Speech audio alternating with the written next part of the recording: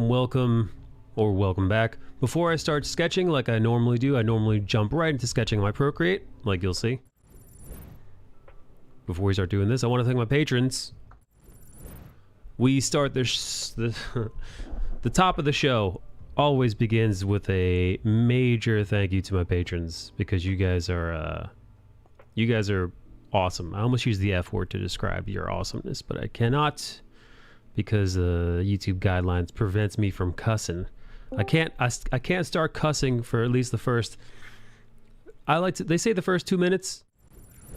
They say the first 2 minutes is a no cussing zone on YouTube. I like to spread that out to about 5, maybe even about 10 minutes. And also it's a good practice, Eric, for me to not have such a wild, rambunctious potty mouth all the time.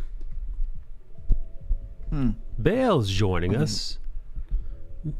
Svetan. Eric. Yeah. Eric, so with Bale's name being Svetan, do you think there's an American equivalent to that? No. What about let's hang on now. You want me to think about it, don't you? Let's a T name. Tony. A T name. No. You said Someone tried to call me Dan when I first introduced myself here in Spain. He couldn't compute the first few letters. He was like, you know what? I'm just gonna grab the last 3 because they sound like Dan. Is Dan even a fucking Spanish name? Wait a minute. Maybe from What do you call Daniel it? or It's not, something. his current name, not a Spanish name. Yeah, but I live in Spain. When I introduce myself to Spaniards, they usually do a double take and they're like, sure. I have a pretty one-to-one Japanese equivalent of my name, though. Oh, we're definitely not doing that. Here, so I'm gonna run some T names, some American T names by you. American T names. Okay. Now, wait, Bill, say your name in Bulgarian one more time. Svetan. So it's like a TS combo. That's gonna be tough. It's a TSV. Yeah. Yeah, that's not a thing that generally goes down around here. Let's see.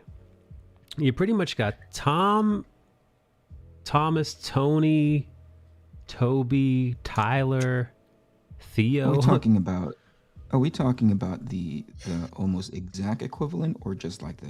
No, there's nothing gonna be. There's no TSV, even close approximations.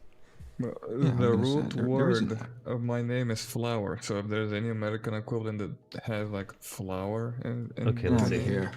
that will be it. They're almost all going to be female names, by the way. The majority of The floral names, Yeah. you know, like Rose, Lily. And, yeah, in English they're all female. Yeah. But Bulgarian, it's masculine to be named Flower. Yeah, Interesting. because Maybe the Bulgarian- word itself is. It's because of how the language works. Because we not only have feminine and masculine for words, we also have a quote unquote middle portion, and flower is that middle portion. See, where here anything goes. I was thinking that, I don't think he's telling us the truth, to be perfectly honest with you. well, I mean, you know what? We don't I have think this anybody to fact motherfucker is check. called Flower, and I don't think that's masculine in any fucking society. Oh no, it ain't masculine at all. Now, maybe He's I was saying thinking there's maybe a the middle. flowers there I are call like. bullshittery. I was thinking maybe the flowers there are more hardcore. Like Bulgarian flowers are like they got like spines on them or something. I think you're giving them Bulgarian flowers a little bit too much love. No, it's because he's been there. That's why. Yeah, man, I've seen the stuff that grows on Mount Vitisha, and it's not for the faint of heart. Those are some tough plants. I think when you said that mountain's name, you just had a stroke. Say that again. Did I say it right? Yes, you I said don't it know, perfectly. You slurred it, and I thought maybe, It's a beautiful mountain range, by the way. It is gorgeous. Next time you're in Bulgaria, I gotta take you to the 7 Rila lakes. Yeah, man. Is that a major hike? Getting there? I don't know actually. Watch But as us far as fucking I know, it's disappear, not dude. Hey, first 5 minutes. Jesus Christ. Oh god damn. Well, wait, with 5 minutes though, that was No, we're right on not. the money. We're 5 minutes Oh, and alright. 14 seconds in, coming right under the wire, baby, with the first F-bomb. I have not been. My videos haven't been demonetized yet, outside of copyright claims for music strikes. Like not. YouTube, copyright claims are different from copyright strikes. Copyright strikes on YouTube is a major deal. And 3 of those will get your channel completely removed. One of those means you can't live stream anymore. So copyright strikes are a big deal. People sometimes use them to punish other channels. Matter of fact, Steven Crowder actually recently got hit with his second copyright strike from YouTube. What's I don't know. The thing about that is they don't tell you, which is really completely messed up, man. Yeah, that's the worst part. They're like, hey, you did a boo-boo. What's the boo-boo? How can I correct it? I don't know, but you still did the boo-boo. You did, yeah. No, it's crazy. It's it's like a police pulling you over, not telling you what the charges are, but just throwing you in jail. So yeah, so his channel's on the ropes, man. And it's a 3-month probation period for any channel. Luckily, I don't have any of those yet. I do have I have my live streams haven't been demonetized. They're all fully monetized, minus the occasional boo-boo, which is I play some music that is copyrighted music, and then I have to go in after the fact and remove the music. Luckily, now this is a YouTube boon. YouTube, unlike Twitch, has got a great system in place where the copyright music is identified. You can what you can do is dispute the claim if you feel like it's fair use. However, I basically just have music playing in the background, so that's not fair use. I'm just playing the song outright. So what I do is I go back, and there's a really easy option to just click a button, mute song, and it keeps all the audio exactly the same, except they mute the background song. However, I did that. Bale and I tested this on one of our podcasts. One of our podcasts, I got hit with a copyright claim for a cover of a song that's in the TV show that we watched, Evangelion. It was the Evangelion opening song. Now, YouTube is like, hey, you got to remove this. This 3 minutes. You got to. I'm like, okay. Remove the music, but let's keep the audio because it's the audio. It's the podcast intro. Don't want to mess that up. So I did it, and it went back to being fully monetized. And I pulled it up, and Bale pulled it up. When we listened to it, you could still hear the music in the background. Bale, did you notice that? Yes, it was. I even told you it was like completely unchanged. And my theory is that somehow the algorithm flagged the song because it maybe detected the lyrics mostly because of the music, I think. But then it got reviewed by an actual human, and then they went, oh, it's a cover, it's okay. But since it's all algorithms to begin with, you can get flagged for basically nothing. Yeah, I don't know what they did, but the audio was fine. It was perfect and it was unchanged. But I'm not about to look a gift horse in the mouth. So I know, right? It is a bummer though, because there are before they fix it, there's a whole bunch of hours where it is left. What's the word I'm looking for? It's left demonetized. In flux. Yeah. So like you can't. So like anybody who watches it, even though I'm not. It's not like I'm making money hand over fist here. I'm making like a few shekels, 10 cents or so per the videos currently. But in the future, hopefully, as the channel grows, you got to be careful with that because most videos make their money, the bulk of their money in the first 24 hours of release. You done fucked up now. Hey Mike, what's the arm on your setup there? Oh wait, you just have a stand, right? It kind of sits it's on right. your desktop. It's right here. It's just right on the corner of my desk, and I've mentioned this before. It's because I tend to.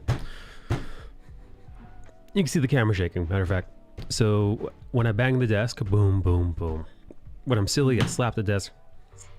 the camera jostles a little bit, and that's for some people that's enough of an annoyance. But that same jostling and vibration that you see happening visually, when it happens audibly, when that vibration travels up the microphone arm from the from my fist to the desk, up the arm to the microphone, it's awful.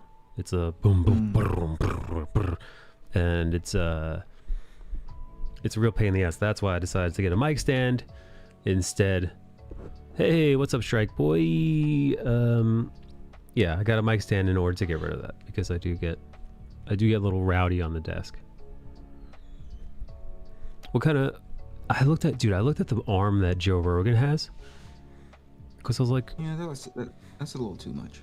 it's way too... Because I'm like, okay, you know what? I wouldn't mind getting rid of the microphone stand, because it can give you a little... it is a full mic stand, and it's right between my legs.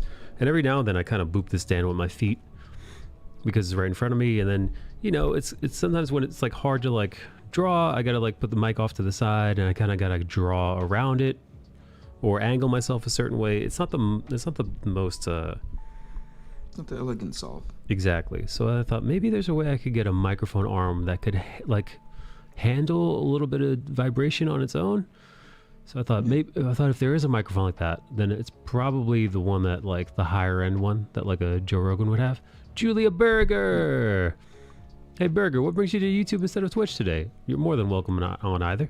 So yeah, I looked it up. I'm pretty sure Joe Rogan's microphone stand, his arm that's connected to his desk, is more expensive than the microphone itself, or more or as expensive. Jesus Christ.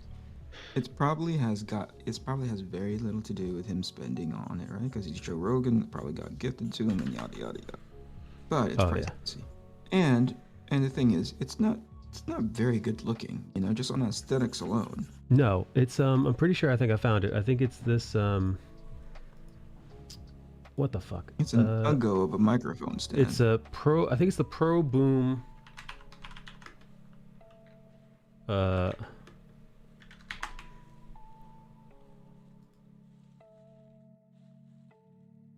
B&H Pro Boom Elite mic arm. Yeah. No, that's not it. There's a higher end one. I'm seeing it. This has got to be it.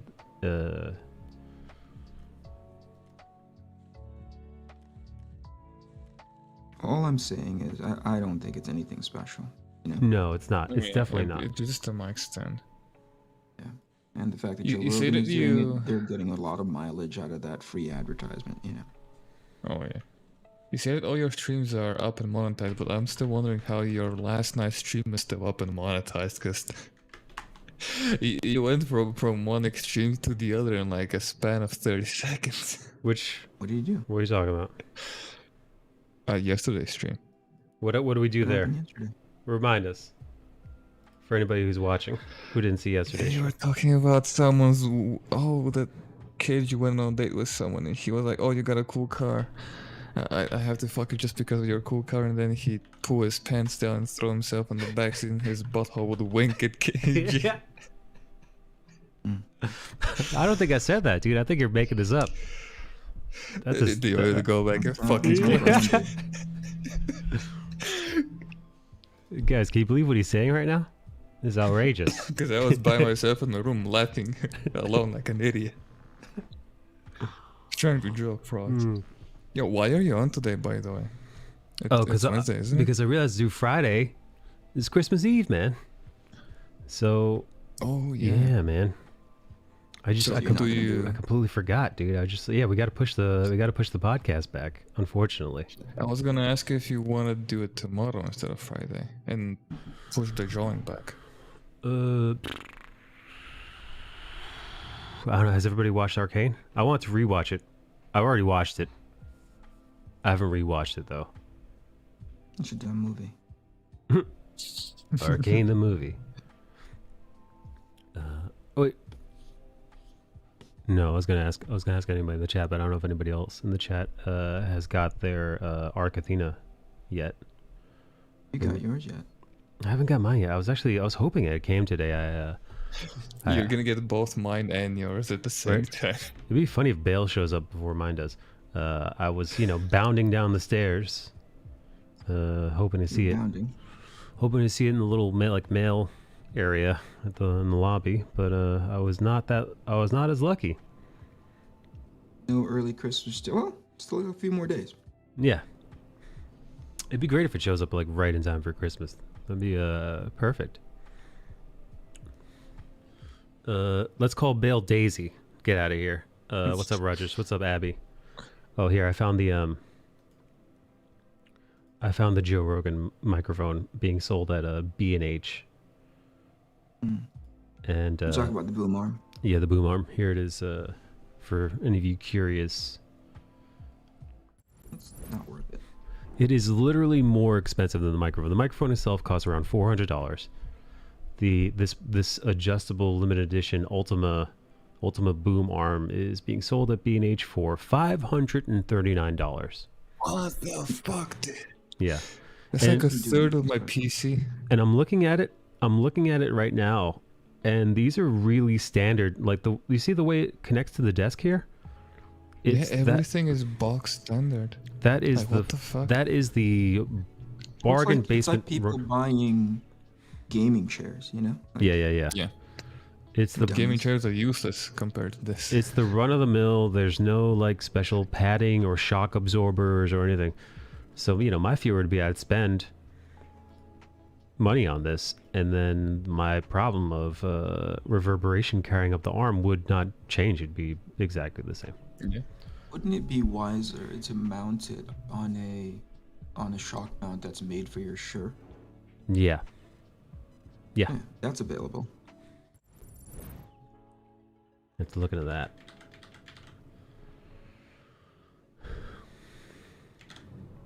Oh, you know what? A few people have watched the new Matrix, and I'm hearing mixed reviews. Really mixed. It's a I watched it. shockingly mixed. How'd you find it, Eric? Yeah, it's boring. It was okay? No, I said it was boring. It was boring. Okay, I thought you said it was all It right. is. I mean, I'm not saying it's bad. It's just boring, right? Like, how do you best describe it? It's like it's really aware that it's in the Matrix world. And I'll give you an example without spoiling anything. At one point, one of the characters in the movie says, Warner Brothers would have done this, with or without us. So I figured, let's just do it. Oh, And it's God. very meta. It's Oh my clearly God. aware. Yeah. That is. And it's like winking at That's not even a winking at wink. the crowd. That's a slap in the face. I don't mind a wink. Goddamn. And that one yeah, is, this is- directly talking to the crowd, breaking Yeah. the fourth wall and saying, yeah. It's like Deadpool. But it's not even the this is even beyond that. But this is the character jumping out of the screen, giving you a hug around the shoulders and being like, "Hey, what'd you think? Was good, eh? Good joke, isn't it?" It's, Fucking hell. this is it's Neopool. I heard Yeah. one of the critiques I had heard is that it's not innovative. There are no iconic scenes compared to the first, second, even third ones, where you could point to iconic moments, and the action was bland. Is what those are critiques I heard. Yes. That's They're the not. worst. Those are also not inaccurate. Shit. Because I can take a mediocre story, but when there's like plenty of action, it's Keanu fucking Reeves. Yeah. I'd swallow it, and I'd be like, Yeah, okay, it's absolutely. stupid story, but it's fun action. But if you're the Matrix and your action is bland, you have failed on a fundamental level. The last Well, four. if you really think about it, like the Keanu Reeves movie that's not really innovative in his narrative is something like John Wick. You're Right. not sitting there going like, "Oh, that's really fucking original," But Yeah. because it's full of action and it's really fun and all that kind of stuff, you look past it and you just go, "Okay, this is great." People have a great affinity for John Wick. Matrix is boring. Unfortunate. Mm. Unfortunate. Julia liked it though. Good. I'm glad. Yeah, no, hey, listen. If you liked, hey, listen, there's a chance I might walk away saying, hey, Mm-hmm.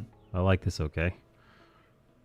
I still What are want a to see couple of it. movies that you and I don't agree on, Mike? Sure. Yeah. What are the things that you? What are some movies where you're like, yeah, I liked it, and I was like, eh, or vice versa. I hate everything, so keep that in mind. Have I you like. seen the new Spider-Man, Master Kennedy? Yeah, Because I saw it and I fucking loved it. I know. Yeah.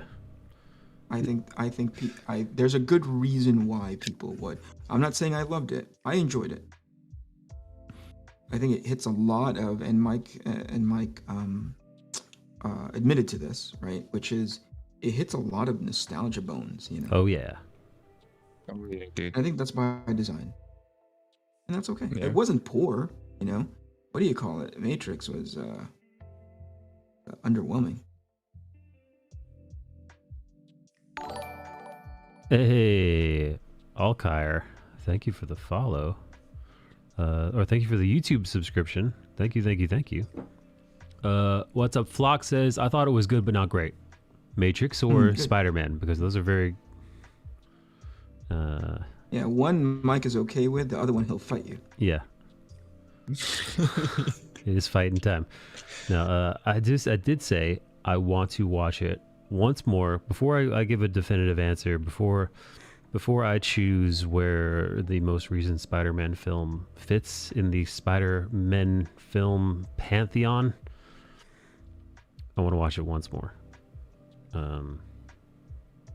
Just to be sure, because I mean, I was buzzing after it, and I did get caught up in the hype, and I did get caught up in the crowd swell of emotion. Like, and there were people audibly like sobbing and shouting, and you heard gasping at parts. Like, it was very It was a good crowd. it's a great crowd. Everybody was nice and respectful. It was clapping, but like not too much, not so much that it was annoying or distracting. Couldn't have asked for a better crowd. This is why I go to this one particular theater in Long Island, where it's like there's enough people in there to feel like a communal experience, but not so much that, or not so misbehaved where it's like, shut the fuck up, or not so crazy that like where like a fight might break out or somebody might throw something at the screen. Let's see. Julia liked it, and Good. if she liked it, then excellent. I don't ever want to shit on anybody's good time. Dude, why would you? Yeah. We're not in the business of doing that. We're just saying, hey, for you, if it's good, Yeah. I applaud it. I mean, that's actually, as a matter of fact, that's even better because you spent good money on it, I'm guessing. Exactly. And yeah, I'm definitely a little jealous for those who enjoy movies that I don't. Yes. I know, right? We talked about this last time. Yeah. I think most I'd people love want to go and see Spider-Man again. It was great fun. Oh, see, Flock says Spider-Man was good, not great. My thoughts were it might be my favorite Spider-Man movie of all time. Currently it's like tied with number 2, but I want to watch it once more before I completely Listen, you're commit. wrong a lot, but I'm going to respect it. Yeah, that tracks.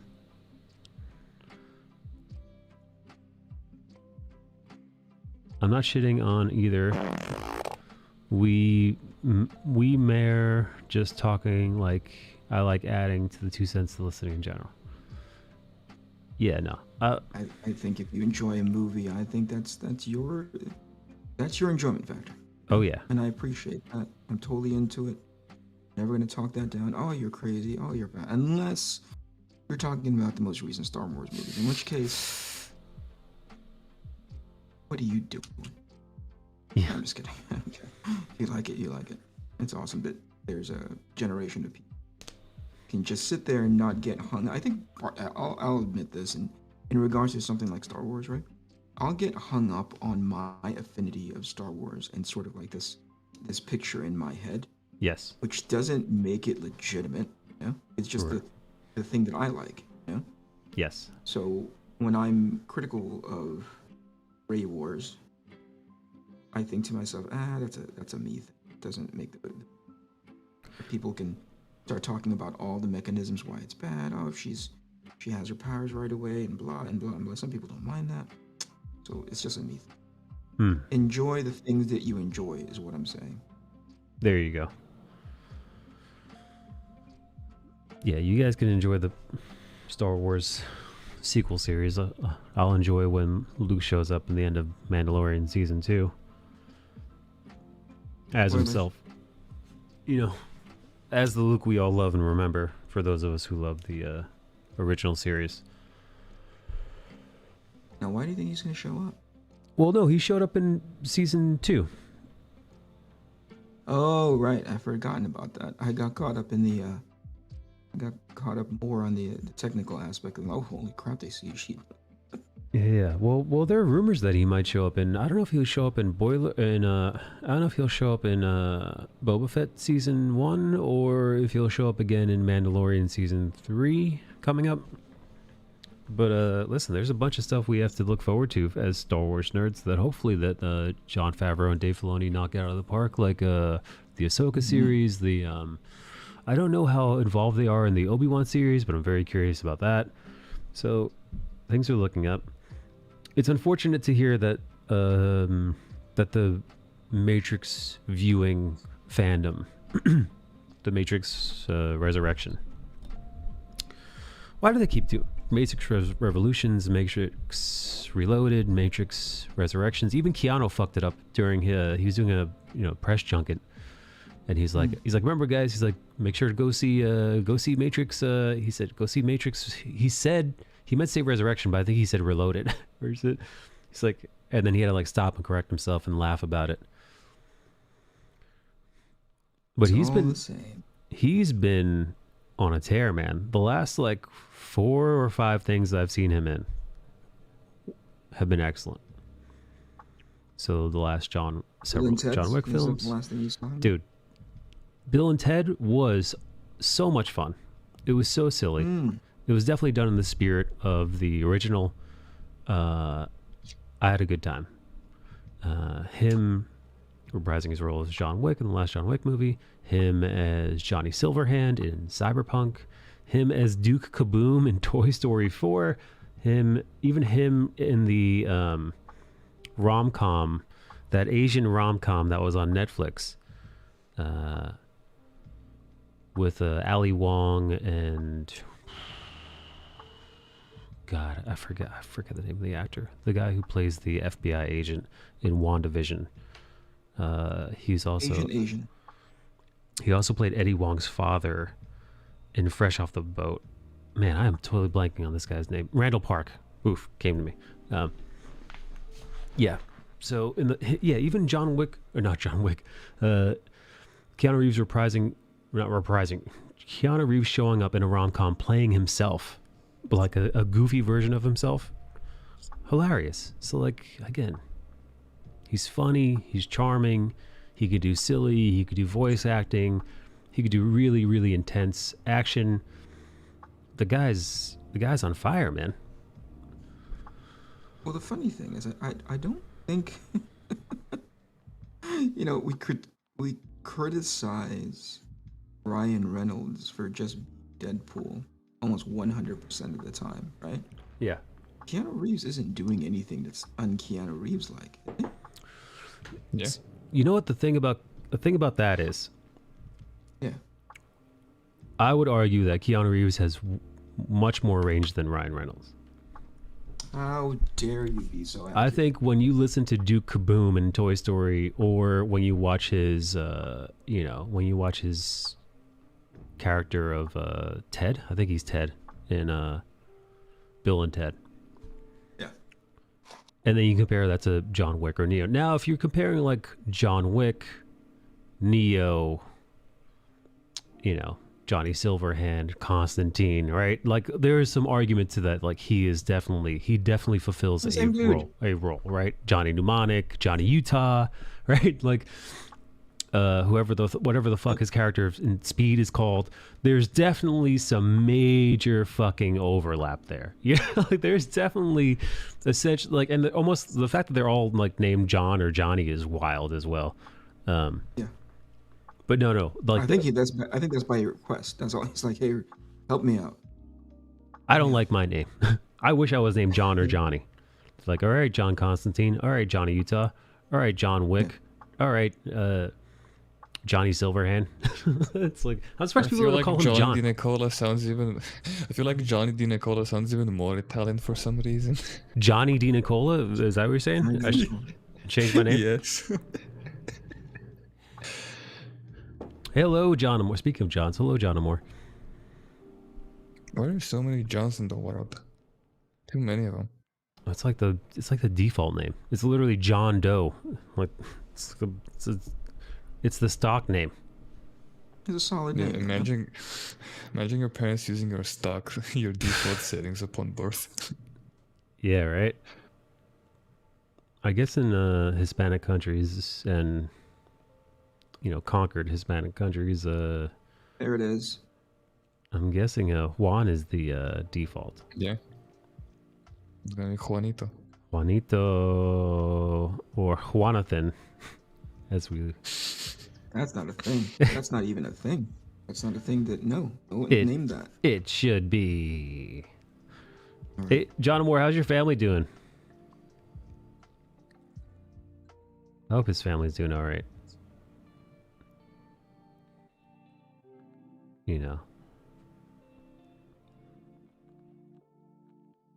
Didn't he mention that there's another one on the way? Not another family, but another. But another typhoon. Who's ready for family number 2? John Are Moore. we sure that at this point this isn't just nature trying to target John? Oh, I think she's trying to get John back for something. I'll say that. I mean, he is the guy who made it. it. It doesn't have to get him back directly. It can hurt him more. Goes after kin. that's right. In country. Flock says, I think they were just long pauses on the emotional shots. It didn't really hit for me. Half the time I found myself wanting to skip past the emotional scenes for Spider-Man. Man, I think, Flock, I'm going to say, I think you're solo on that, man. I think the more...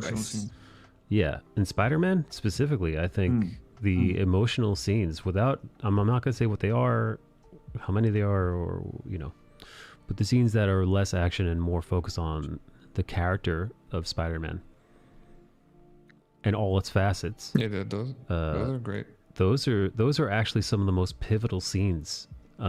Those scenes actually are some of the ones who the MCU Spider-Man naysayers have been looking for from Peter the entire Marvel run.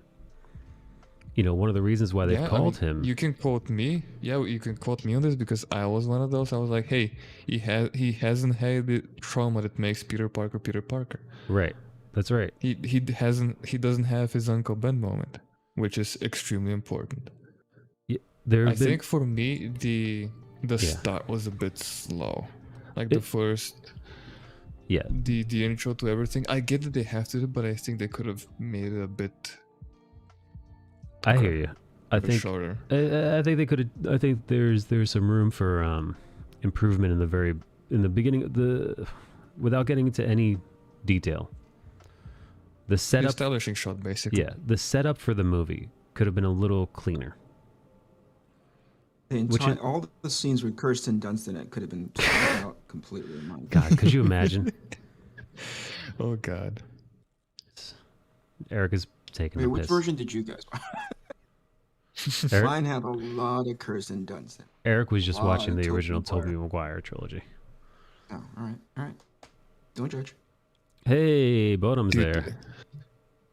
Even after all this time, including the fancy schmancy thing that the MCU is doing with the Spider-Man outfits, Tobey Maguire's Spider-Man costume is still the best in my opinion.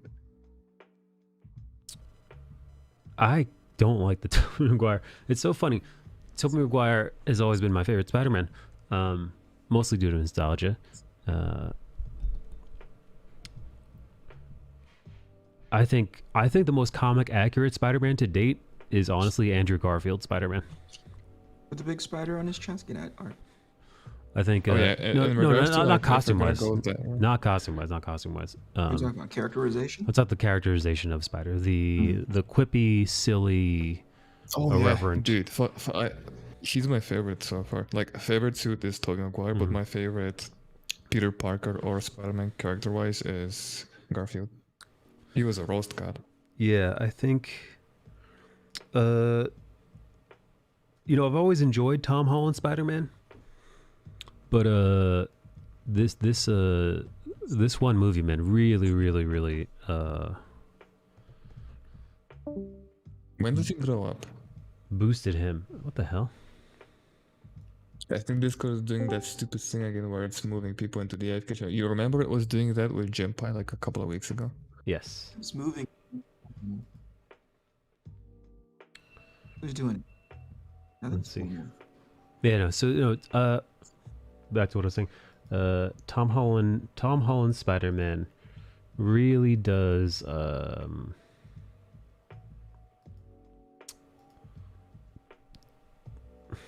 resonate with me more now as Peter Parker, more so than he did before.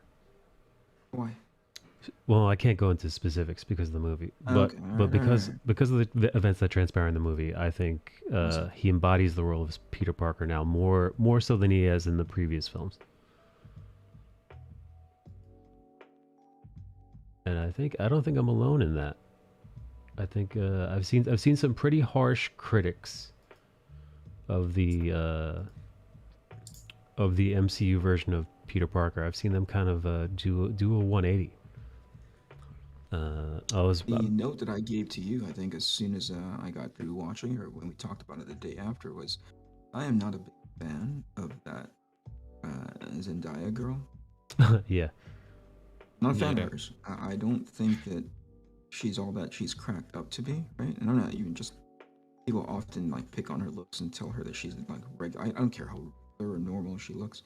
I'm talking about when she's in a scene, and I'm all like, she's not compelling. She's annoying, you know. And in this movie, annoying. she carries, dude. She's great in this movie. She is. This is the most we've seen of her, and honestly, I'm glad that they gave her way more to do, because in the previous movies she was just basically quipping. You know, she was quipping and carrying on and doing all that. It was really nice. It was nice to see her have more meat to chew on, because her performance was endearing.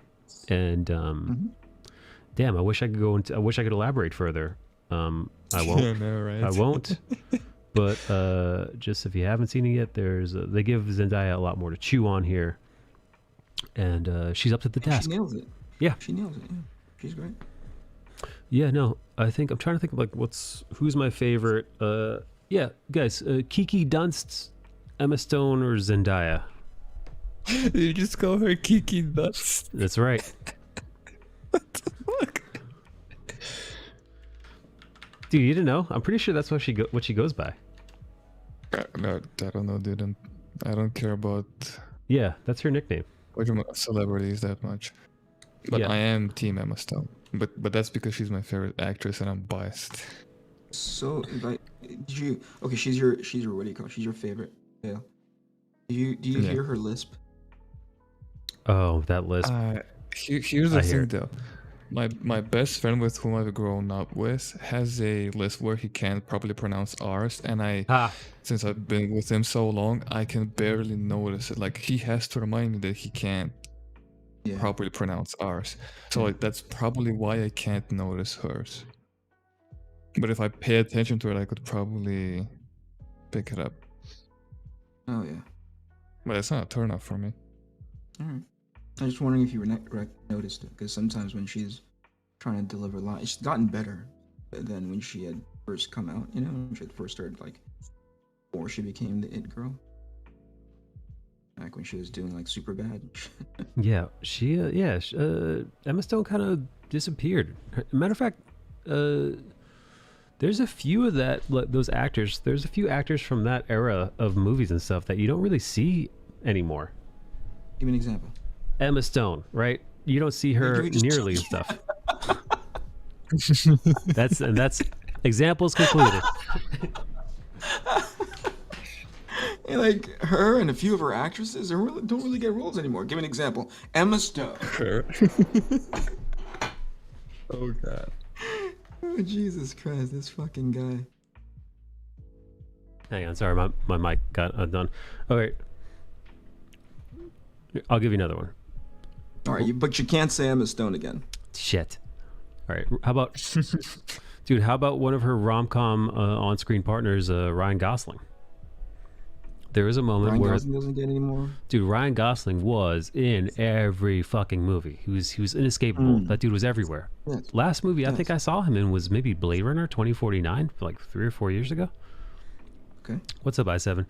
Who else is another one? Rachel McAdams, dude. Another one of Ryan Gosling's female rom-com co-stars. Rachel McAdams. Anybody that Ryan Gosling touches. Yeah, the fucking box office poison. Same thing. Yeah, no. Rachel McAdams. Again, after The Notebook, there was like a good, like, better part of 10-year run where she was in everything. Last thing I saw her was in Doctor Strange, the first one. Again, 4+ years ago, where Bang, bang. yeah, and she was, again, she was the love interest, but she didn't really do a whole lot, Man, like, I don't know. Do you think Hollywood just like, yeah, fuck it, get him out? I think Ryan Gosling killed them all. I7, what's up I7? Kiki's nuts, says Eric Bonham. Andrew Garfield did a great job, says Flock. Eric Bonham says, I just watched The Matrix, I give it a 4 out of 10. Eh? Yeah, shit. It wasn't because there wasn't enough black people in it. I think that's the sole reason. Yeah. I think the reason why it wasn't any lower is because it had the right amount of black people in it, according to Bonham. Eric Bonham, how many black people did you count in Matrix, the Matrix movie? All right, let's count for him. Keanu Reeves, 1.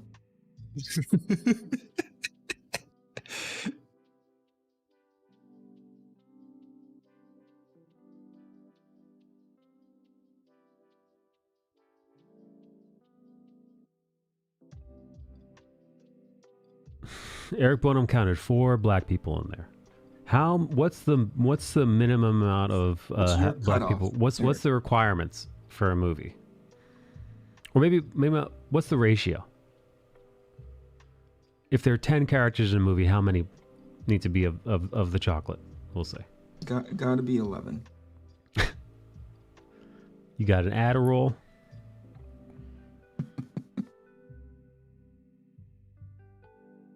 Can I spoil it? No. Wow. No, people. It hasn't even been out. It hasn't even been out a full 24 hours yet. Eric doesn't give a shit.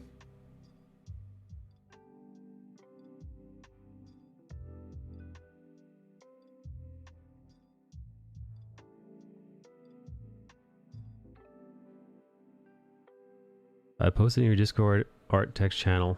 I'm trying to make abstract hand. Oh, that's dope, dude.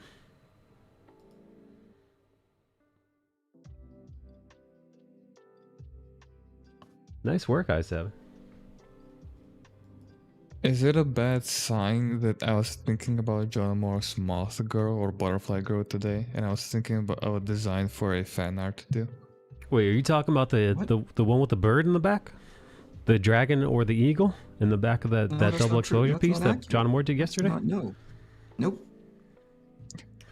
What John Moore did bad yesterday is friend. John Moore he sketched a dragon, and then he on top of that he sketched a woman's face, and it gave it a double exposure kind of vibe. Or was a bird. It was one of those things. You want me to neither tell of you those. the actual secret? What's the secret? He doodled a random creature, and then he posted the profile picture that he lifted off of any of his panels. He barely drew in that piece.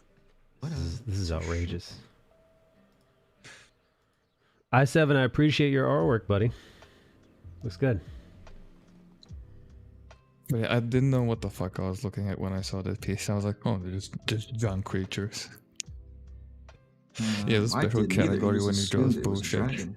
Eric Bonham That's what Wayne says. told him. Eric Bonham says, if you like the second and third Matrix movies, you may like it.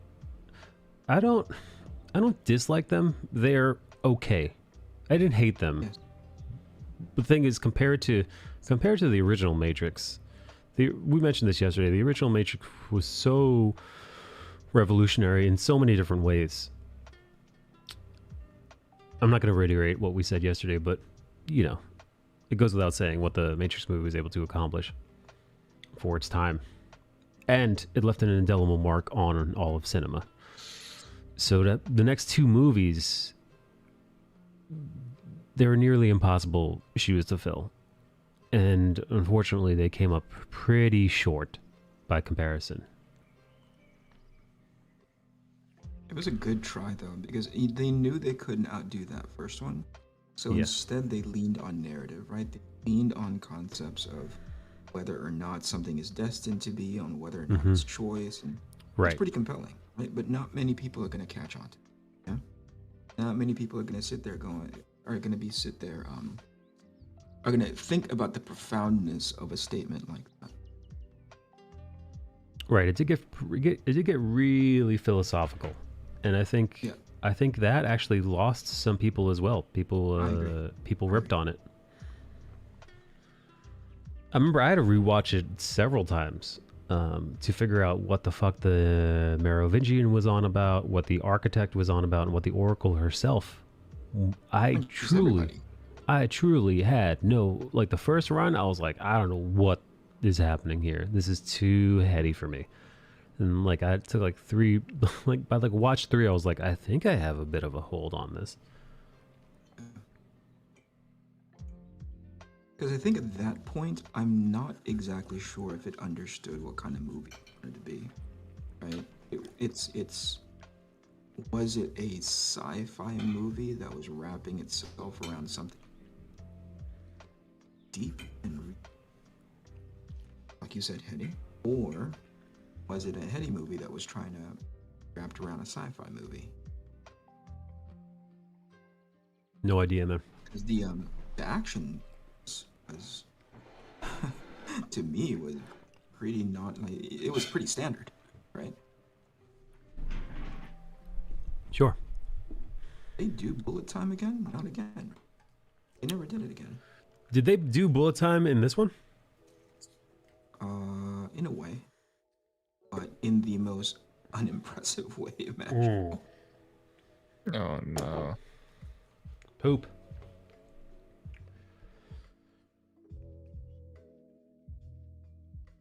I'd love to see another.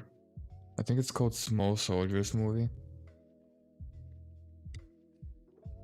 What is that? Yeah, it's the movie about the action figures that wage war on each other, like the Gorgonites and the, I don't know, the soldiers, the troopers. Oh yeah, I designed for that movie. What? Mm-hmm. You're not serious.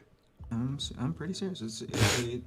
It's a movie in which there's a bunch of toys that are actually not toys that come to life, and it's live action. Yeah, I designed for that movie a long time ago. I watched this repeatedly on VHS. You're welcome. Your childhood. I even have one of the toys. Oh my god. Well. Eric is responsible for your childhood. All of it. At this point, I'm expecting it now. I disappoint him if I pull out some IP and he was like, no, this was before my time.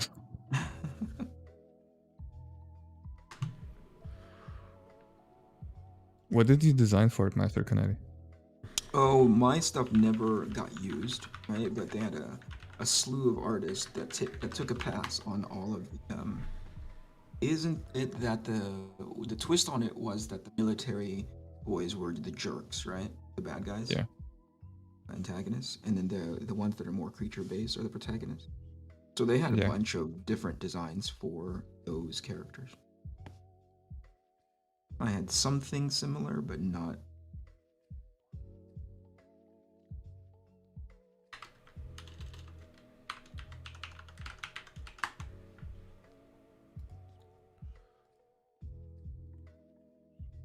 Hey, I7, are you still in here?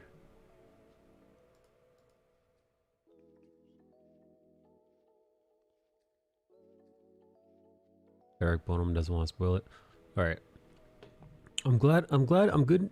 It's nice to hear you guys your feedback about this, the new Matrix movie, because now I'm gonna watch it at home. Yeah, because if the feedback had been overwhelmingly positive and say, "Hey, Mike, do yourself the great favor, seeing the next iteration of Bullet Time on, on the big screen," you'd be that much more enthusiastic. We're sitting here going like, they couldn't even pull off Bullet Time. Yeah, no. Even if it had been like closer to a, it's good, not great. But no, a bunch of the people whose opinions I respect, their takeaway is, no, thank you.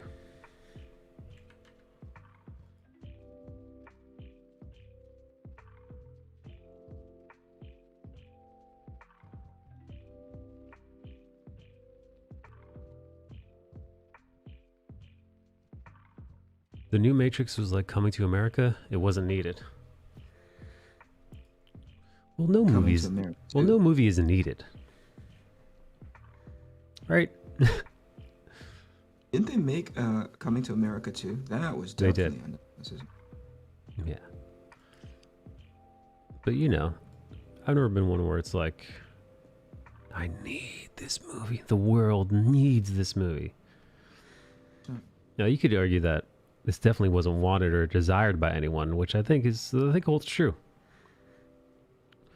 But to be honest, I feel like Matrix isn't one of the franchises where I'm like, leave it alone. I'll give you an example. Like Back to the Future. Franchise? Yeah. Back to the Future is one where I think it would be much better left alone. However, Hollywood doesn't give two fucks about that. I would say Ghostbusters. Ghostbusters is another one where I would have said, leave it alone. Yeah. Especially with the passing of Harold Ramis, I would have said leave it alone. Before they did the Ghostbusters female movie. The Goonies is one. I would say leave it alone, but I think they're doing a Goonies movie. Follow up. You're kidding. Nope. Going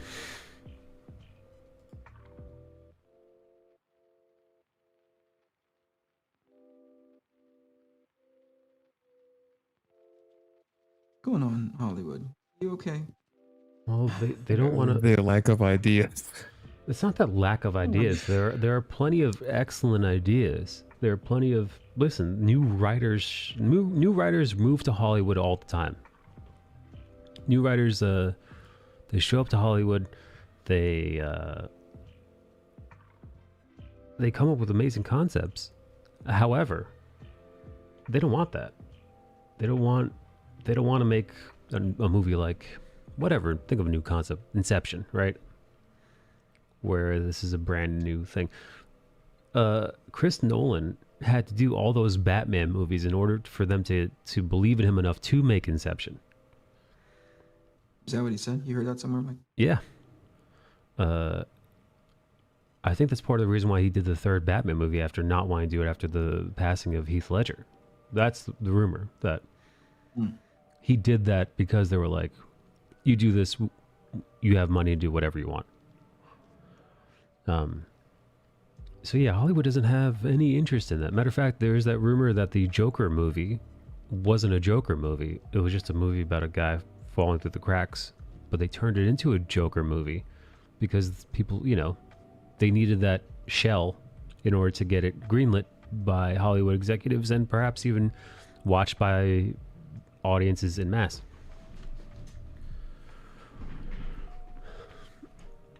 So yeah, I don't think Hollywood has any faith in new ideas. They want to cash in on nostalgia. They want to cash in on properties who still hold name recognition. But Goonies though, is there like a fucking? Well, when I say that's the thing, right? So like when I say Goonies, most people, especially my age and older, especially, you know, it immediately brings you back to, you know, down here, this is our time, right? Or any of this other shenanigans. You know, Goonies Never Say Die, The Truffle Shuffle, right? There's all like these really sweet, kind of endearing moments that that are kind of baked into your childhood, and maybe people who are my age and older who would normally have children of a certain age, maybe they've gone as far to show it to their kids. So that's the nostalgia factor that they're trying to capitalize on. But What, you and me bringing our kids to the movie theater to go see this thing that we saw a long, long time ago? I think that's the money. But I think it bites them in the ass more often than not, because they end up fumbling it. Like, I'll give you an example: Willy Wonka.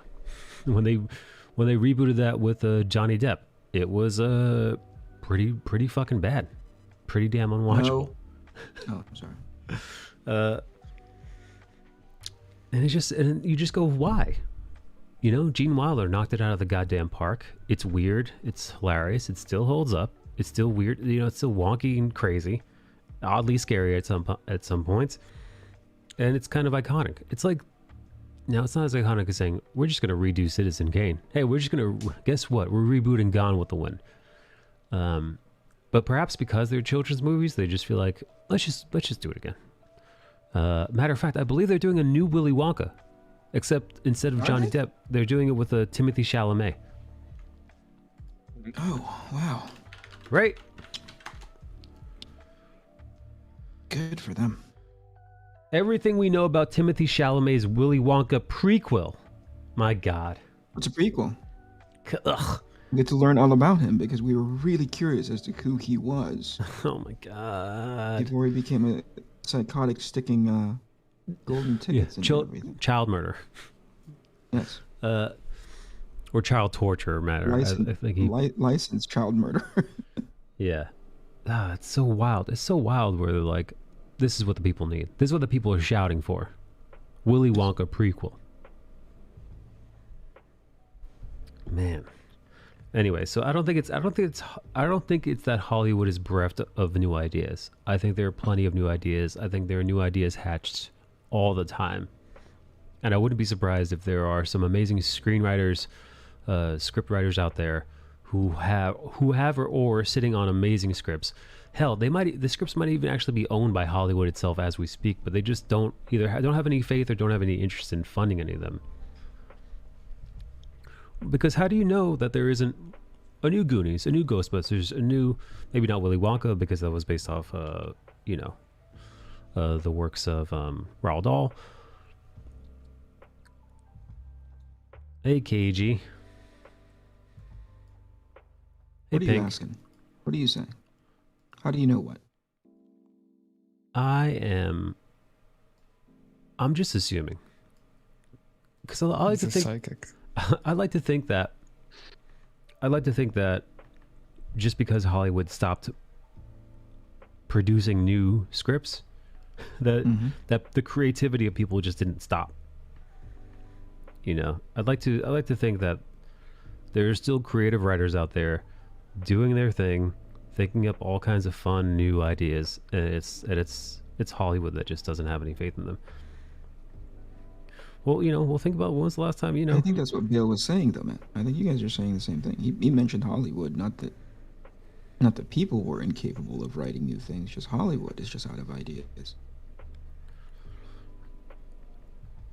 Right? I think there's a nuance to it. I think to say that Hollywood doesn't have any new ideas is a misnomer. I think there are new ideas in Hollywood. They're just not being funded. They're not the they're not the ones we see, the ones that are being produced, which is sad. It's the same probably with comics. Yeah. The House of Ideas is now the House of Gay, and DC is going along that way as well.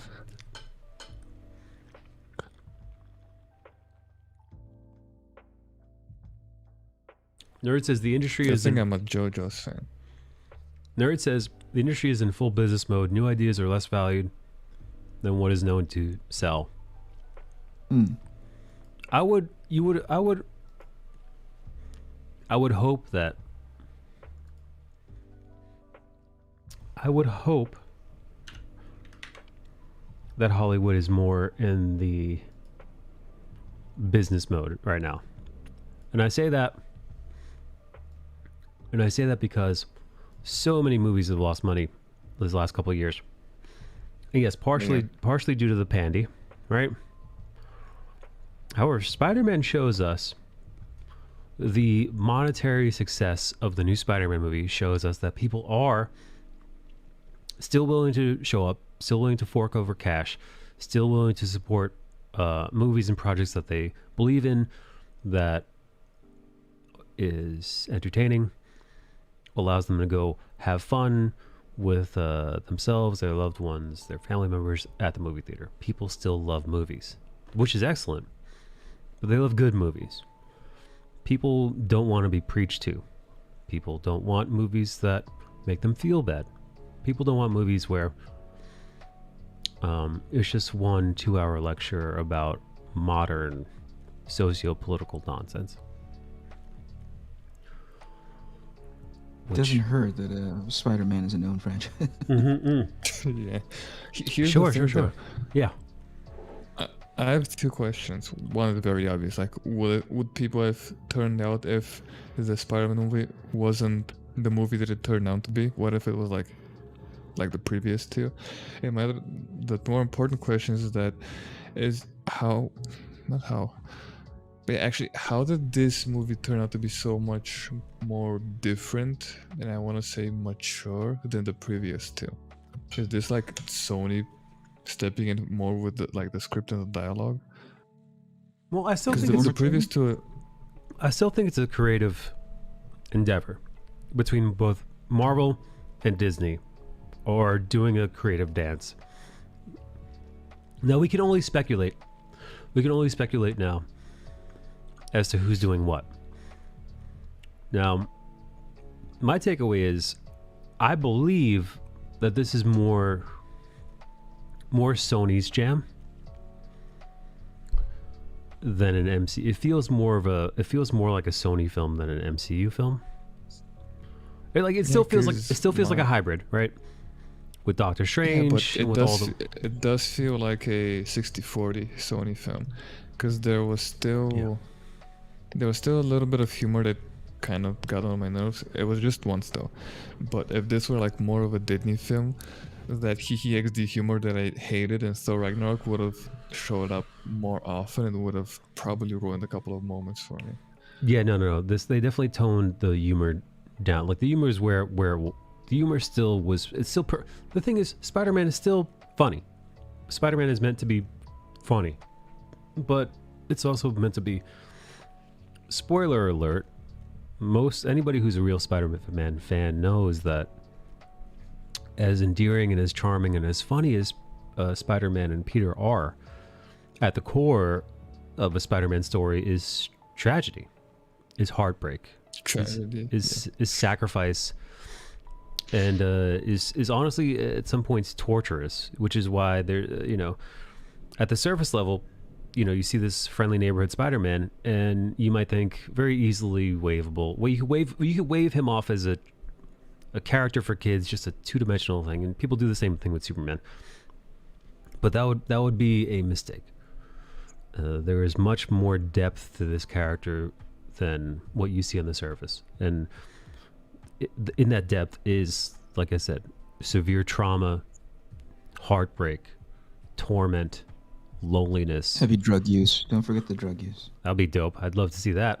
I mean, for that. No, well, that's, which brings me to the second part of what it is to be Spider-Man, is the inner and outer strength to persevere through all that and still be the friendly neighborhood Spider-Man in the face of all that pain.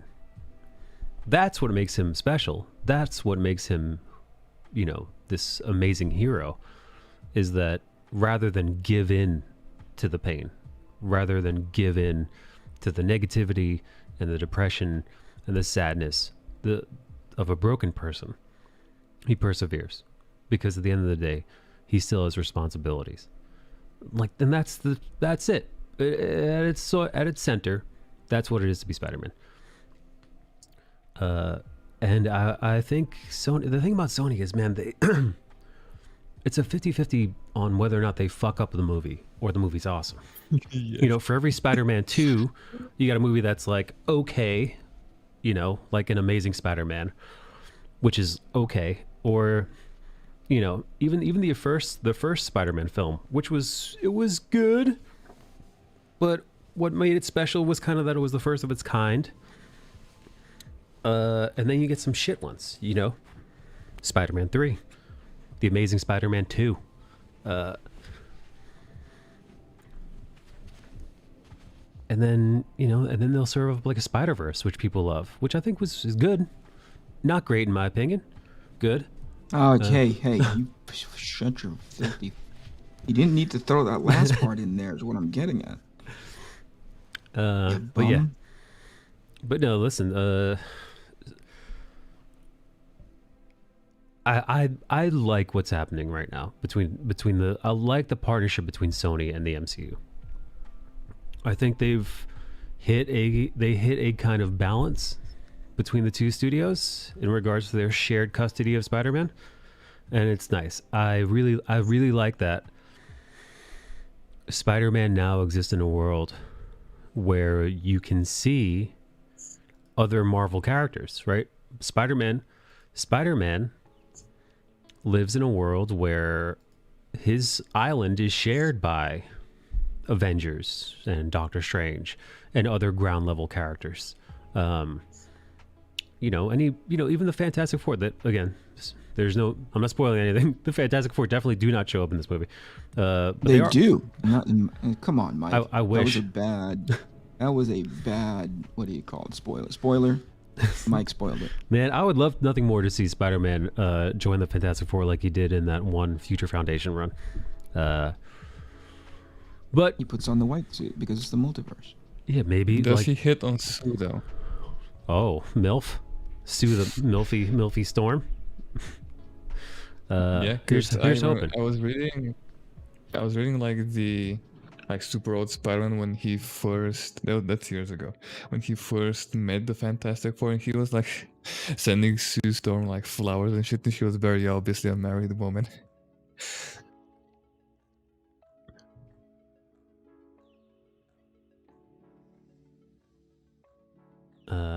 What's up, Rum? New Spider-Man seems to be pure fan service and is kind of needed right now. Well, listen. He's a Spider-Man that you need. That's right. Yeah, I can't wait to see it again. I wish I could grab everybody up and just march over. You should fly over here and we should go together. Let's do it. Let's I'll sneak some taps log in. That's it. All right, let's see, how much money would it cost for you to get? You would never go on a plane in an age of COVID just to go see a Spider-Man movie with me.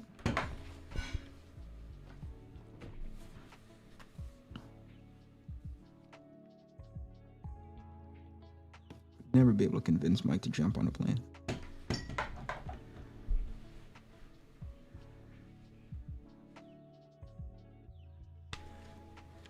All right. Hang on, I was adjusting. I took my sweater off. It's too damn hot in here. Dude, I would get on a plane.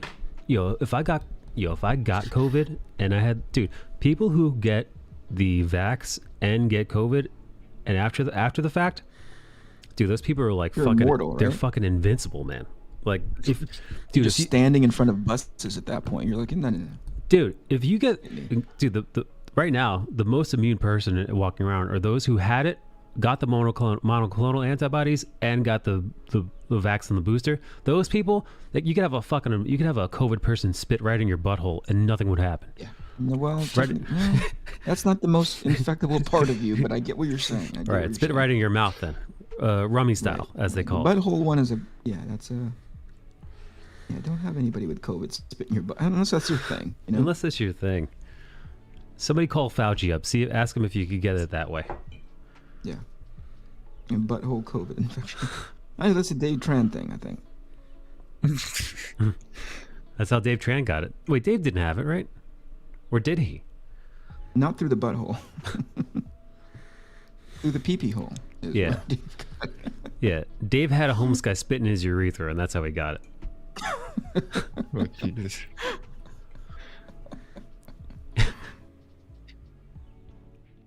Dave had somebody coughing directly into his colostomy bag. Ugh.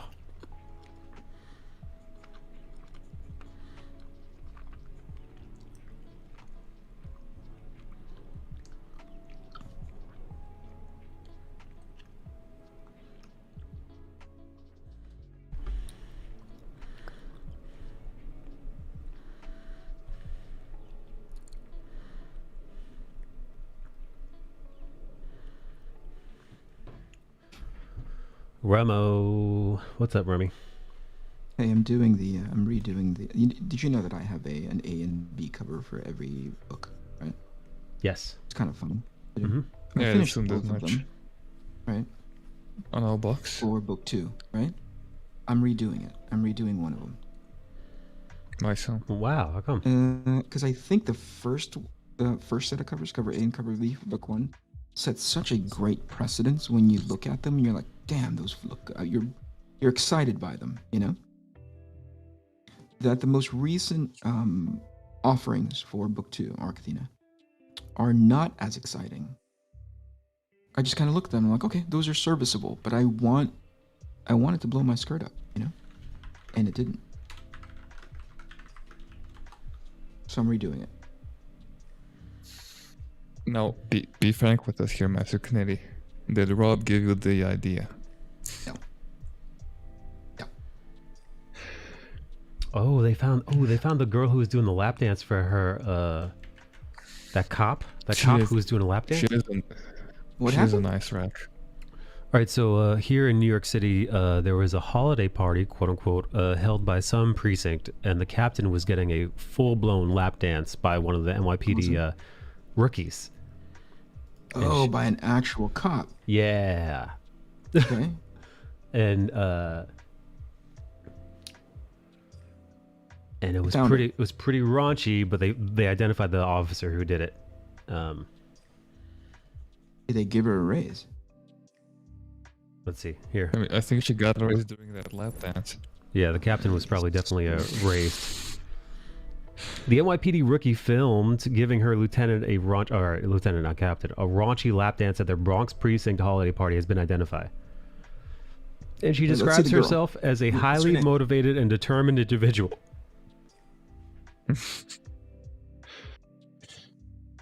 She is a woman of sheer will and determination. Yeah. She was caught on camera grinding on the top of 44th Precinct Lieutenant Nick McGarry.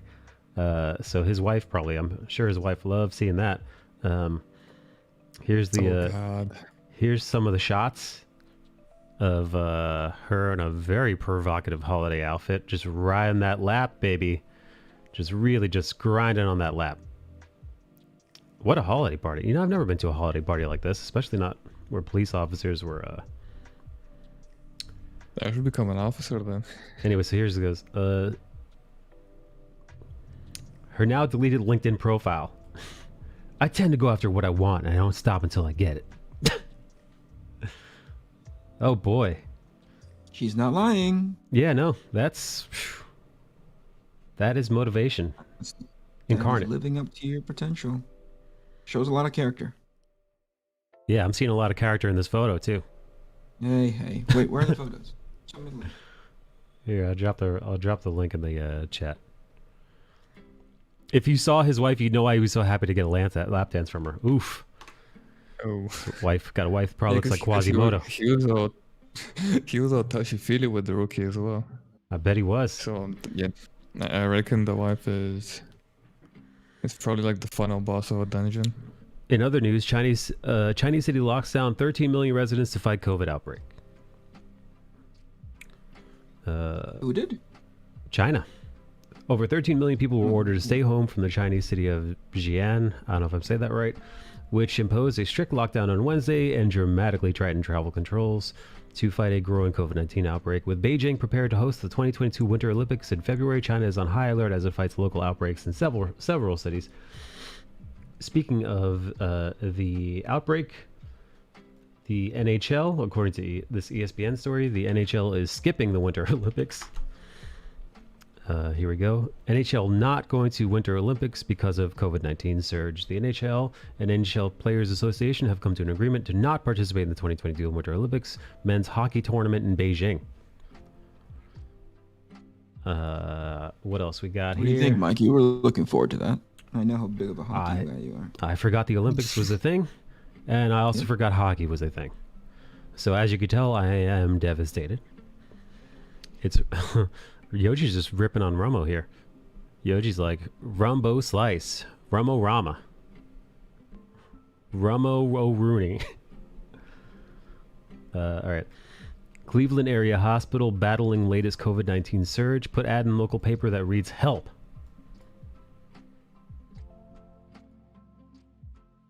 Let's see. That word in big black letters and surrounded by a white space called out from Ohio's largest newspaper, a desperate plea from six Cleveland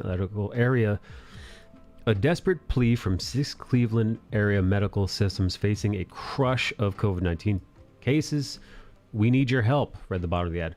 We now have more COVID-19 patients in our hospitals than ever before, and the overwhelming majority are unvaccinated.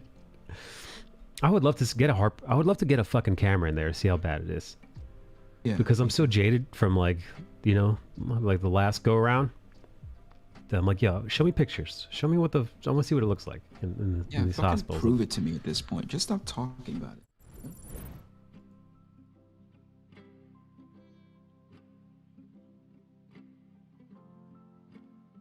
Yeah, I am still on a wait and see approach because, like I said, my significant other coworker tested positive with COVID-19 a couple days ago, so now we are waiting to see what's going on. Now I'm taking my vitamins like I always have. I'm taking my normal multivitamins. I haven't really changed that much. But still, I don't have any symptoms yet. Take your vitamins. I have been. I am. Again, I forget what. There's a whole. Say your prayers. There are a whole list of like vitamins that you should be taking when you catch the bug. There's a whole regimen. Obviously the first thing is like monoclonal antibodies is a big one. If you get your hand on it, people do say ivermectin works for those, even though corporate media was shitting on it. It's not true.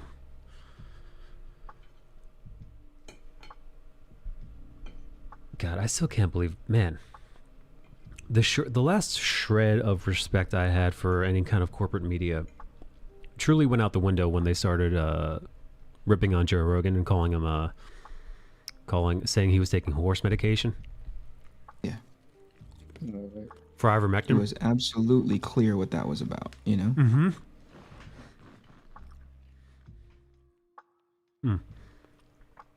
Dude, ivermectin has been prescribed close to, I think, hundreds of millions of times. It's been around for ages. It's been used to treat a plethora of things, and it's still It's won the Nobel. Mm-hmm. That's right. It's a Nobel Prize winner. Piece of medicine. What the fuck? Yeah, it's a legitimate medicine used to treat various ailments and is prescribed by doctors. But again, this is why you really can't trust corporate news media these days. I'm sure 50 years ago, 60 years ago, when Walter Cronkite got on the air, and when these news guys were doing their best to portray the news as is and as factually accurate as possible so that you can then make the judgment on your own. I'm sure listening to corporate news was just peachy. That's not the era in which we're living in now. Presenting the most accurate fact-based news and allowing you to make the judgment for yourself, make your own call, is no longer the case. And by the way, you guys were talking about this in context to into why movies are seemingly bereft of ideas, right? And I was about to say, when you have a studio, not bereft of ideas, but desperate, their choices are motivated by a level of desperation, oftentimes motivated by money, right? Yes. Predicated on money. That's the reason why they make those kinds of choices. That's why they'll defer to remaking the Goonies rather than coming up with a story with a bunch of, kids who happen to find treasure, blah blah blah, and not calling it the Goonies, right? Right. So similar to corporate media, they're all, all of their ratings, which effectively speaks to how much money they can charge for their airtime, right? Are all trending downwards. The worst mistake they could have made was get Donald Trump out of the presidency, because now they got nothing to talk about. They don't. So they'll talk about anything. They'll start calling Joe and run a filter on him to make him look sick. Like, that's right. They did do. For those of you who don't know, Joe Rogan made a video about him when he got COVID. He's like, I just got diagnosed with COVID, and then he listed a laundry list of things that he was on. Ivermectin being one of it, but just one of many. He talked about his vitamins. He talked about monoclonal antibodies. He talked about a plethora of things that he was taking once he got word. They not only never acknowledged the other things that he was on. Not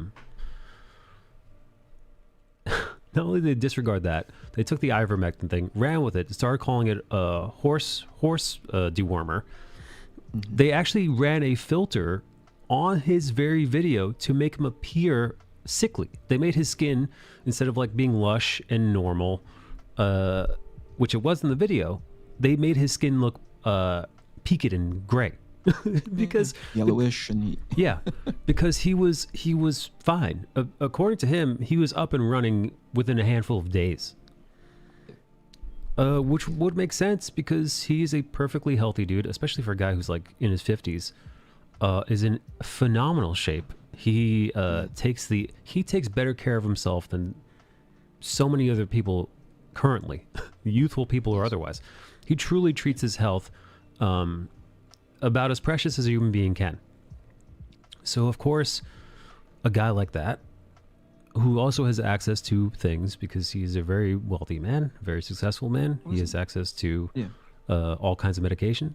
But this is my point, right? They're desperate for clicks. They make a lot of their decisions out of desperation. So rather than going down the route that you're talking about, Mike, which is to bring Walter Cronkite levels of accuracy and let you decide for yourself, they weaponize whatever thing that they find and say, hey, this is really super sensationalized. Aren't you angry? Aren't you like, hey, Joe Rogan, aren't you a piece of... And it doesn't help that Joe Rogan's audience is significantly more than a lot of these mainstream media's full audiences, multiple people combined, right? It scares the crap out of them. And a lot of their decision making is coming from that fear, coming from that desperation of like, how do we stay relevant? We got rid of the orange bad guy, Right. So they'll pick on anybody. This time it's Joe Rogan. Next it's like, they can't stop themselves. At this point, they're just eating their own tails. They just, bombarded Trevor Noah for bringing up a question on whether or not they should question, who's really making the money off of all of these vaccines and all these boosters, Well, dude, they have you seen Sarah Silverman for talking about, oh gosh, who's the black lady on The View, and telling her, hey, you should never tell a black woman to shut up when that's not her point. She was saying, you're a much smarter woman. He's actually celebrating the idea that she's very intelligent and saying, like, you should be careful about the things that you say because you're an incredibly smart woman. How do you say things like that, So they're eating their own tails at this point. They're really desperate, especially the ultra-progressive and just as desperate left-hand side of them. I mean, Fox is just as guilty. Of the media, because at this point they're starting to realize, shit, we're running out of things to talk about, right? Just recently, and this is as recently as yesterday, the White House is starting to send out, home test kits to different families. Right. Did you know that? Did you hear about that, Mike? I did not hear about that. That's weird. I didn't. Yeah. So I heard anyway, about the death threats. well, the reason why it's important is because just 2 weeks ago, Jen Psaki, that fucking sleestack of a human being, she was asked by the White House, somebody in the White House press corps, hey, why don't we send out tests to our citizens? And she was so dismissive that she's like, well, who's going to pay for that? And she's like, well, I don't know, but if the UK can do it, why can't we?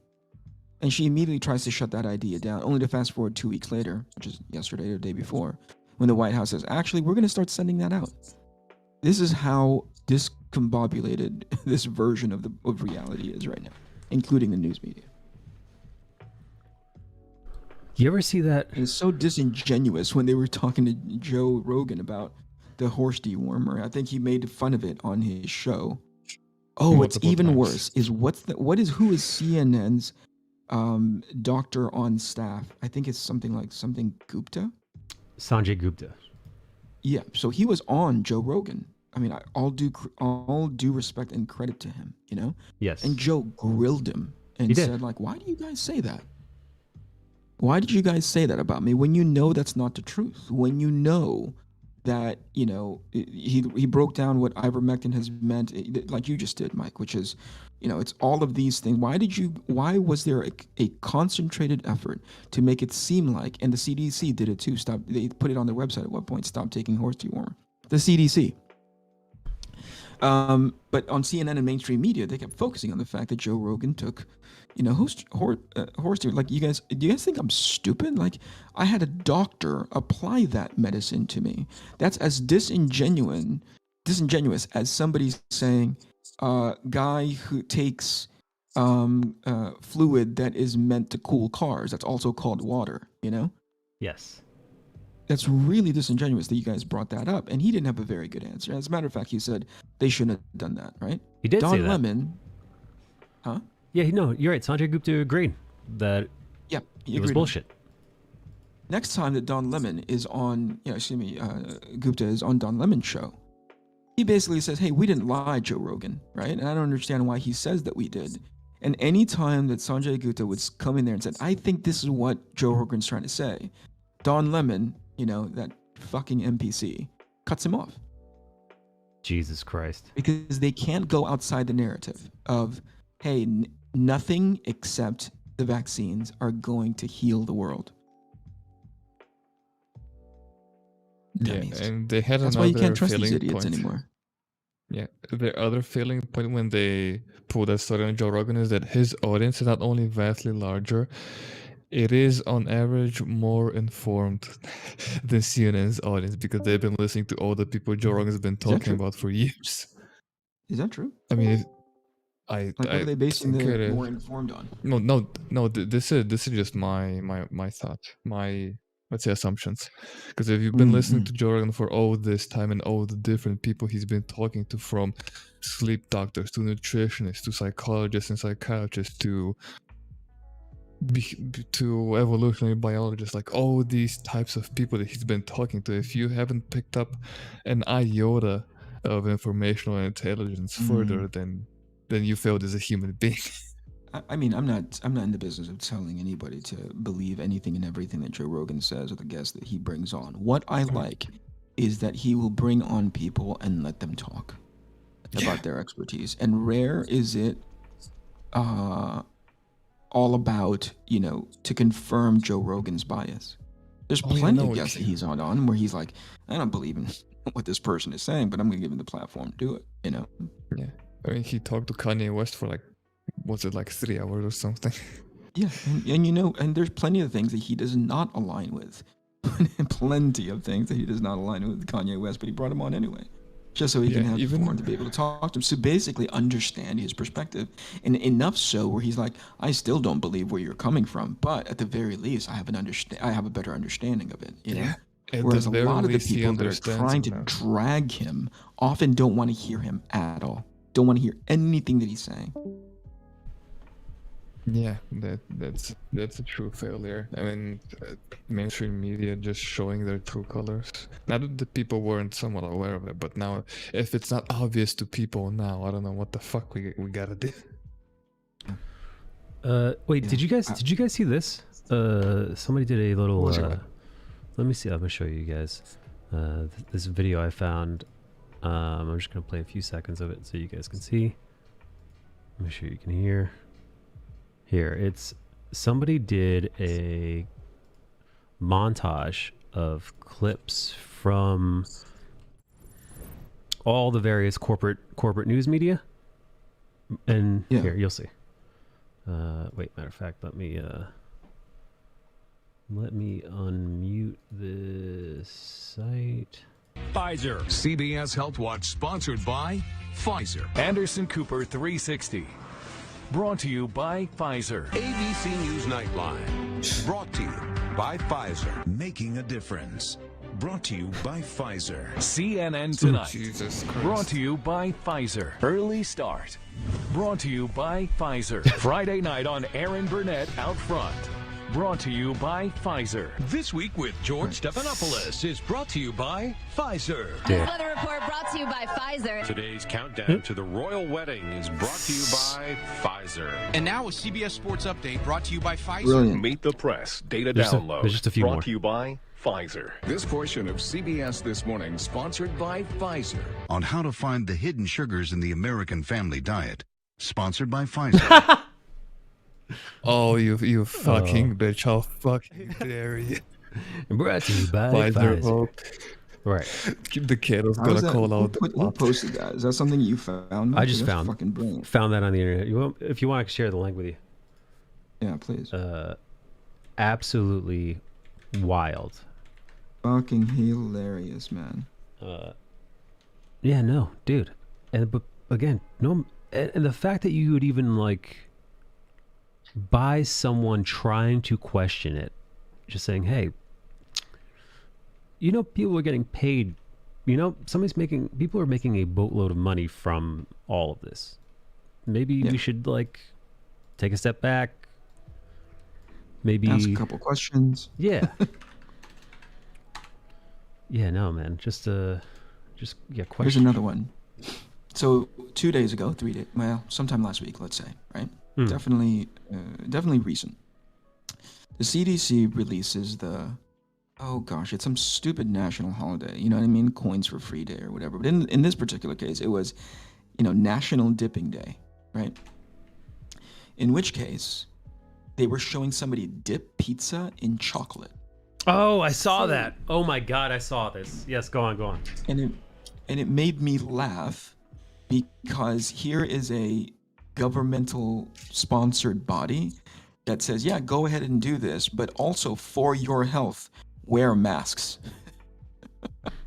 So I made fun of it. I said, like, hey, these are the same people that are telling you dip pizza in chocolate, but also while you're at it, wear masks because it's also healthy, Yeah. Considering that 60+% of America right now is, way off the BMI. Take with a grain of salt if the BMI I believe is flawed, but as a general proxy, the BMI says something about the overall health condition of the country, right? They're either overweight or obese. These are the same people that's saying this, right? Which Right. made me laugh, because again, with that screenshot of them doing the whole, National Dipping Day, I took a screenshot of CNBC saying that, what's the other governmental body?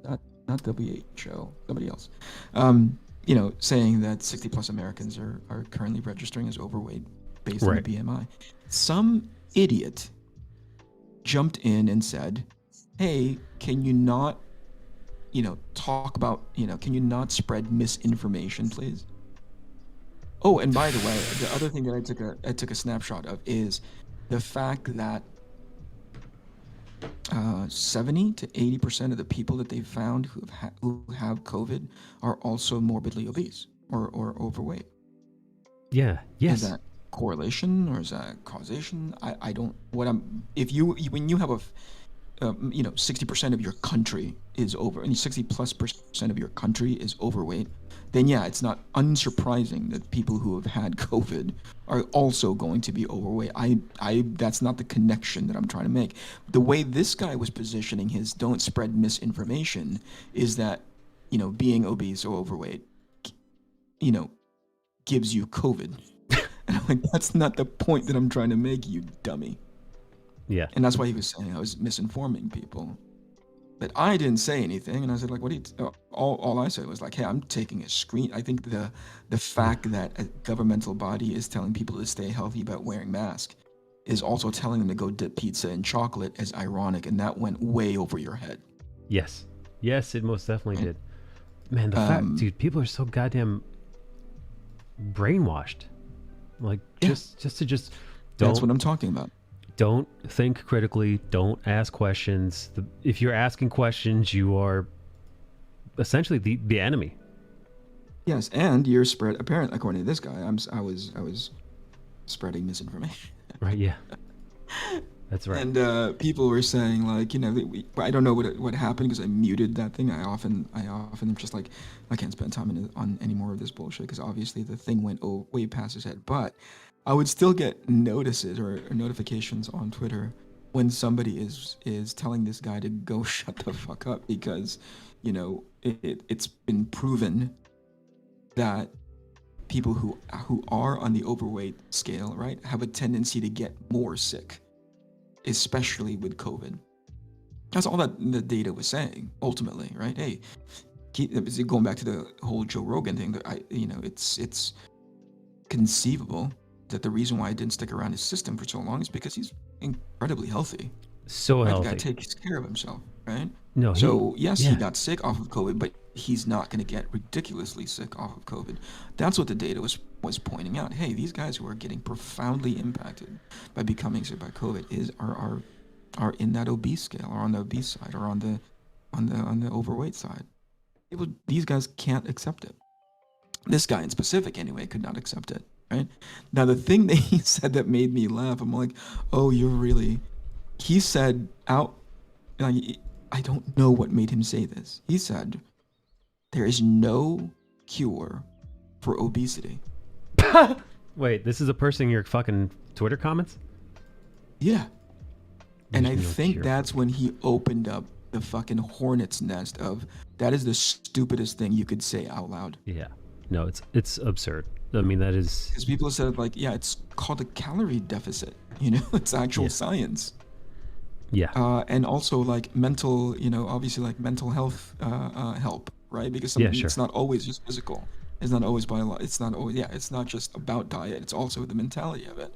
Right. So there is a cure for it. You guys are just not... This guy was so... The point I'm trying to make is, this guy was so ingrained in his belief system. Yes. There's no longer any talking to him. First, he tells me to shut up about COVID and spreading misinformation, and he was convinced that there's no cure. There's no cure for obesity. Yeah, it's like AIDS, Eric. Oh god. It's like pancreatic cancer. You've got stage 3. You got stage 3 obesity. You're shit out of luck. That's it. You're done. God, man. And the thing that he did to himself was like, oh yeah, if you know the cure to it, tell me, please. And I was like, oh my. Oh my goodness.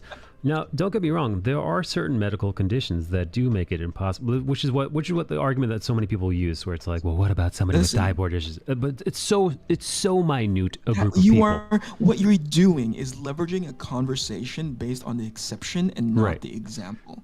Knock it off. Like anytime somebody goes, well, how about these guys who are like 300 pounds and only X tall? I'm like, yeah, well, are they professional athletes? Well, yeah. I'm like, yeah, those are professional athletes. Right. Yeah, no. They're 6'4", 400 pounds. They play, they play the front line for the New York Jets. Yeah, they're gonna be huge, and they're professional athletes. Yeah, and the BMI. You can't use the exception to stand up your example. Exactly. It's dumb. Yeah. The overwhelming majority of people can find the cure to obesity. Jeez, man. Jeez, God, Twitter. What a nightmare of a platform. This is Twitter through and through. It's the perfect little like bubble. It's like a example. petri dish to test out to stupidity, Yeah. Yeah, I had a conversation with this fat woman like months ago about obesity. She was like, well, some people are just big. And I'm like, Tess Fowler or whatever the fuck. What was it? This giant diabetes one who eats like an entire cake a day. She's not No. big because she has big bones. She is fucking obese. And then I linked a video of a professional trainer who was certified and he works with obese people, of him explaining the things. She's like, "Oh, you just posted a video, you lost." And I'm like, "Lost what, you dumb bitch?" Lost. So what? You lost. What happened? You posted what? You posted a video of somebody Video training. of a professional personal trainer who was certified in everything, and I think his wife is also a nurse or something. But And he works with he obese helps people through obesity. Yeah, and I linked it in the conversation to, if she's not gonna listen to me, she might appeal to authority. And she's like, "No, you linked the video, you lost." You I'm like, wow. "Lost what? I'm not the one who's gonna die 20 years earlier." Right. Yeah, you lost. I love that you're like, "Oh, hey, well, if you won't take my word for it, take the word of a professional." I'm like, well, Okay, so way to go losing your here's a argument. piece of data. Here's a piece of data that I wish I could cite it directly, but I was listening to Brett Weinstein on his and his wife on his YouTube channel. Okay, a person with obesity in their early 30s, okay, Yeah. has the same level of morbidity, basically our opportunity to die, as somebody who is a healthy 87-year-old person. Oh my god. Yeah, pretty much. If how you it are is. just I can't remember how many points you are off in the BMI, you have just as much morbidity as somebody who is in their 80s. Think about that. Jesus Christ. And that's not just COVID. That's just across the board. So it's not a conversation Yeah. about COVID. It's about finding a way to start to get healthy again. General rule of thumb, flight of stairs, 11 steps, sometimes 13. It's debatable how many steps is in a flight. If you're having a hard time going up a flight of stairs, you're overweight. Yeah. You're in trouble, baby.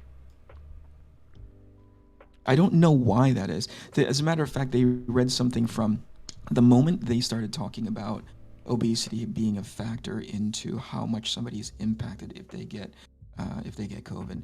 Wired went out and said it's not COVID that is the problem to obese people. It's the conversation about this. That's a Fuck problem off. that's impacting obese people. Wired magazine. God damn, man. Dude, everything is just one giant click farm. Because, I mean, I struggle believing when some of these articles are written. Because the people who run these organizations, they're not fools. You'd imagine, right? Like, as far as like their IQ, right? They're not stupid people. They're not buffoons. They must have some working knowledge, right? It's not like Wired magazine is run by Forrest Gump or something, or somebody with like a learning disability. So you have to imagine what's going on here. And we talked about this before. It's either one of two things. Either they're lying, knowingly lying to themselves, to you, and clickbaiting, or they're stupid.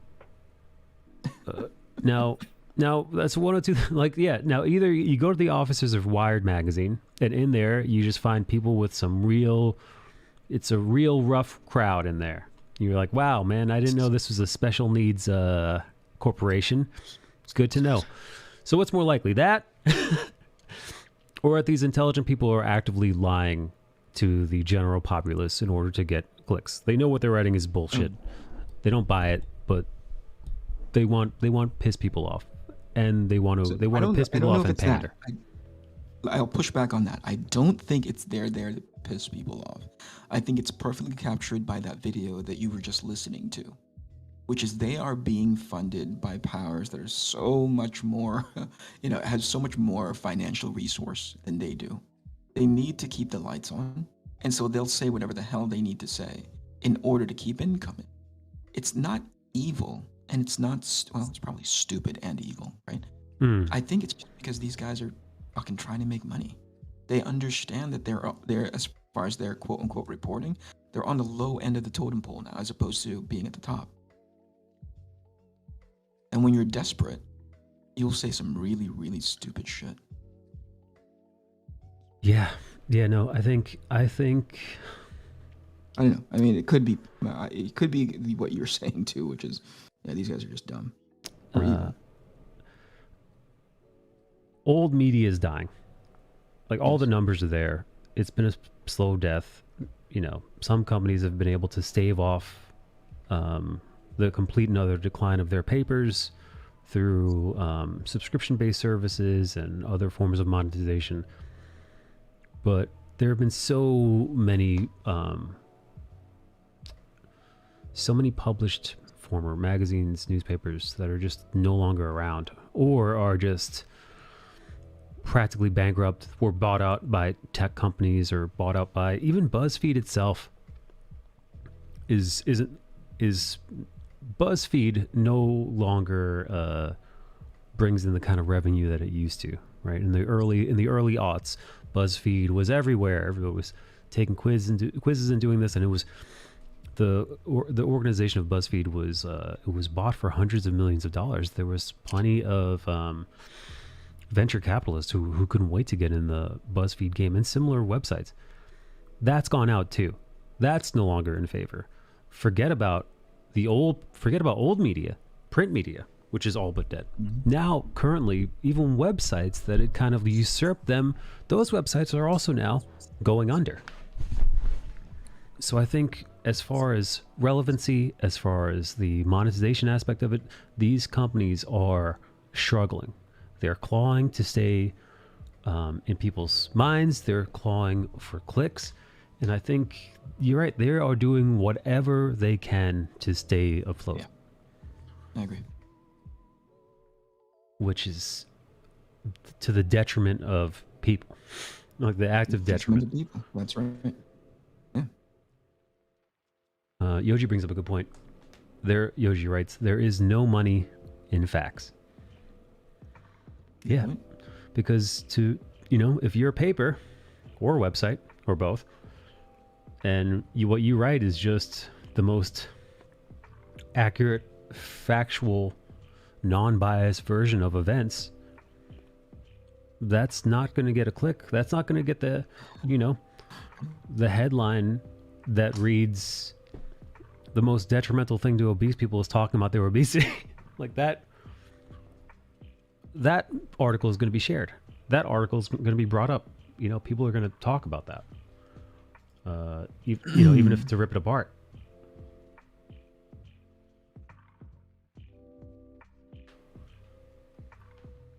Yep. What it doesn't take into account is the fact that doesn't it has a really big impact on its citizenry when you do that shit, right? But who Yeah. cares? You got your money. You got your made Joe Rogan look like a fool. You served your pharmaceutical masters. Right. Yeah. Yeah. Pfizer got Right? its Because if you were cut. to take, what do you call it? If you were to take ivermectin and it's over the counter, it costs very little money at this point, right? Yeah. If next to nothing, and its efficacy and its history as far as toxicity levels is concerned, well recorded, well founded. There is no risk anymore, and if it works, well then you can't make any money off of it. And yet No. Merck has come in and said, you know what, we are going to develop a COVID pill now, right? Right. And get it approved by the FDA at 30% efficacy. The FDA approved a pill that said it's 30%. It's 30% useful. It's 30% effective. Excellent. And you're like, what? What are you guys doing? Just Why? take 3 Why pills. did you do that? Hey, 33% of the time it works every time. And here's the other thing. If the whole point of creating this vaccine was to actually help people like Bill Gates, people like Pfizer, people like who own the patents to that thing, would release it to the rest of the world. They wouldn't care about patents. They wouldn't care about like how much they could hold on to, how much money they would make. They would say, okay, fine. You know what? There's certain portions of the world that are so impoverished that they even haven't gotten one vaccine. one shot yet. Yeah. Much less boosters. What are you talking about? If they really cared about healing the world, if they really cared about people's health, and then ultimately, to get everybody quote unquote immunized, they would just release it patent free. But that's not what they're doing. It is definitely not. They are very much profiting off this, to the tune of multi-billions of dollars. Billions with a B. And people don't quite understand. Like, what are you talking about? How are they making any money? The government is like basically handing this shit out. And who do you think is paying for that? Yeah. Yeah, who do you think's forking over the bill? Who do you think you're paying for it? Your fucking tax dollars. It costs 40. I can't remember which version it is. Is it the Pfizer vaccine? Is it the J&J? Anyway, one of these vaccines, right? Or is it the vaccine at all? I want to cut myself off before I misspeak because I don't know the exact medicine. The point that I was trying to make is there was a medicine that, as the United States citizens paid for, right? And it costs $40 to make. We are being charged $400 for it. It's being sold back to us. We are funding the research for that medicine so that they can create it, and it's being sold to us. Yeah, we're paying for it to be made to be sold back to us. Correct. At basically as an upsell, right? with a huge astronomical price tag. Man, that is modern medicine. That is pharmaceuticals through and through. I mean, that's and modern. You wonder why they're making fun of Joe Rogan. That's modern government subsidy right there, at its finest. Let's see. Roger says, I agree with you on the obesity topic, and that is a pandemic in and of itself. In a situation where we have a disease that could immediately impact them, how can we protect them when the cure of obesity is a longer-term item? Also, where in our current insurance and healthcare structure, how do you benefit from being more fit fiscally? I see Roger's saying that we should charge those fat fucks for fucking stressing the healthcare system. Yeah, fat people cost this country trillions of dollars. That's the point, right? Like, there's also people who are like, hey, if you don't get if you don't get a vaccine, if you don't get your boosters, we're gonna cut off your guys' healthcare. And you're like, why? Because we're quote, these guys are a danger to society. You know who else is a danger to society? Like to your what do you call it? To your medical system. These guys who are not trying to lose weight. These guys are like, because what their argument is, hey, you are going to be taxing our medical system if you don't take these vaccines. Are you not thinking beyond just like your bias? Do you know who else is taxing the medical system because they're not taking care of themselves? And yet there's no shaming, people who are on the obese side. People are on the overweight side, but you will happily shame somebody who refuses, or at the very least, asks about why the vaccines are so important. Societies, these guys are dummies. Roger says, and it doesn't work. By the way, it doesn't work. Making them feel bad only emboldens them that much more not to do it. Yeah, no. Listen, I said it before. At this point, if there are groups of people that are unvaxxed, they are unvaxxed by choice. It's not. They have all the facts, and they've made a decision for themselves, and that's that. And there's no amount of shaming or pushing or, quality of life disturbance that will change their mind. And that's fine. And at this point, I'm trying to understand the argument or the why you make people, why you're compelling them to vaccinate. What are they doing? I still haven't come up with somebody who can tell me why it's so important that if Mike is vaccinated and I'm vaccinated and Bale is not, why is it that I should feel scared that Bale isn't? Bale, you're scaring me. Why? Because we also have those Slavic germs. I have Slavic germs that the vaccine could have killed. And most importantly, especially now the things developing the way they are, just because I'm vaccinated doesn't make me immune. They sold you guys a bill of goods.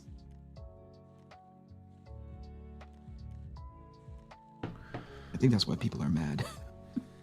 We also don't allow people to get benefits for being healthy. Let me claim my gym membership, etc. on my taxes. I think there might be something to that.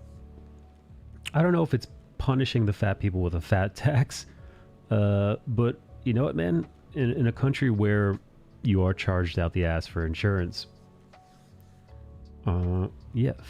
perhaps adding a fiscal incentive to your health. Incentivize health, basically. Yeah, incentivize health. As opposed to punishing unhealth. Exactly. Huh.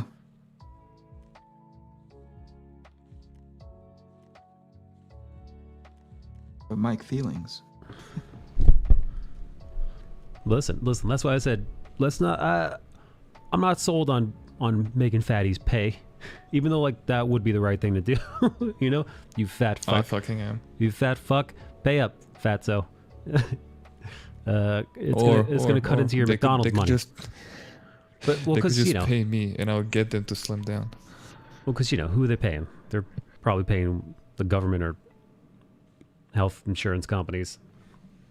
But yeah, man, being you know, listen, yeah, I like the incentive ideas. I like incentivizing people monetarily. That usually gets. You telling me I get a 2% tax break in my taxes at the end of the year if I'm healthy? I'm doing perfect. Right? Hey, you didn't tax our. You weren't a liability on our entire. You weren't an entire liability on our healthcare system this year. So here's a little bit.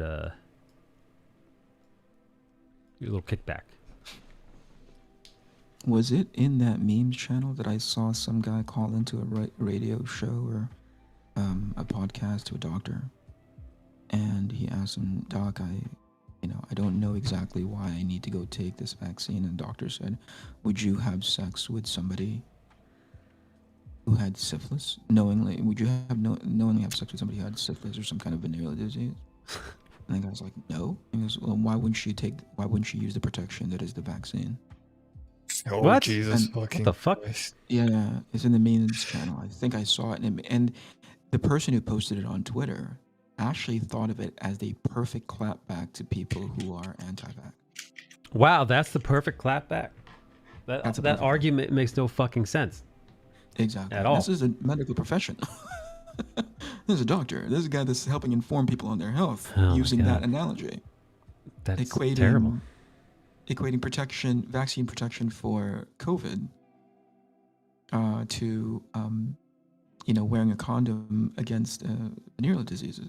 Oh my this God. This is an authority in this field.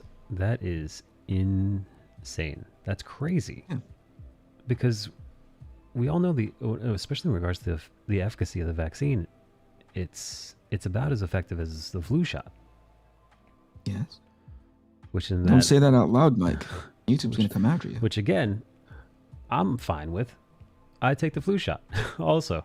So like, yes. All right. I made my peace what with else it. You got? But to call it that, that's crazy. Now we're in crazy town. Yes. We've been in crazy town for a while. What the fuck are you talking? Yeah, you're right. We've been driving around crazy town for a little bit. Man. When they're suggesting that you don't go home to Christmas, or you know what I mean, like not have Christmas gatherings at your house for the sake of public health. Oh yeah, we're in Whoville at this point.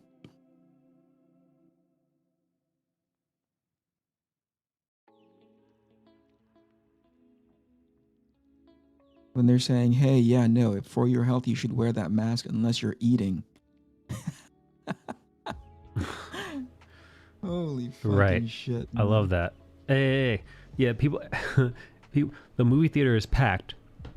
I actually saw a person at the movie theater. I think it was like the manager when I was going to see Spider-Man No Way Home, and the guy walks in, and he doesn't have a mask on, and the usher or I think he was a manager because he was wearing a suit. It's like, hey, you got to put the mask on. And he's like, oh, okay. He's like, what about in the movie theater? He's like, you gotta leave it on. He's like, what if I'm eating? He's like, well, then you can take it off. And he's like, but then he started laughing about it. Because the guy's like, oh, those are the requirements. And he's just like, and then I saw the manager, he said something along the lines of, he's like, he didn't say I don't fucking know anymore, but he basically said, I don't, he's like, he just kind of shrugged his shoulder like, I don't know anymore. I don't know what the fucking regulations are anymore. But essentially, there you go.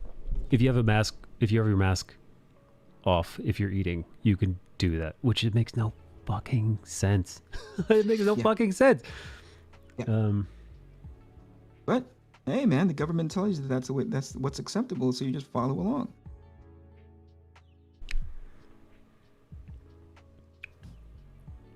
Speaking of things that are acceptable, it's 1 a.m., so it's acceptable for me to go to bed. No, it's unacceptable. Have a good night. I'll catch you guys on the Ponos show. So you're gonna miss the podcast this week, Mike? Yeah. Are you gonna do the draw stream tomorrow? I think so, yeah. Okay.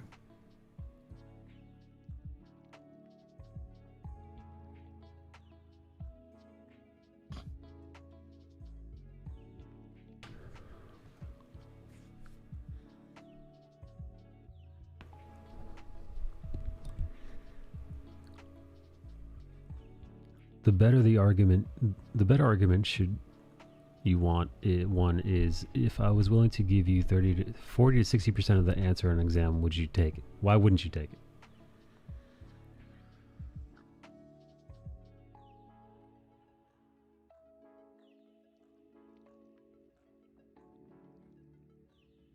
I see what you're saying. The vaccine is meant to give you a better chance at fighting off the bug than you would have if you didn't have it, which is what they should say, but that's not what they say. Really?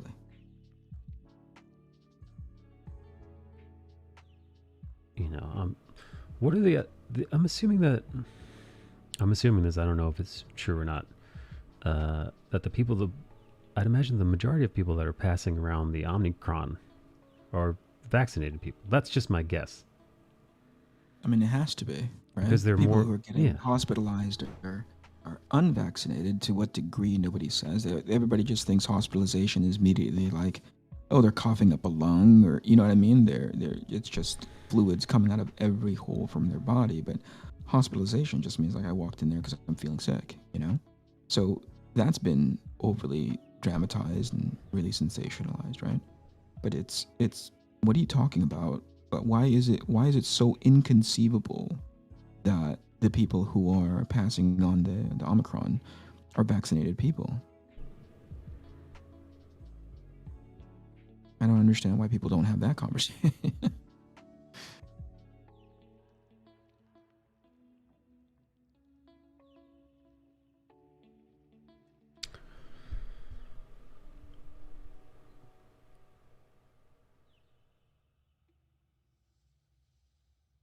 Are you working on a new cover? Yeah, I'll show it to you. Hold on. I will snapshot and send to you. And I think I got myself a bit of a pickle here, Mike.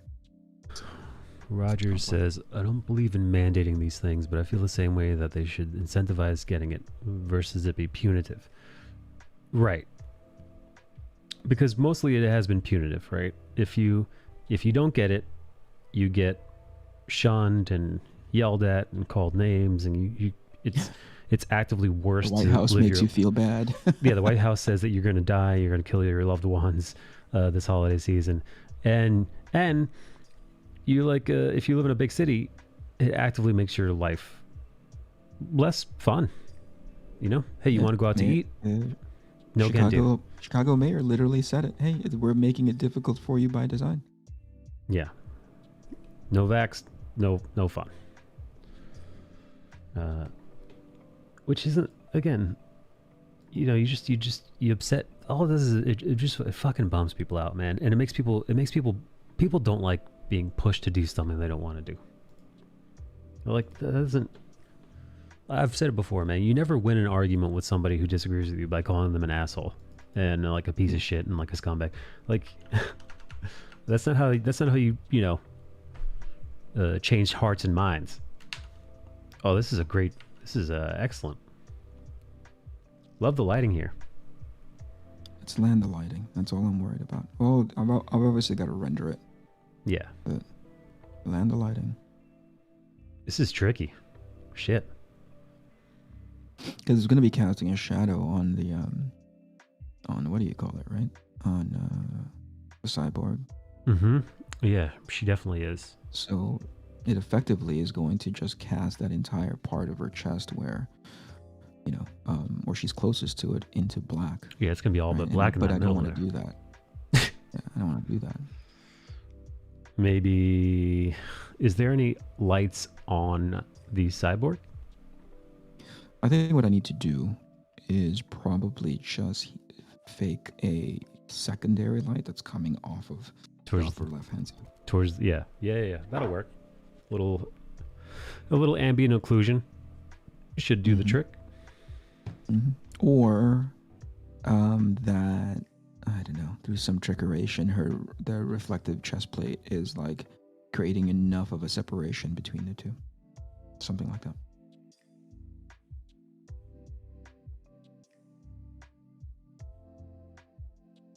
The thing is, this can't really exist because that's what she looks like that's what she looked like before. That's basically her consciousness, right? Yeah. The girl that's standing in front of it.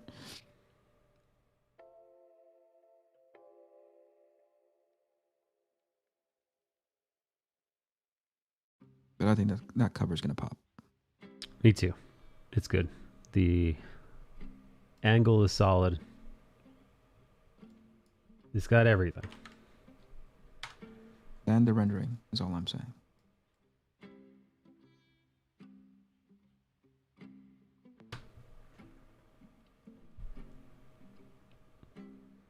Yoji says, but I like being a scumbag, says Yoji.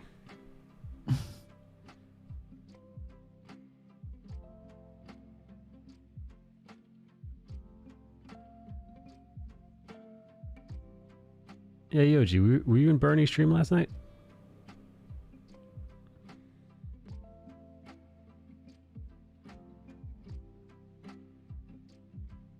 Eric, do you think we've seen the worst of what's to come as far as a pending economic recession due to what's transpired?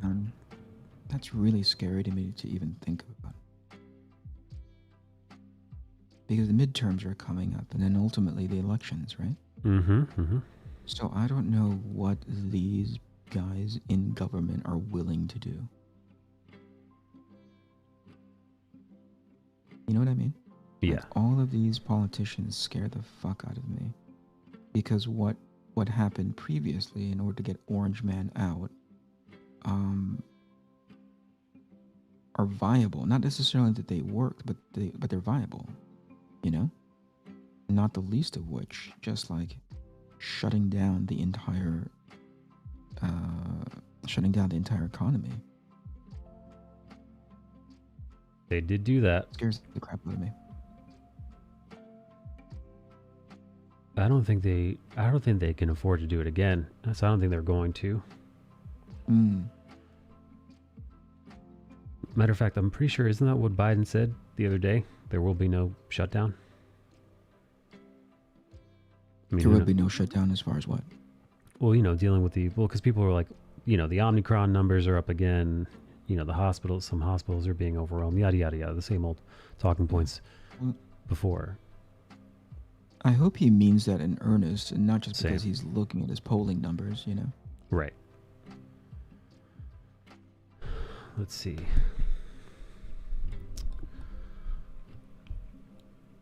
Rogers says, we didn't get to 1K followers. What are you talking about, Rogers? Oh, that's right. For Bernie's stream. Yoji says, the idea that you need to out-exercise food or earn any treats is extremely common to hear during the holiday season. Here's why this mentality needs to stop and how you can feel good in your body instead.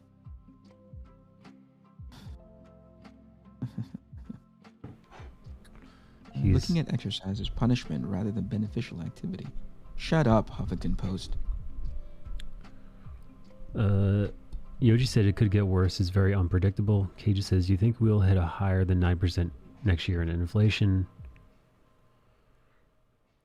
Powell shouldn't have been reconfirmed as Fed chief. He's not independent or unbiased. We could see deflation or even worse, inflation. Gage says, I heard the Feds were going to raise interest rates. It's starting to go up now. Yeah.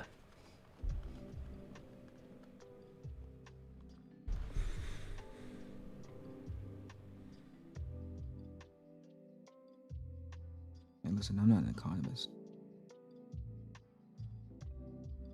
What I'm looking at is how much my food costs are every couple of weeks. My monthly food bill when I'm grocery shopping. Has that impacted you at all, Mike? Have you seen an uptick in your grocery bill? Yeah.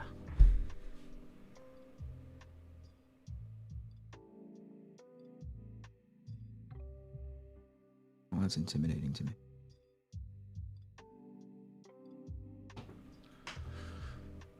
Interest rates will rise next year, at least 3 increases. Considering it's a 0.25%, it will only bring us to 1%.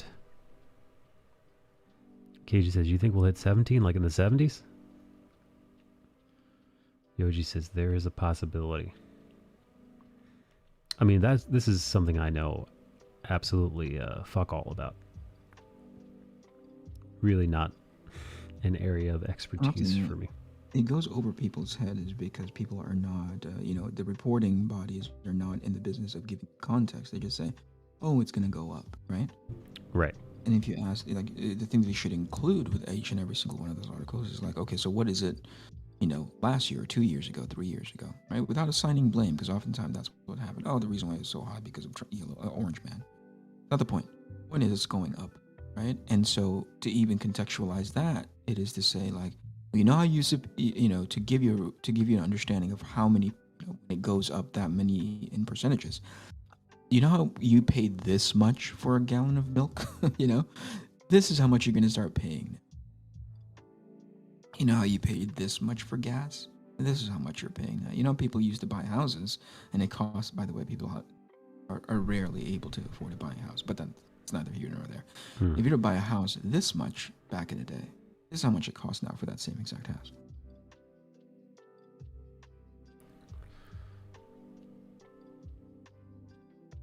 Roger says, no way 70% in a year.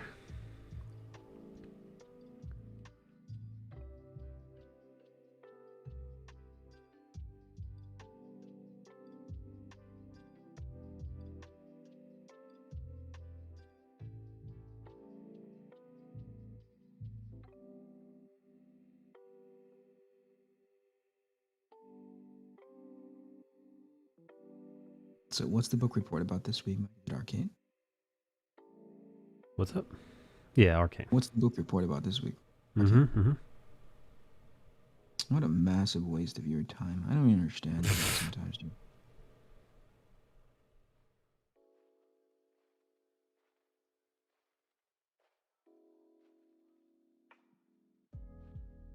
Remember back in the day when we used to have a book report day? Yes, I do remember those days. That was fun.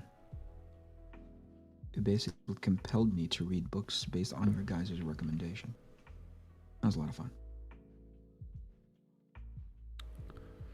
The best way to tamper inflation. It won't even get more than Yoji says. It won't even get more than 2% likely, says Yoji. Inflation.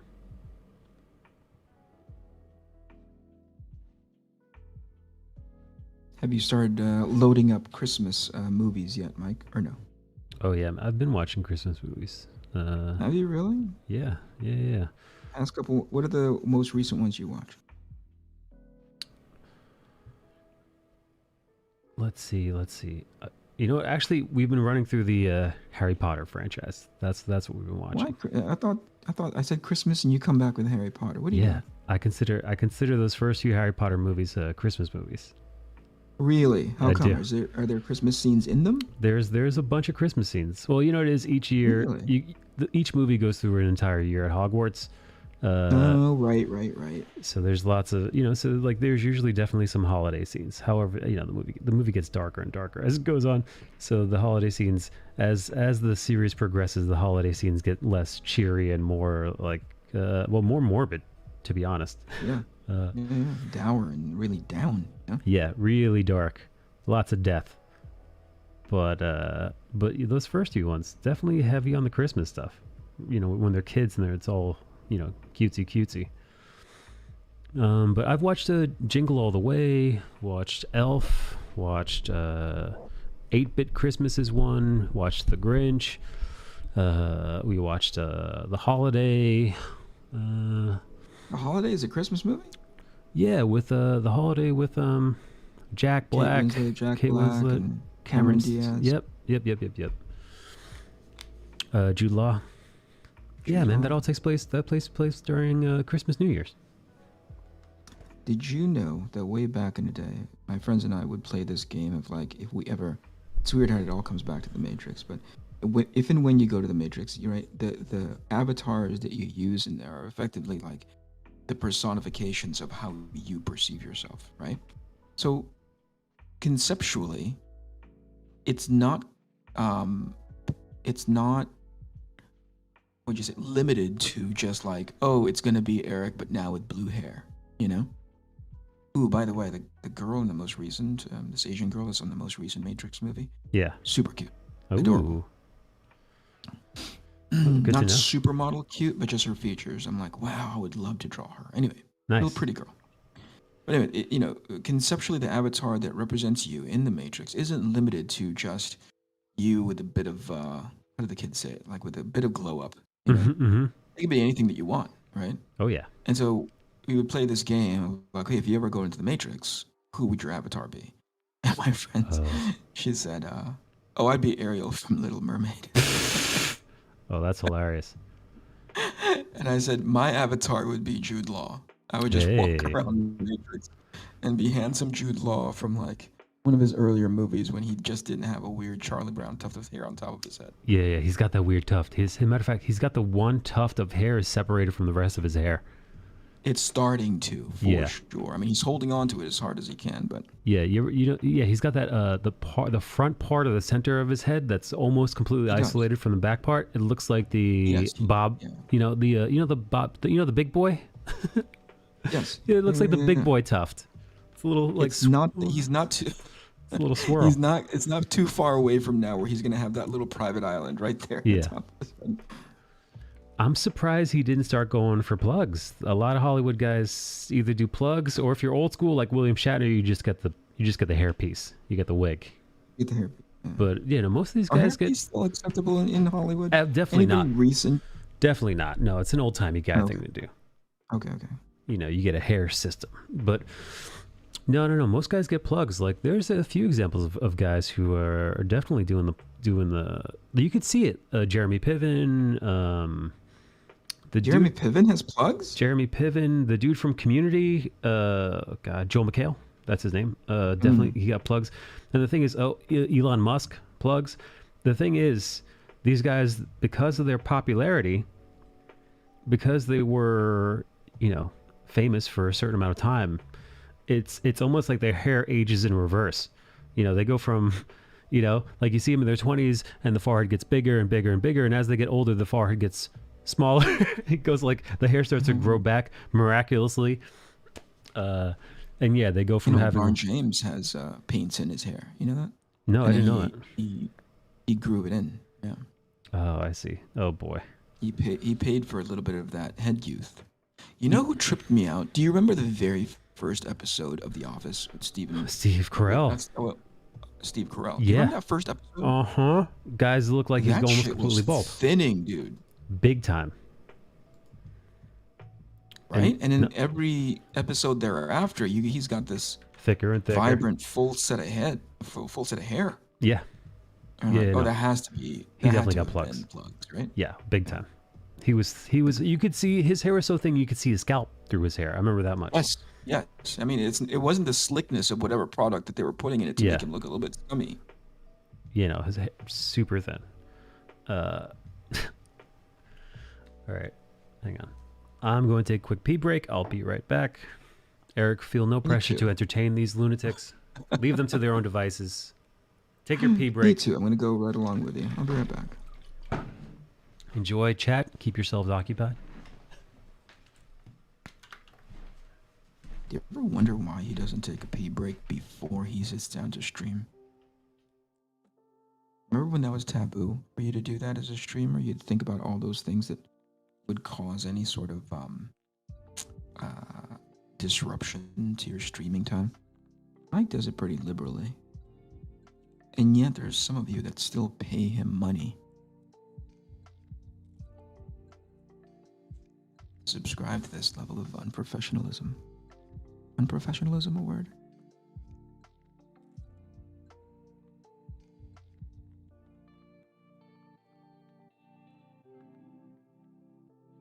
Is Twitch still a thing? And why do I ask that when I don't even have Mike's YouTube channel up so I can read people's responses? Is Twitch still a thing? Do people still Twitch outside of Mike? Because he's sad.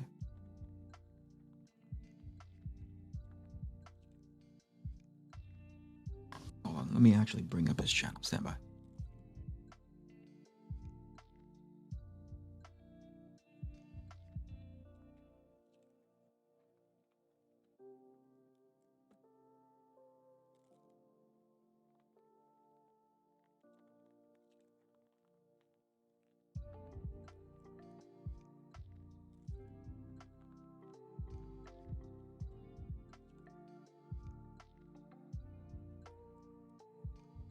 Oh my gosh, this white, I'm on YouTube because I can't be bothered to go to Twitch, but this white font on this background of whatever it is that he's drawing does not make it easy to be able to read this thing. Hold on. Oh, this is poor.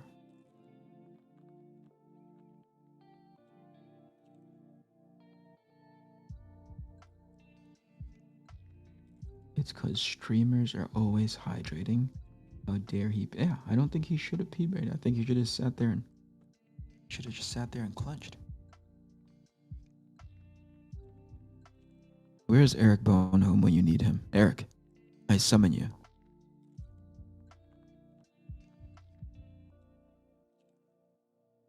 Get in here quickly. You know what else? I can see the little green ring going off in around Mike's avatar right there. Do you think that's what his microphone is picking up when he's peeing?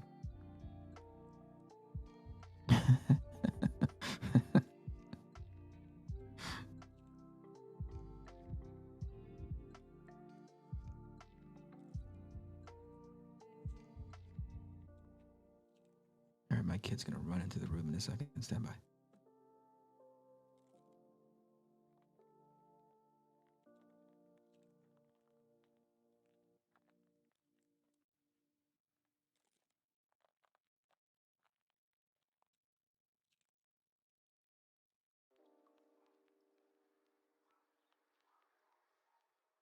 Okay, I'm back.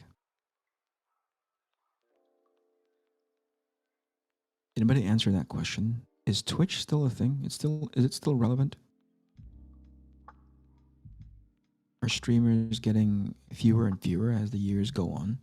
It's been a while. I actually found a piece of footage that I had back when I streamed last, not necessarily the last episode, but approximately around that time. And I was like, geez, this feels like an eternity ago. Do people still stream on Twitch?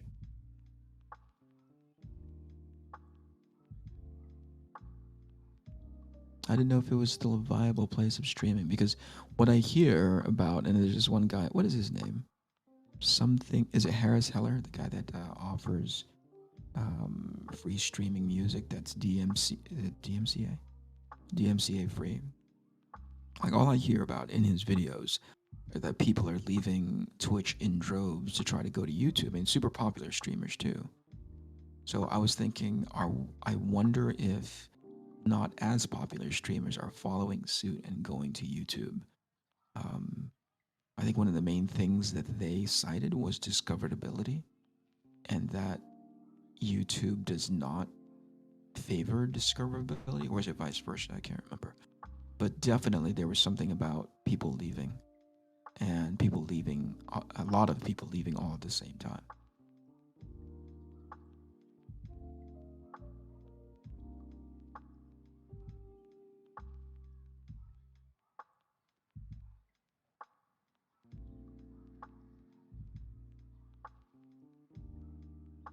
Oh yeah, no, actually, I missed an opportunity to bring that up. People are leaving Twitch because YouTube are offering them like what exclusivity grants or something, right? Makes total sense. But I mean, it goes to but are they? How do I ask this? Is YouTube offering those streamers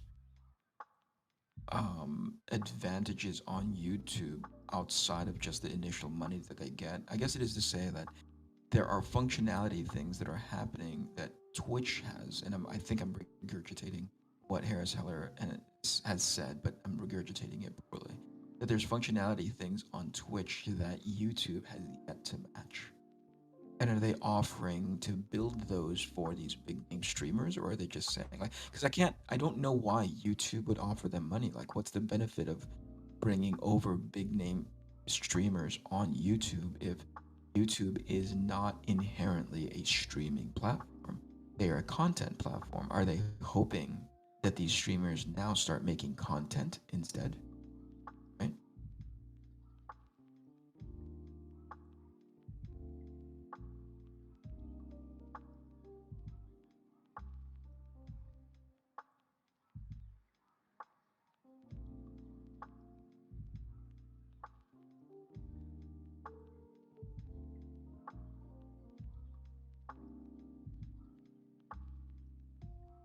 I think it's the functionality thing that I'm getting hung up on, only because YouTube is not a streaming platform. Even though people have sort of streamed by, I mean, it's effectively what Mike is doing now, right?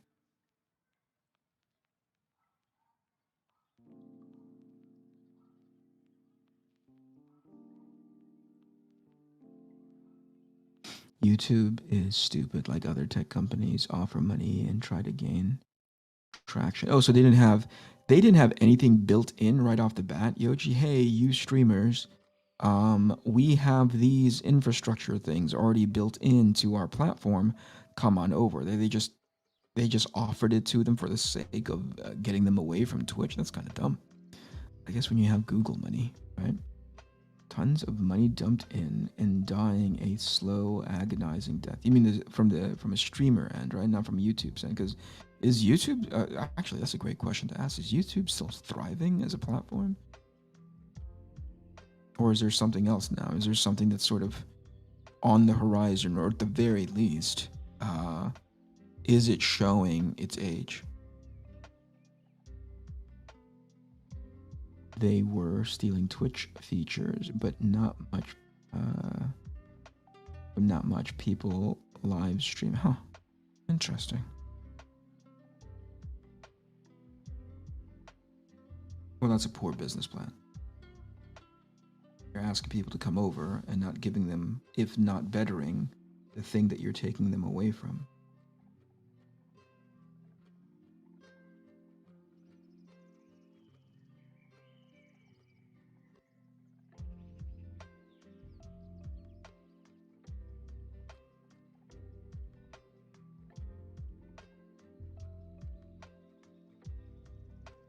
Any second now, I'm going to be called into the living room.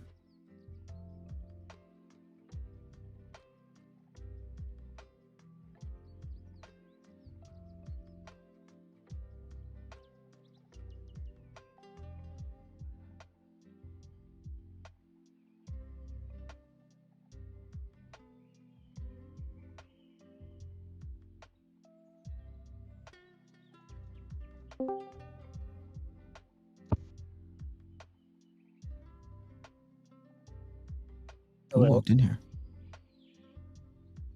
Hi. Hello? Hello. It's Jin. Hello. Jin, how are you? You sound like you're in a small paper box or cardboard box. What's going on? I am. You are? No, I'm in New Jersey. I'm just on a crappy headset. Oh, okay. I've grown accustomed to the professional levels of your voice when you're on your microphone. How you doing, man? Good, man. Winding down for the evening, getting ready for the holidays. How about you? What's in Jersey?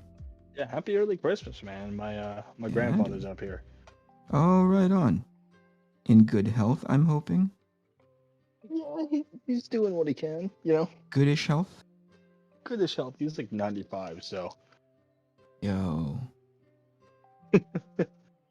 Yeah, man. What are you doing for Christmas or holidays or whatever you Just celebrate? family. Just family. Nothing super special, I guess special enough, but my in-laws are, effectively 10, 15 minutes down the street. They're coming up celebrating. Yeah, Oh, just a that's very nice. quiet Christmas close to family. Yeah. Where do you live around again? I am in the state of Oregon. Oh, the PNW, man. I am. I've experienced more rain here in the 2 years since we moved than I ever have in the state of California. Or are you getting those the terrible, what are they called? It's like the sky is like raining. Not rain. Wait, It's called rain, Jen. it's called like temperate waterfront or. Is there a term for that? I've only been here a couple of years. Forgive me. No, I don't know. It's I feel like, well, first of all, this place has seasons, which trips me out. I don't know if you deal with season from where you are. I'm from Washington originally, so There I you used go. to deal with them, but now I don't really.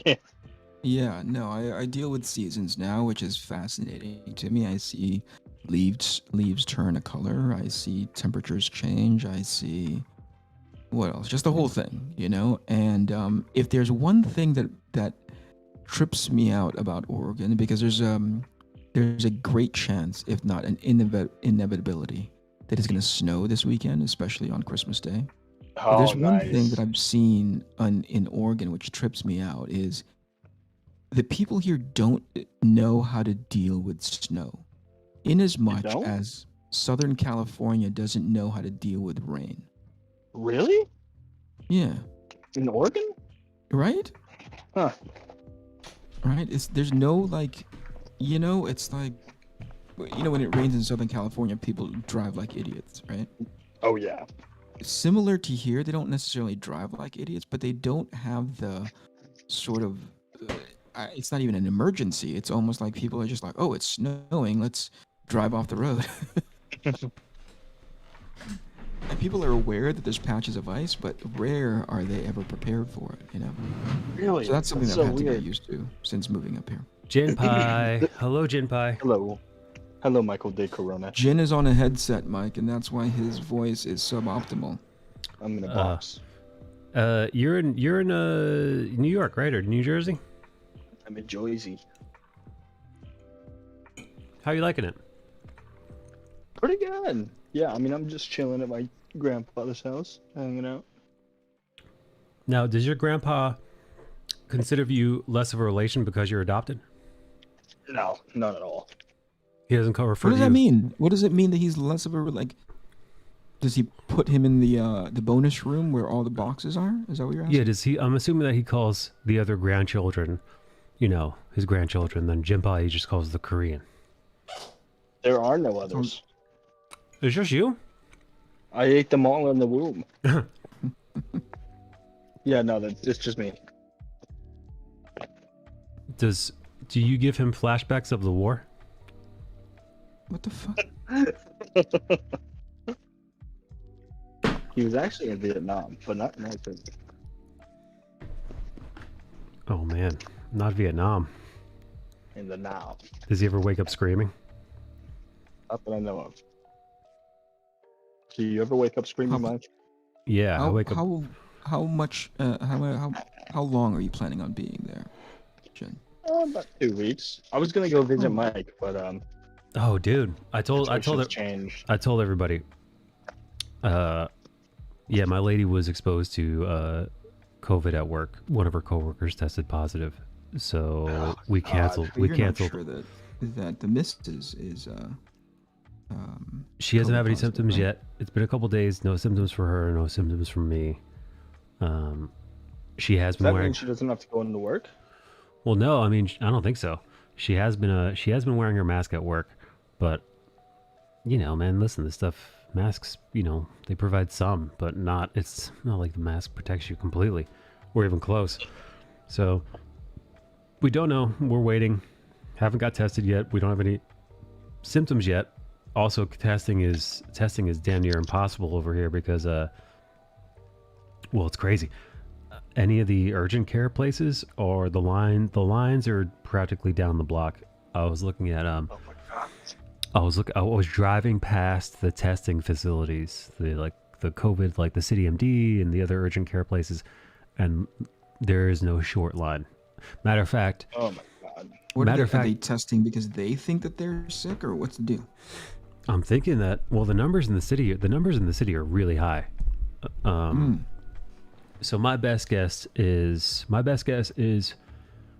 people probably have COVID and are finding out that they do, and the other half of that's filling up the line are the people that want to travel and are taking a test before they go to make sure that they don't have it, so they can see their loved ones. Right. So I think between the two of them, it's just swamped.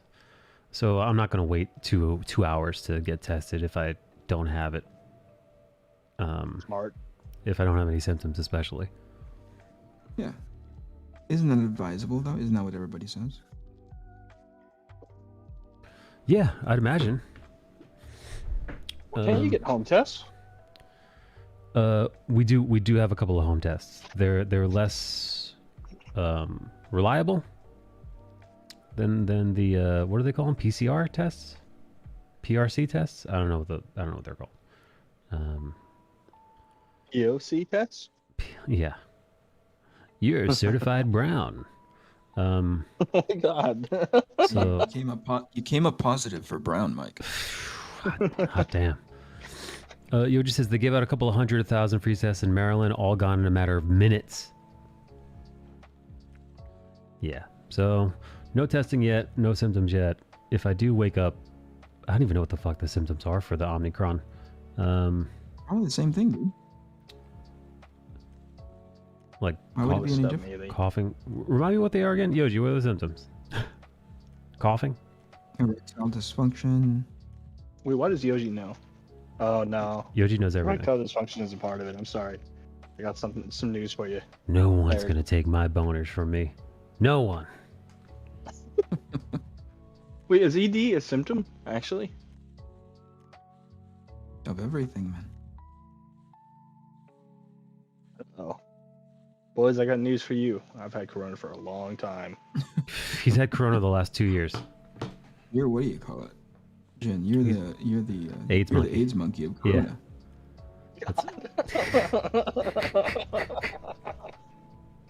Jesus Christ. Yeah, you know, it's Called you interesting. the AIDS monkey. It's interesting because that title is exactly what he went under in his high school yearbook. Right under his right underneath his yearbook photo. It just said AIDS monkey. And nobody knew why. You just Yeah. wanted to claim it. People thought they were just being offensive. They make you disable ad blockers. Omicron symptoms, what to know. I like to ask Yoji. Dr. Yoji. Doc, Is Yoji a doctor? No. you should be. I didn't think so.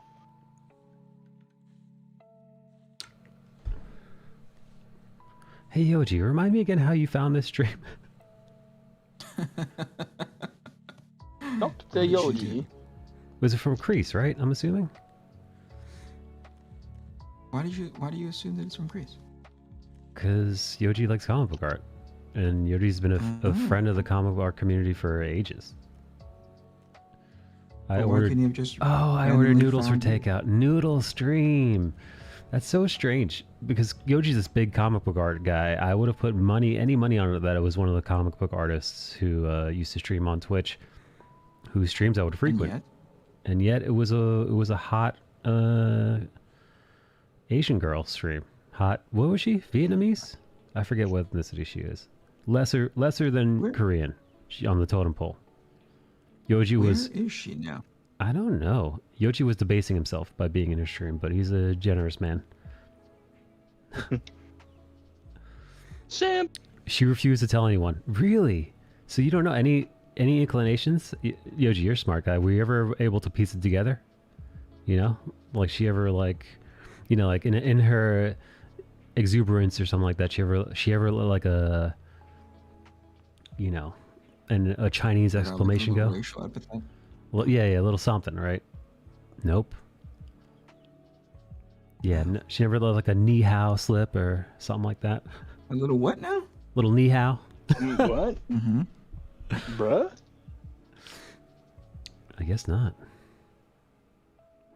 We'll never know. Yoji, what was your best guess? If heck no. Hold up, link me your channel. I could tell. I think her. I don't know if she has any VODs or anything left. I could tell. No, you get the hell out of here. Yes, I can. You could tell. Are you Asian, Mike? Maybe, but still. I like how he says. That's not a good argument. I like how you could tell. Yeah, right. I like how Yoji's like, I could tell. And he's like, wait, are you Asian? Her channel's all erased. Shit. Well, that stinks. I can usually tell by the facial structure. Yoji, like, Yoji, if you had to put money on Yoji, gun to your head, what would you guess Noodle's ethnicity? I'm going Korean. I think so. I'd have to see her legs to torso ratio. God. Oh my god. Yoji, you have any clips? We all know you. All right, I gotta excuse myself. Okay, buddy. You guys have a great evening. You too. Bye. Be safe out there, Jen. You as well, my friend. Merry Christmas. Hello. I was pretty proud of calling you Michael de Corona. It's me. That's how I changed my Twitter handle to that. Oh, Yoji said really? Yoji said Vietnamese mix. Woo. Spicy. Interesting. Yoji. Next time you see her, tell her Duma.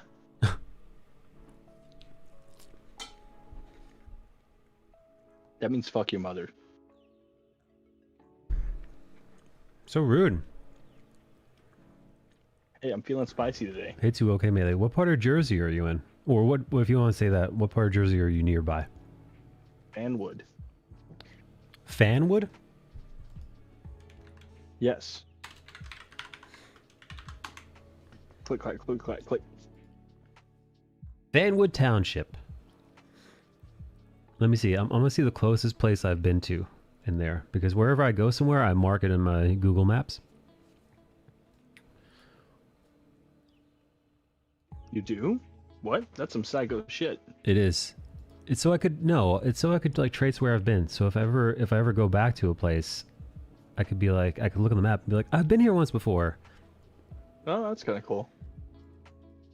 All right. So the closest I've been to that place is I went to the Menlo Park Mall, which if you're in Fanwood, this is 2 counties over in like Woodbridge, in the Woodbridge Township area. What the fuck was I doing? What the fuck was I doing in the Menlo Park Mall? I think maybe I was going to see a movie.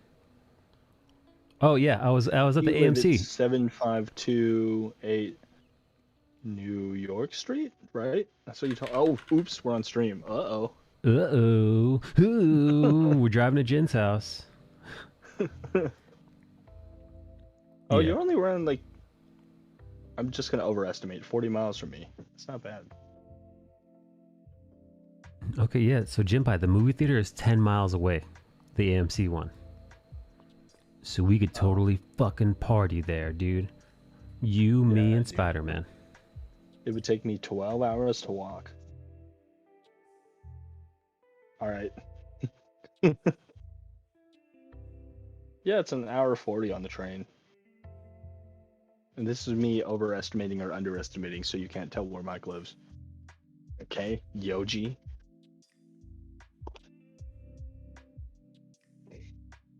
Fucking Yoji. Yo, Jay. My tests are all done, but my chemistry teacher put my exam in and I got a 94. Good job, Melee.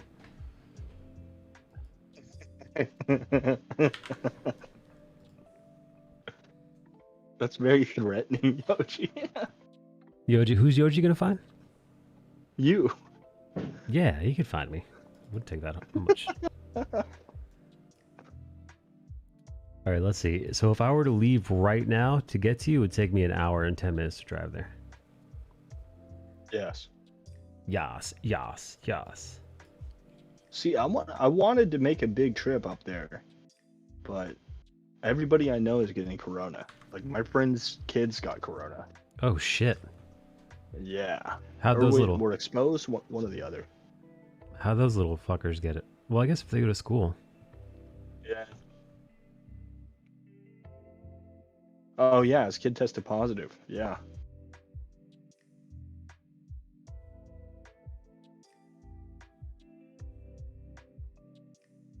Dang. Here we go. I'm pulling up the article. Omicron symptoms. What we know about illness caused by the new variant. Here we go, baby. Here we go. Here we go. Here we go. And this came out this week. What are the symptoms? Here's the symptoms, gang. Drum roll, please.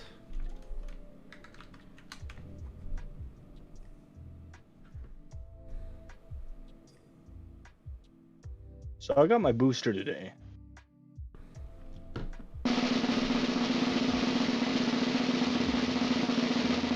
Booster. Wow. No.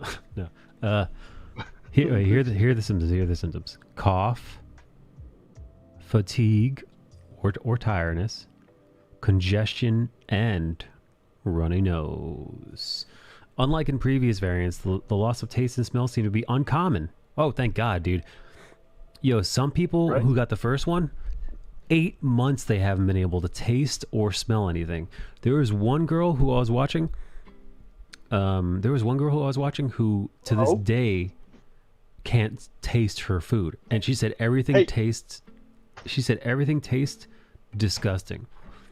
She'd actually lost like 30 pounds because eating for her is vile. Yeah. Eating for her is like. She said, matter of fact, she said even the taste of water itself was disgusting. Like it's almost she's like food. All food tastes like it's rotten food. And even the taste of water feels like it's like spoiled in some way.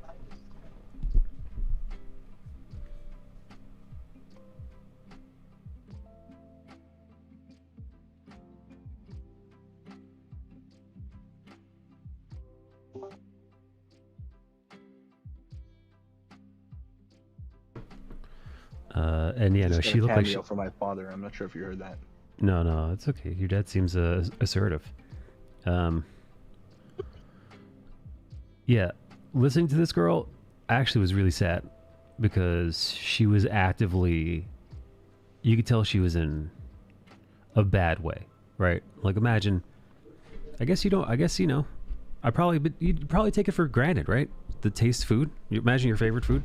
Imagine never being able to taste pizza again, or tacos, or burritos, or Mexican food, Indian food, whatever it is that you're into. Vietnamese food, Chinese food. You know, whatever your favorite meal is. Maybe it's something sweet. Maybe it's chocolate. Yeah. Imagine never being able to taste that again. My cousin got COVID V1. Yeah. She didn't lose taste, but she's just not the same. Like, she's super fatigued and like doesn't have any energy and shit like that. Or her father did too. So it's like, that's just gnarly. Like, it never left. Jeez. Jeez. Other experts say that those symptoms are based on early reports of Omicron cases, not scientific studies. Anecdotal reports represent just one person. What's more, they may only reflect certain segments of the population, young and otherwise healthy. It's He clear. only asked one person. It's clear that if you're vaccinated, particularly if you had a booster, Omicron tends to produce milder infections. What we haven't seen yet is a substantial body of information about what Omicron will do to unvaccinated people. Okay. According to early data, the time it takes for an infected person to develop symptoms after exposure may be shorter for Omicron than for previous variants, from a full week down to as little as 3 days or fewer. While much more research is needed, it makes scientific sense that a highly contagious virus like the Omicron variant would have a shorter incubation period.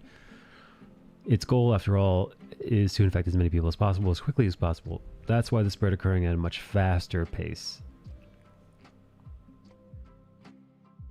Alright, so yeah, I should know by tomorrow or the day after if I've got the bug.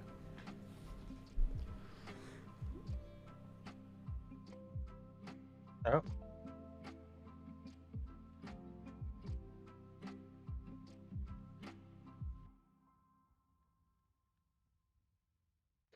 Good luck, man. Why are you saying that like you're fucking like you're setting me on a, like you're Ash Ketchum's dad setting me on a quest at age 12? Yes. No, I'm kidding. His dad didn't do that. His mom did that. His dad was impressed. Yeah, his mom, fucking bitch.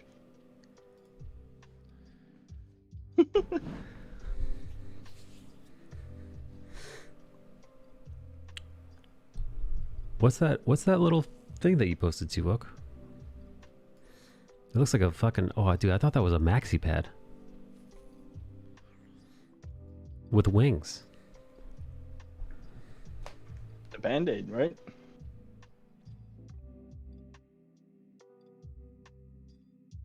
I hope you don't get corona, Mike. Me neither.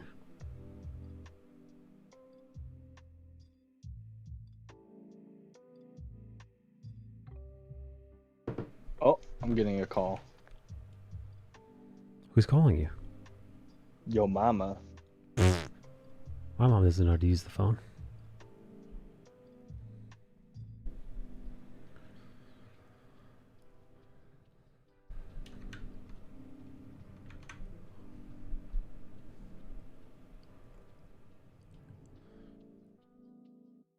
Yo G, aka Yo Jesus.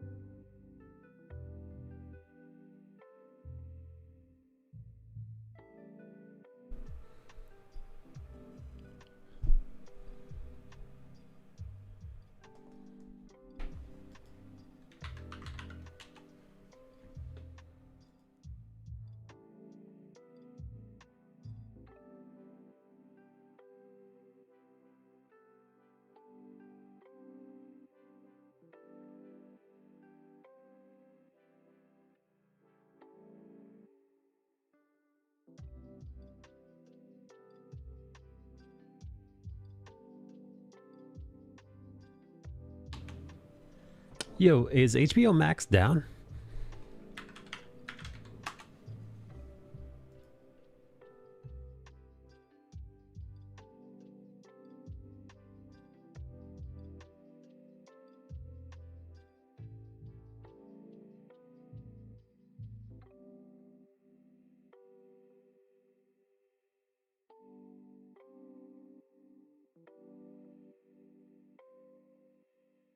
Not sure. Amazon, it took down Slack and Hulu. So HBO down is a possibility.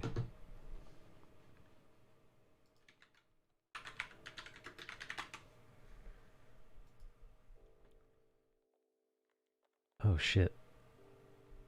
I think it might be down.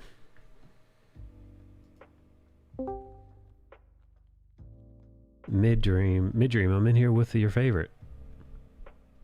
Jinpai Senpai. I'm in here with J-Piz. J-Pizzles. With Jizzles. Everybody's favorite jizzles.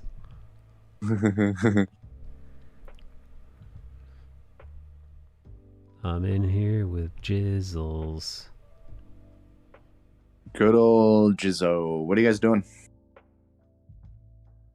Well, Jin Pai and I are talking about how I was exposed to COVID.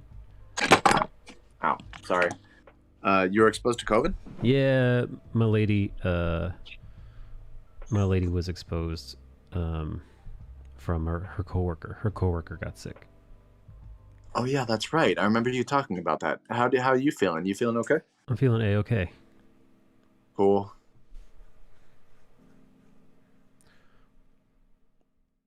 I'm feeling A-okay, baby.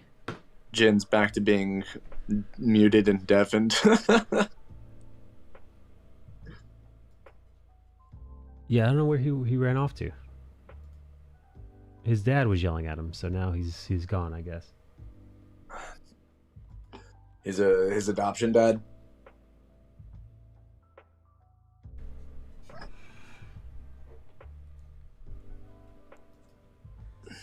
It looks to be down, checked, and many reports of people having problems. Yoji knows. Yoji knows exactly what's going on.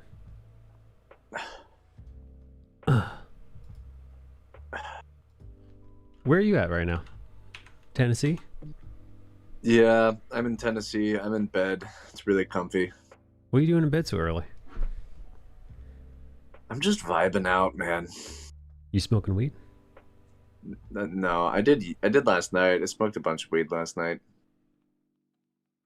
I was fucking hammered up until 5.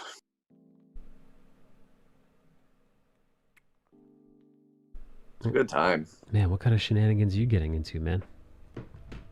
We're at the bar till 3, getting drunk, and then it was 2 hours back at my friend's house.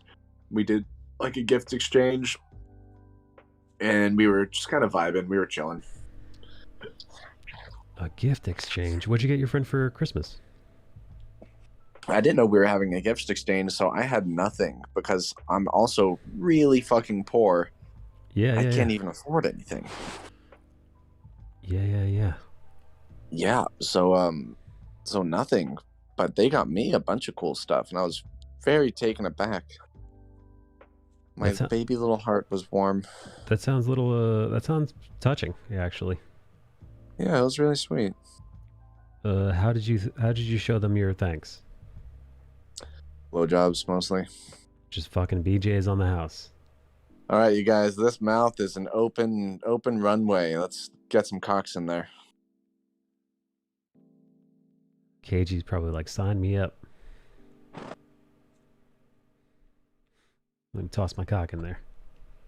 Just throw my cock right down that hole. Man, did you get anybody anything for Christmas? No, absolutely not. I have like $150 in my account, and I need to be able to Uber to the airport tomorrow. And I need to have at least $100 in my account to be a human. Right. Like, I don't know, man. I'm so fucking down and out. The best I can do is I'm the guy that's like, hey, I'm the present. I'm here. Right. Yeah. I show up. Yeah, that's all I got, man. Yeah, that's me right now. Yeah. It's tough. It's all right, man. Listen. 2022. It's 2020 I don't want to say 2020 poo. I don't want to say 2020 goo. 2022 is, I don't know, think of something. Hello, Midream. Hello, Jin Pai. Yes. Yes. How you doing, brother? I'm fucking chilling, man. Cool, dude. You gay? Yeah. Am I gay? You said yeah. Wait, what? Yeah. What? Way to come out of the closet, you homosexual. Yeah, way to go, Jen. What a place to do it, too. Michael Yeah. Danicolas channel, huh? My stream, I'm honored. We're going to remember this forever. We're gonna clip it and we're gonna show it to your grandkids. You gay? This is your grandpa coming out in front of everybody. My grandpa. There he is. No, you, Jinpai. Once you inevitably knock up a woman and then your offspring knock up other people, this is proof. Yeah. For them, your progeny. Yeah, for sure. This is proof of the gayness. Yeah. Gayness? That's right. Yeah. Your gayness. New word. Yeah, gayness. Nice gayness, bro. His gayness is so strong. So HB will be known as by blah, blah, blah, blah. You just got problem. Man, Danish, says Two Oak? Yes, that's exactly right. Danish gayness? Man. Austin. Well, yes, Michael. Dude, at least you're not in a relationship, so you don't have to get anybody. Like, you don't have those kind of pressures. Where there's some lady like, I hope he got me what I wanted for Christmas. I just got nothing. Because then you have to be like, listen, I'm poor. You get nothing. Yep, I got you this dick to suck on. Jesus Christ, dude. Jesus fucking Christ.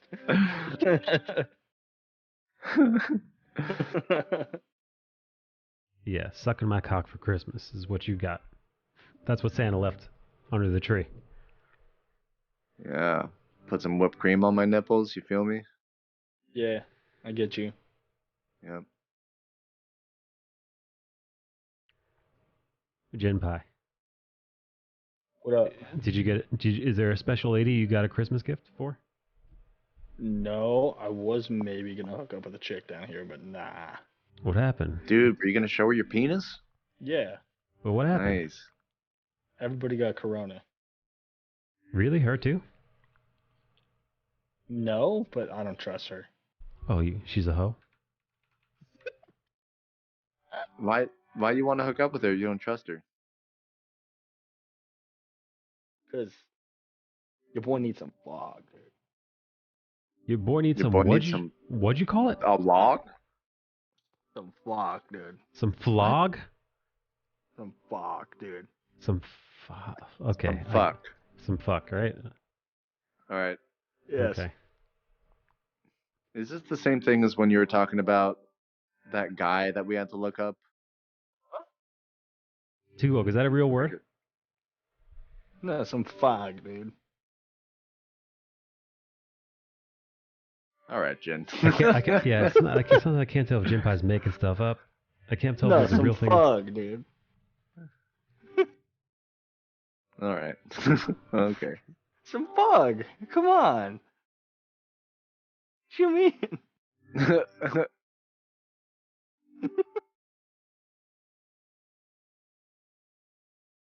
What a fog is, dude? Getting some fog, dude. Getting some frog? Getting some fog? Some fog. Getting some flog? Fog, dude. Some fog. Yeah. Getting fog. Getting some Kermit the Fog. Some fog, dude.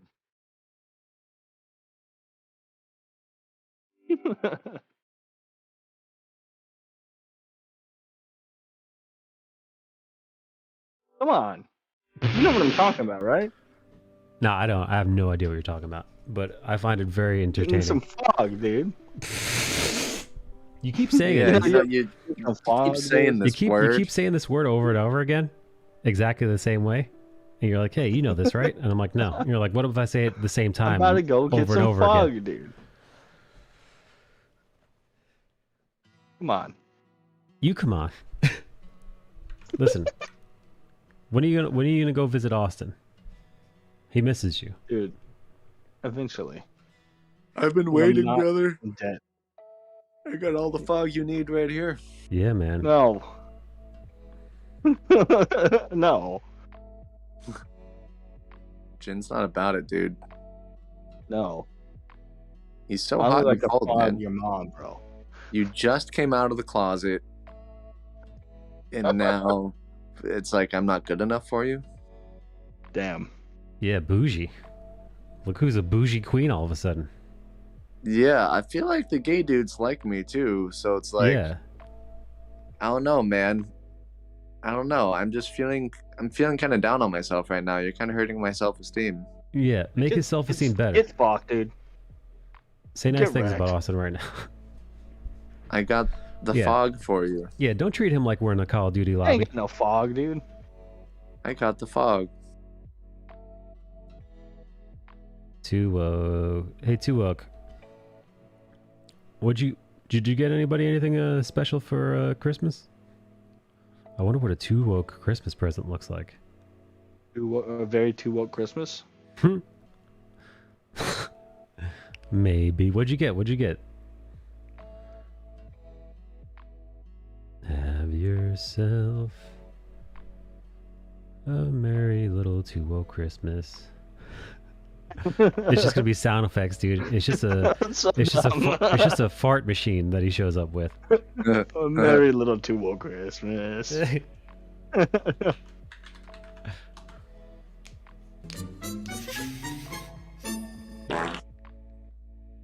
Tuok got them an NFT clip of something he clipped. Oh God. He turned his Nice. clips into NFTs.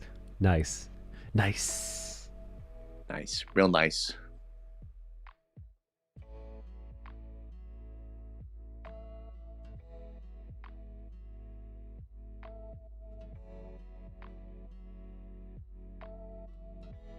Hey, Austin, what do you think your parents got you for Christmas? I don't know. Probably nothing. Really? But you're their special little angel. I'm their tiny baby little boy. Yeah. They're not going to leave their baby little boy hanging like that. Yeah, probably. Really? Mom and Yeah, dad? it's more about seeing each other, you know. I'm 31 now. It's not really about anything else. It's just about the family time. What about Santa Claus? Yeah. What about Santa Claus? Yeah. What about Santa Claus? I don't know, man. Sandy Claus? Santibonk. Do you remember what your mom got you last year? Menopause. There you go. Austin, what'd your mom get you last year for Christmas? I don't know. I think like some pants and some boots. Oh, boots. Oh wait, yeah. I already got some stuff from my mom for Christmas. See? What you Yeah, get you? I got a couple beanies, some Hey. shirts. I got Some furs? Is that what you new just said? Doc Martens. Yeah, some shirts. Oh, some shirts. I think you said some furs. I'm like, oh my god. Yeah, I got some furs. She's like, here's some beaver pelt No. for you. And I got some new Doc Martens. Cool mom. nice. That's cool mom Yeah. gifts. Wait, did you already get them? You already got your presents? Yeah, she sent them to me early. That's a sweet woman. Midge, your mom sounds Yeah, nice. Your mom that sounds is. like a nice lady. She's wonderful. I love her a lot. Oh man. Yeah, she's pretty cool. She's also a demon in the sack. How dare you? I wasn't gonna do any of that stuff. Because I respect Jen. Austin's mom too much. I will literally fuck you up so hard. dude. Yeah. Yeah. There's nothing you can do, bro. No, Austin's dad I'll do all day on. But not his mama. No, Mama's a saint. Yeah. Leave her alone. Yes, sir. Yeah. What did you get anybody anything cool, Mike?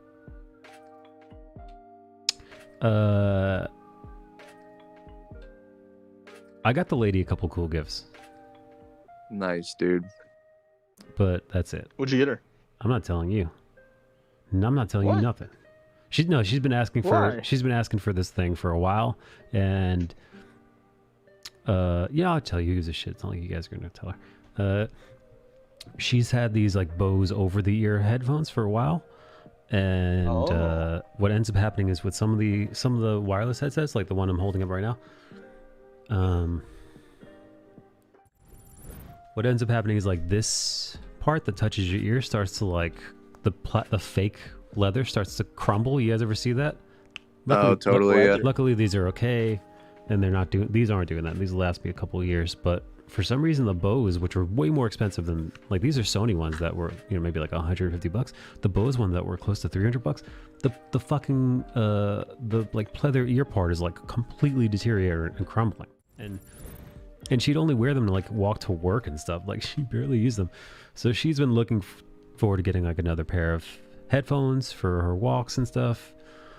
But it's one of those things where she wouldn't buy it for herself because it's a little pricey, and so so that's what I got her. I got her that. And I got her a couple other things, some books that she wanted, some other cutesy poo stuff, but that's it. Kind of cool. Oh, yeah, that's nice. Fucking good job, brother. That's sweet. I really want to say something. I'm a sweetie. This, but I'm not going to. I learned my mistake from last time. Way to go, Jin. Yes, thank you. You are a sweetie, Mike. Thank you. I'm almost as sweet as your mother's coochie. Yeah. Boom. Got him. Yo, Midstream, fly over here and we'll all hang out and get Corona together. I'm flying over there tomorrow morning. Wait, what? No, he's Actually? over. Well, he's in Jersey over here. Jinpai is right now. Oh yeah, Jinpai is in Jersey. Yeah. Midstream's going. Yeah. Midstream is going to retain his title as the King of Calabasas when he flies back. Be careful, bro. This Corona strain is actually like really contagious. It really is, dude. It's everywhere, man. Yeah. I think apparently planes are pretty safe because of the ventilation, but like, just don't kiss any hookers, my guy. That ruins all my plans. I know. It's such a problem. I'm sad now. It's okay. Hey, what if Jinpai's been catfishing us this whole time? I've met Jinpai face to face many times. He's not catfishing us. It's an elaborate catfish. Yeah, no, dude, this is deep, dude. This is like some like Russian like faux American stuff. He's living a double life. His name isn't Jinpai. He's not adopted. He speaks fluent Korean. He's a Korean national. He's a North Korean national. He's invaded America with his memes. Exactly. This is all an elaborate ruse to get information out of somebody. Not us, because we're stupid, but somebody. I gotta go, guys. He's a best Korea spy. That's right. That's why. Yeah, dude. Why do you think whenever we start shitting on Kim Jong-un, he always remains quiet? He doesn't want to. He doesn't want to let it slip. That's Jin. They found me out somewhere. Oh shit! What? He's getting that. Watch. He's gonna show up. He's gonna show up with that classic Kim Jong-un haircut next time you see him, dude. Michael, I know where you live. Watch out. Watch out now. Listen, hey, sign me up, dude. I'm in. Let's do it. I'm gonna climb up the wall of every single shitty apartment near you until I find you. I'm gonna pull a Spider-Man. Good luck, dude. There's a couple like actual soldiers. Matter of fact, the guy who just moved in is an active army guy. I saw him in his fucking getup, whatever he was, I don't know what they call the combat gear with the camo and all that. Oh god. His ghillie suit. I wish he showed up in a ghillie suit. Nah, man, he just had his boots on, his rucksack, his gear. Rucksack. You're the ruck, and you're the ruck, and Austin's the sack. That's epic. I'm the gay. That's all I got. That's pretty good. What, you think being gay is funny, Jen? Yeah. Oh. Ooh. Somebody tell Los Angeles this is what he's doing on here. Uh-oh. They'll never let him back in. This is what happens when I go back to NY, dude. Not allowed anywhere now. That's Become right. problematic. Dude. Yeah, man. Full problematic, dude. I saw him, dude. I saw Jinpai walking down the street. He pointed and called somebody a homo and then started laughing. Yeah. Just like that, dude. I was like, ooh, goodness. One sec. Nice, Jen. Real nice. What an animal. You can't treat people like that. This isn't North Korea.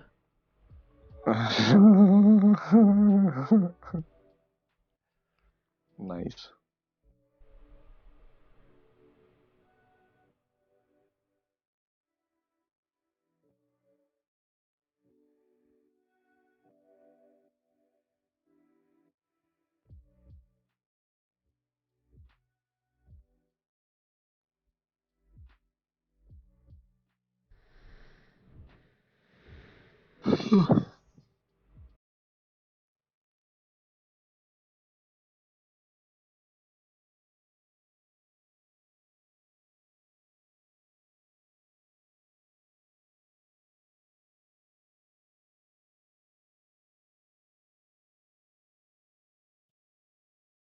Hey, did you see The Matrix?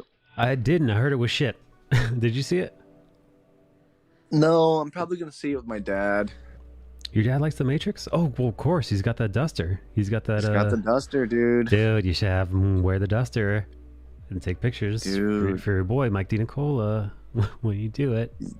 That's a good call. I want to do that. Oh, man. Do you think your half-sister got you anything for Christmas? I don't know. Maybe. I hope not, because You didn't get her shit. Nothing. I'm a big loser clown. I'm a big dork. Oh man, all right, I'm legit curious here. If your sister's like, Austin, I got you. I don't know how old she is. I think she's a teenager, but whatever. Austin, I got you. She's 16. Austin, I got you this. Insert gift here. Merry Christmas. And then, are you gonna be like, I didn't get you shit. Get the fuck out of here. Well, I would first express all the gratitude I could, be like, oh my gosh, this is amazing, oh, so cool, great, blah, blah, blah, blah, blah. And then I would say something along the lines of, I couldn't afford to get anybody anything this year, you guys, I'm so sorry. Oh. And leave it at that, baby. Well done. Well said. Nice. Nice.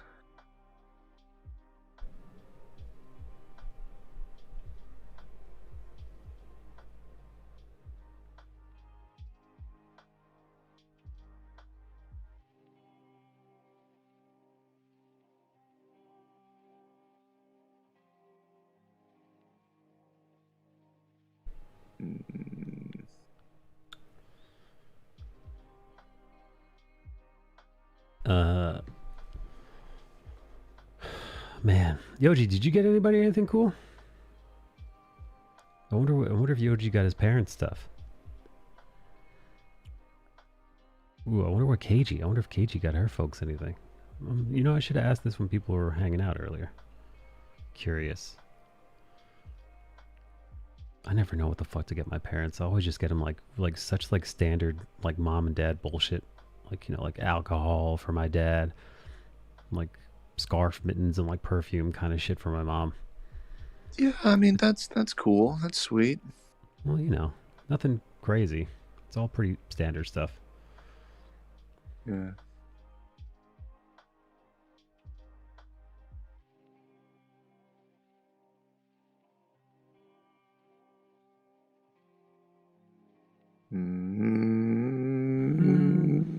Oh, I thought you were singing a Christmas song.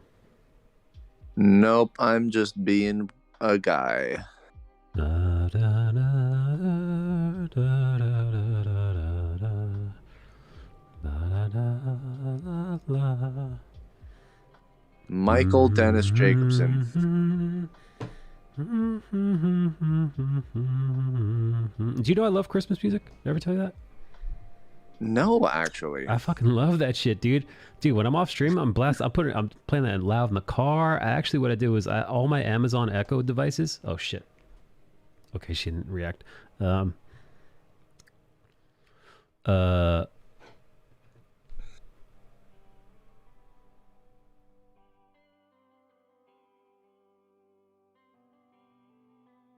Yeah. Sorry, somebody just messaged me something, asking me about Christmas. What I did was I hooked up all my Amazon Echo devices so that you could chain link them. So I got like 3 or 4 of them in the house, but one in like every major room. You could chain link them into one singular speaker. Oh, cool. You can group them into a it's called a group, like a party group. So what you say is you say the robot's name. I don't want to say it because it'll trigger shit. You say, "Hey, robot, play Christmas music on whatever you do in your party group." And she's like, "I got it, Ace." And it's connected to my Spotify, and it immediately starts playing all 4 speakers from this back room to the bedroom, kitchen, all living room. All the speakers go off, and they start playing. So you walk through the house, and you're listening to the same music. Kind of cool, dude. Kind of down. What do you think your favorite Christmas song is?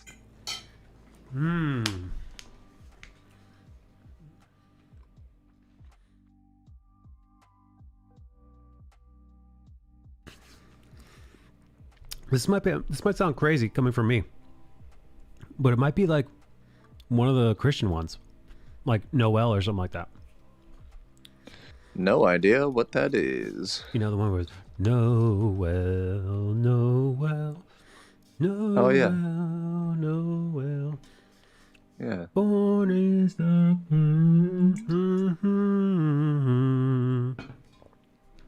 Yeah. Super religious. Super religious. It's like sung in churches. I've been to church. I probably count the amount of times I've been to a church on both hands. Never been to Christmas mass. But I like, dude, those Christian Catholic songs, they're fucking bangers, man.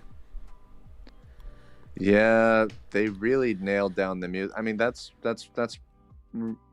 so Christianity is kind of the reason why we put music to papers and like we started tuning things the same, because they wanted to like homogenize the way that people were experiencing worship throughout Western Europe. Whoa. Yeah, they really nailed down the whole music thing really well, dude. That stuff is incredible. Man, that's their secret weapon, man. Yeah. Yeah, so I like that shit, even though I'm not, I'm practically an atheist. I don't want to say atheist. I do consider myself agnostic, right? Because I'm arrogant, but I'm not so arrogant to know that I have all the answers and know that religion is BS and it's all chaos. I mean, it might be. It might be all sheer chaos, or it might be something else. Something I can't think of because I'm just a, cognizant primate.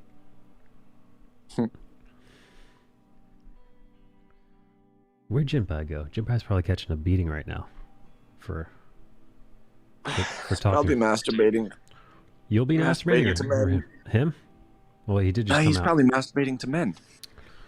Big hunky men. Big honkers.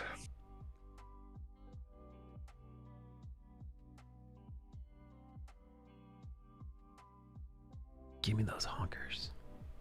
I'm trying to go to Big Honker Land, like the kingdom of big honkers.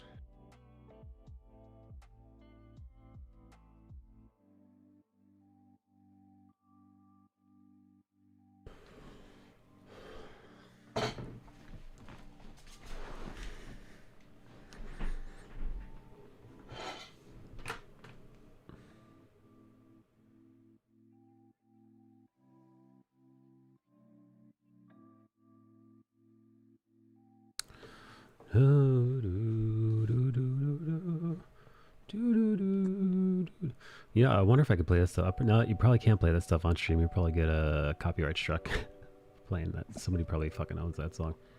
If somebody, Hey, Mike. Yeah, what's up?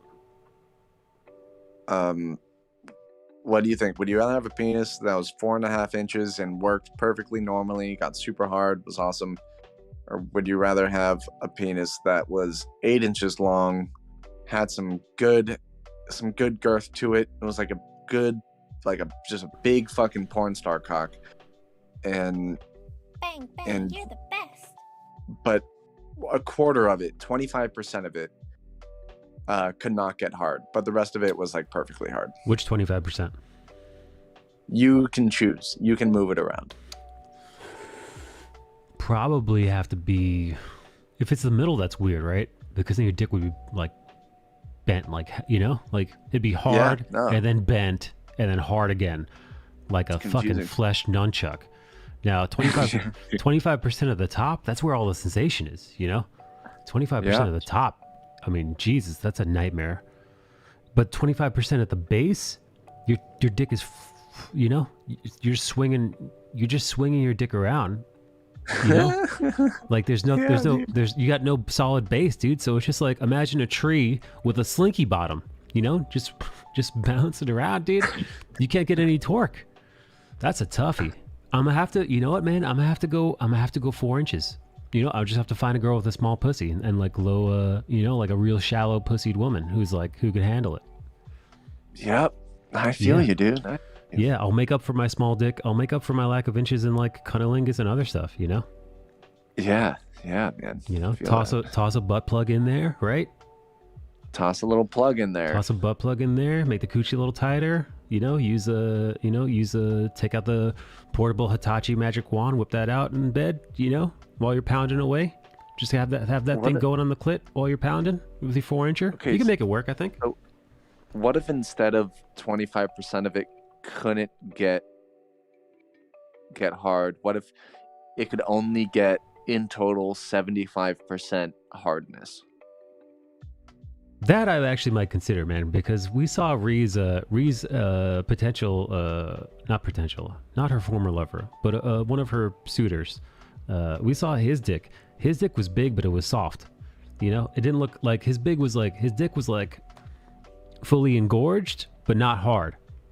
Like not hard as in stiff as a board. It was malleable, but hard. So I think you can work with that. I think it's workable. I like it. Yeah. I never seen that dude. What would you describe that? What would you describe him then? As a pursuer? A re-pursuer? I definitely prefer 4 inches thick over 8 inches not hard. A rebreeder. The whole not hard thing kind of sucks. Oh, Rhea, have you been with a dude who was like soft? That's not good for breeding, dude. You trying to breed Rhee? Rhee's unbreedable. How dare you? Rhee's unbreedable. Rhee says nah, never. Unless he had whiskey. I've had whiskey dick before. It's okay to do a little tiny bit of breeding, Rhee. It's okay.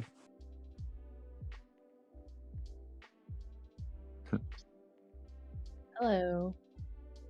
Hi. Hey, it's Nikki. How are you, Nikki? I'm great. How are you? Good.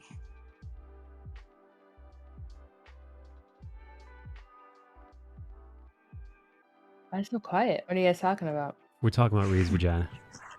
Oh. Yeah. No. Awkward. No, we're talking about Rhee's breedability. Interesting topic. Yeah, no, Rhee says she's never hooked up with a dude with a soft dick. Nicole.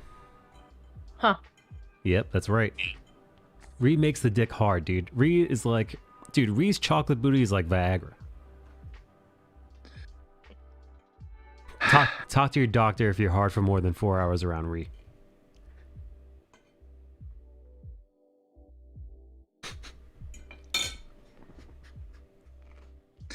Rhee, did your butt get bigger or smaller since you've been like working out more? What are you doing? Hi, KG.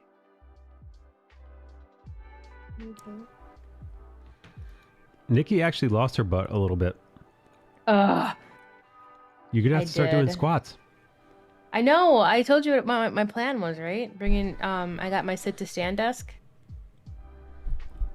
Oh, Ree lost a little So- bit of her butt too because of no squats. Oh, dude, you gotta rock the squats. Yeah. You guys make me want to do some squats so I could get my booty up, my booty game up. Squats and lunges. You got a fat ass, Mike? I got a decent ass for a man. Nice. Prove it. I get canceled from Twitch. That's how I get canceled. Not because You I've got a used fat not because I've used various racial epithets. Man, look at the shitter on that one. Oh boy. How are you guys doing as far as the misses and the whole ordeal? So far, no No symptoms? no symptoms. Okay, cool. Omicron, the symptoms present sooner than COVID classic. COVID classic. Austin getting a big booty. Yeah, so Omicron shows up in like 2 to 3 days from exposure. Like it's like that quick that the symptoms start to present if you've been exposed. Once exposed and once caught. However, it's been like a day and a half. I'm assuming is Ree asking? I got my glasses off. Is Ree asking if I've been exposed? Because my lady was exposed at work from her coworker about a day-ish ago. Her coworker tested positive for the COVID. So we're waiting and seeing.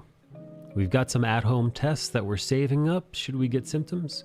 Because right now, any is it PCR, PRC tests? I don't know, whatever the acronym. PCR. Yeah, like VCR. Anyway, the PCR tests they're practically not like they're so hard to get. You're gonna wait 2 to 3 hours in the city. All the city MDs here are fucking locked up, man.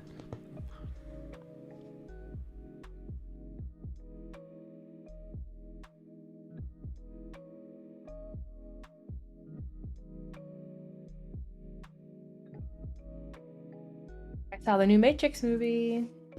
Oh. What'd you think? Nikki didn't like it.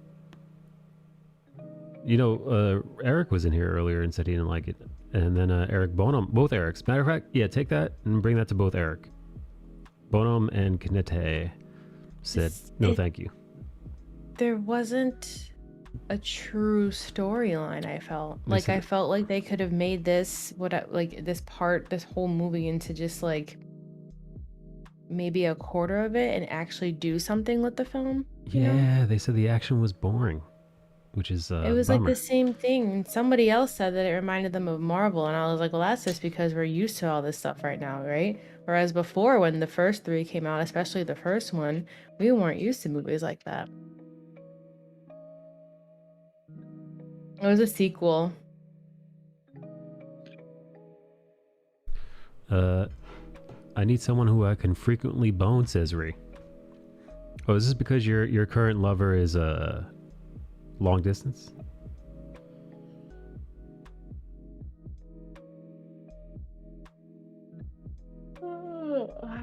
Is Ree allowed to have a friend with benefits? Why wouldn't she be? I don't know. Why allowed? I don't know what the rules are. Is Ree on birth Who has- control? Who has rules? What the fuck? I'm trying to understand how this works here. Nikki, write this down. Austin wants a cream pie Riri. Nikki, write that in the log. Stop. Put that down on the log. Stream log. I just want to know if Ree's on birth control. 12:22. Nikki, write this down. 8:44 Eastern time. Austin Dennis Jacobson wants to, and I quote, fill her up. Nikki, write that down. Oh, Jesus. Bring me in your bullshit. Quinn. I just want to know. Corner. Corner. Why? That's such a like a weird random question. That's like a Mike question. I just want to know for science. Academic reasons. I think the idea of breeding Ree is the funniest thing in the world to me. What? It's so funny, dude. No, what the fuck? I'm so what? Why? How is that funny? That's Why? not funny. No, are you okay? Oh my god. I find it funny because it's absurd. I don't find breeding Ree funny. I mean, I should reiterate, talking about breeding Ree is hilarious to me, right? So like making a joke that like Austin wants to cream pie Ree, that makes me laugh, right? I mean, that's like, who else do I talk about? I talk about breeding other people. Who else, Nikki? Is it Rum? Is it Rummy? I talk about Well, no, because she can't. Right. She's got PCOS, so her whole system there is like shut down, dude. Yeah. I don't know. I think you pretend that she's not shut down and you'll crack jokes because she also like doesn't want kids either. So yeah, her egg factory currently is like about functional as a Toys R Us, but it's funny. Christ, Michael. It's funny to talk about. I don't know. I can't relate to what Austin's saying though. Austin's talking crazy right now. It's the same thing. What do you mean? No way, dude. Bro. No, it's not. Reed, don't hang out with this gentleman. He's ready to bust his nuts at you for goofs. No, I'm not. So anyways, I didn't like the movie. Back to the Matrix. Back to the Matrix. The thought of me having children makes Austin laugh. Noted. Maybe it's having Austin's children. All right, so Nene Rivers pregnant with Austin's babies. Hilarious. Austin says. No. Ree and I are more homies. We're on homie level. We're on like vibing homie level. That's chill. Is it funny because the idea of you getting re-pregnant is like the same as like you getting like Jinpai pregnant? like it's like that. Oh, Jesus. You know?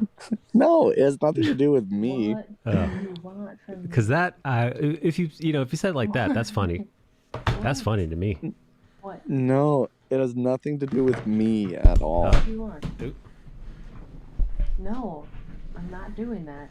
No. Oh, somebody's trying to get Nikki pregnant right now. Yeah, dude.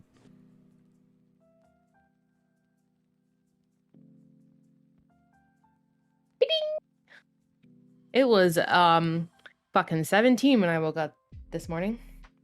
Degrees? Yeah, man, I was fucking freezing.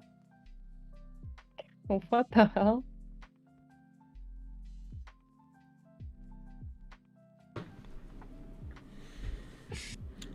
Hey Reed, when you visit your folks on the East Coast, do you guys talk about politics or do you avoid it?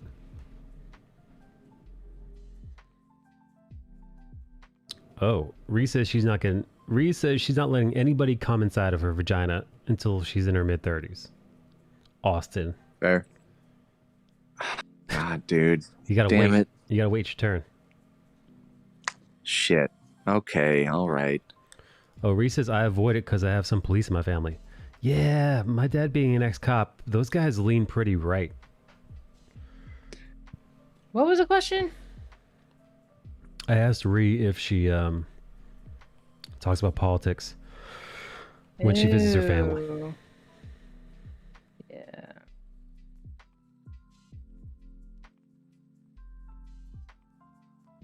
Yeah. Stop staring at me, bro. It's just birth control or plan B. Come here. There she is. It's Ree. Hey, Ree. Hi, Ree. Oh, Ree's microphone is quiet.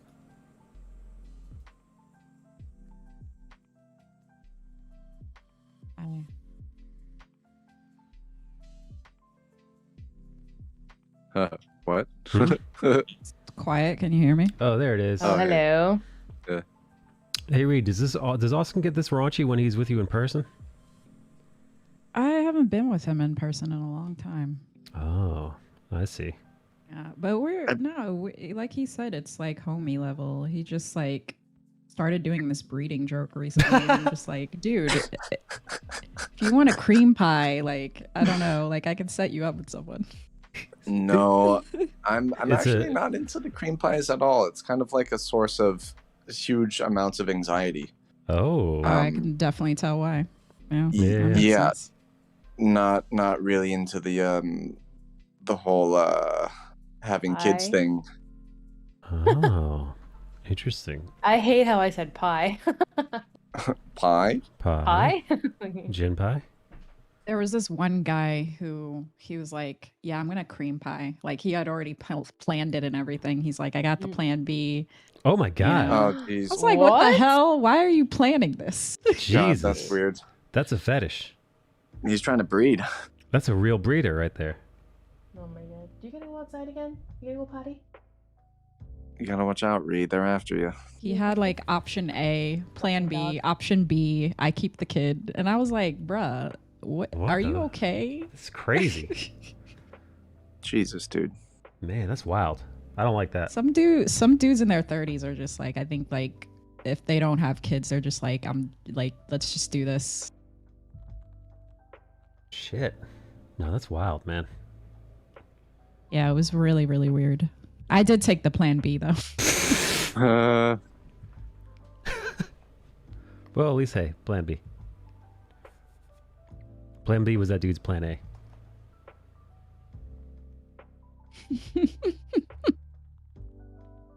Yeah, I even had, so there's this girl back home who's kind of like out of the blue started flirting with me, and she mentioned something like that, and I had to like explicitly state like, hey, that's not happening, and I'm super not down for that. Oh, and she it kind wanted- of super, it very much killed the mood. Oh, she wanted you to bust those nuts, huh? Inside. Yeah. And I was like, yeah, no, that's not happening. She's like, I'm on birth control. I'm like, yeah, no, that's, again, never Yeah, if you don't happened. really know them, you can't really trust that they're on birth control. No, I know her pretty well. I've known her since high school. But, I mean, it's just not something that I'm willing, because, like, I don't know, I kind of want to get fixed. I kind of want to, like, why do you say it like get you're a vasectomy fucking or- shelter animal? What the fuck? want to fucking, He wants to get neutered. Remember to spay and neuter your Austin. I kind of want to shut off the fucking semen valve. Is it more because you're like, I really don't want to take care of kids, or you just don't yes. like kids? Yo, guys. Oh, Yo, look what I got. Yo, KG, look. what did you get? What is that? It's a shiny Pikachu. Dude, nice. It's a but it's a shiny holiday Pikachu KG. I just fired up my That's cute as fuck. dude, I just fired it up. Nice. Sorry. All right, back to people coming inside of Ree. Right. Yeah. Back to the breeding. No.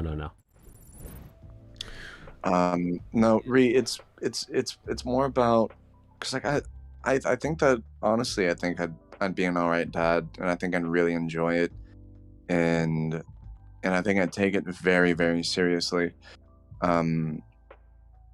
After the whole Danielle thing, I don't know if I like trust anybody to mother my children, really. Oh. It's like, I'd almost rather just do it alone, you know? What? Interesting. Yeah. That I don't get. Yeah. Yeah. I do a Then guy it's like that. I don't do a really guy know like if I that want to too. bring a child into the world, you know? That I understand. Yeah, that's of what a- I had the hardest part with. I'm like, this world kind of shitty. Yeah, dude, my mom said to me like 3 months ago, she's like, Austin, it's okay if you don't have kids. Your brother had kids. Your sister had kids. It's okay if you don't have kids. Honestly, if I knew how the world was going to be right now, I might have not had kids. It's like, wow, thanks, Mom. Ooh, dark mom. Yeah. So I'm pretty good with children though, so I don't have any qualms great about with kids. that. Yeah. It's mostly like financially, like, am I gonna have enough money and time? Yeah, I can't afford kids. Yeah, they're expensive, man, and I'm poor. Yeah, we're all very poor, huh? Well, I think No. I'm poor. Ree, are you a rich girl, Ree? No, definitely not. Very middle class. Nice. I'm very poor. I'm poor. I'm destitute. I'm trying to marry up. Gotta find me a sugar mama. You know, I thought about it a lot. I'm like, should I just marry someone older who just wants to take care of me and be irresponsible but a good mother? Just be like a creative who occasionally does things. I mean, that's an option. But I don't know. I also have in me like the need for ambition and success. So it's like, yeah, you got that drive. Yeah, I feel like I'd feel lazy doing that. Same. Yeah, like that rock song, right? Like that rock song that's popular on TikTok. Oh, that song is so terrible. It's so bad, but he loves it. He really does, and it's kind of endearing that he. It's loves really it so sweet. much. It's so bad, but he likes it. Like have you seen that video of him on the red carpet? No. So he's on the What red are you carpet. talking about? He's on the red carpet. The rock song. Yeah, He does the a rock rap song. and it's terrible. It's so bad, dude. So bad. The Rock, like Dwayne Johnson. Yeah, Dwayne the Rock Johnson Yeah. is in a rap. He's rapping. Okay, I gotta go mute and Yeah. deafen myself. I gotta go watch this. I'll be right back. Yes. There's a moment of him on the red carpet promoting something, and it's one of those things where there are camera people on the red carpet, and there's also like fans off, who are like cheering and stuff. And sure enough, Dwayne the Rock Johnson is walking past, and then there's a girl who just starts shouting the lyrics to the song. Like she just starts, and then he hears it. He hears it, and then he starts singing it at her. And then a bunch of them are doing like kind of like a singing songy version of it, and it's actually really cute, man. That is cute.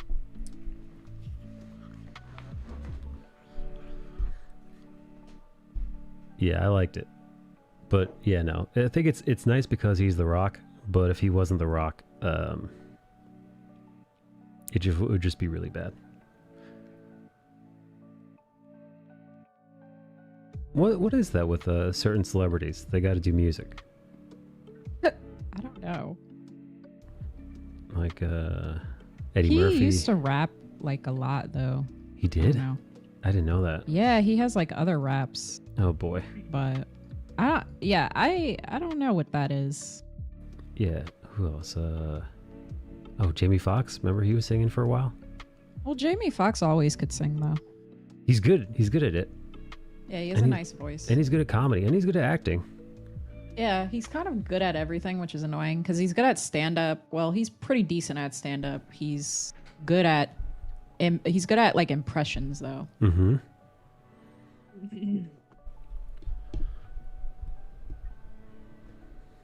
I really enjoyed him in Spider-Man. I liked that he was like different.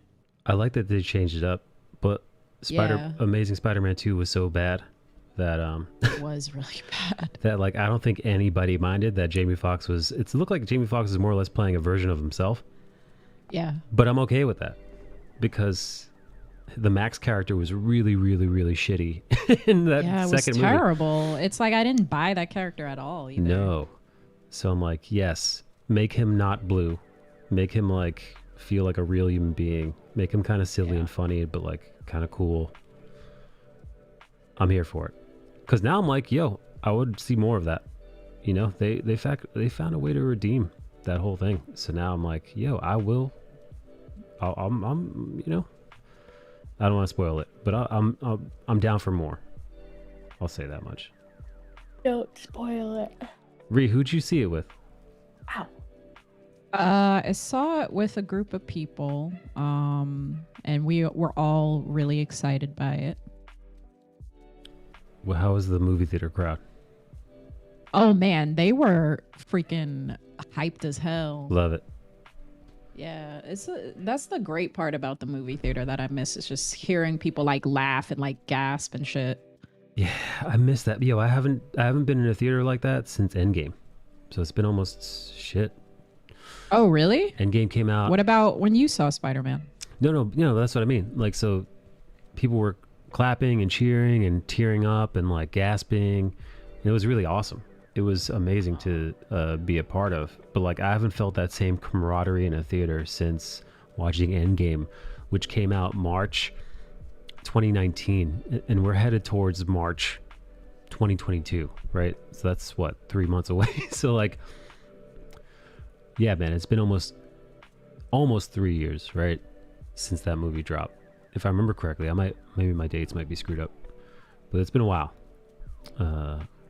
I've seen other movies in the movie theater, like Dune and stuff, but nothing like that, man. Nothing like had people like clapping and cheering and like hooting and carrying on. But like, it was good. I wasn't like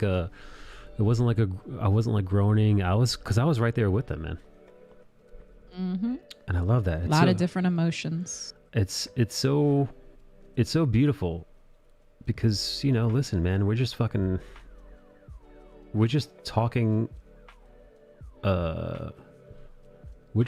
primates, man. You know, but like we're these social animals, right? We're these social animals, and it's just nice to share something like that with strangers, like this kind of group social event, to like feel the same emotions as a group of strangers all at the same time. There's nothing quite like it, man. Only like maybe going to like a comedy show or something like that. But it's one of those things where it felt good. It felt good to be a person, sharing a cultural moment with people. People. Yeah, man. I'm very excited for Friday. Yeah, especially after like these last couple of years, man, have been rough on everyone. Yeah, and you know what? It's unfortunate with how things are going right now with the new variant, so I would be okay with this being the possible last movie to see in theater again before another lockdown initially, right? Damn, you think we're gonna get there again? Another one? Yeah, well, Chicago might be. The area around it probably too. I don't know. Shit. When Chicago does something, the rest of the state does something, because the governor and the mayor are like besties. They're both silly. So, and Okay. Oh yeah, sing the song now. Sing the chorus. Austin, let's go. Oh man. Oh.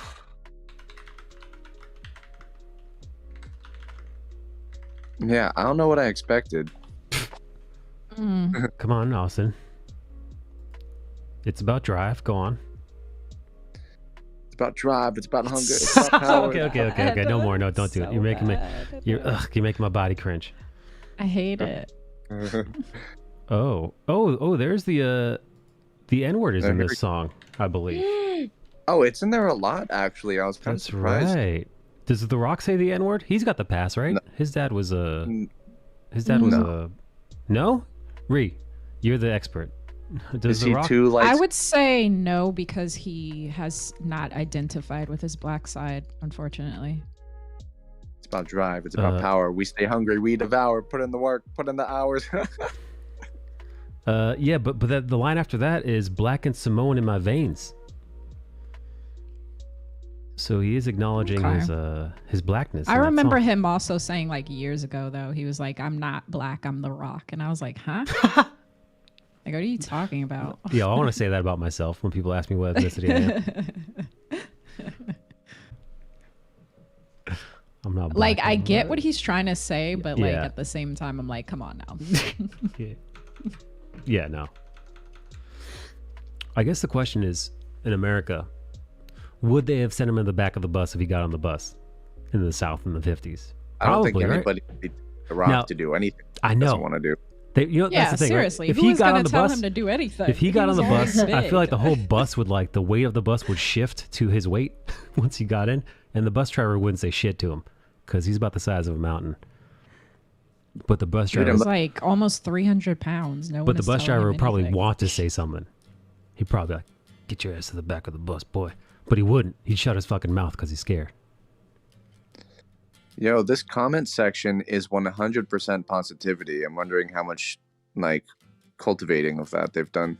Well, also like people He's- really do love The Rock. He is I very love- positive, man. He's Yeah. like a walk. Like he's a great example of a person who does put that work in every day, man. Yeah, That dude wakes he up at truly 5 o'clock in does. the morning and gets stuff done, and he gets it done with a smile He on his works face. like he's still poor.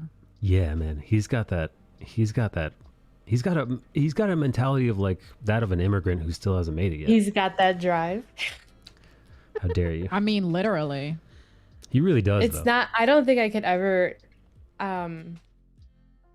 Yeah, I mean, you always kind of feel hyped whenever he's doing something on social media. Even talking about his nasty tequila. I don't like that tequila. But Really? Dude. I heard it was good. yeah, I do not like it. You tried it? You didn't like it? I gotta try it with Yeah. pineapple juice.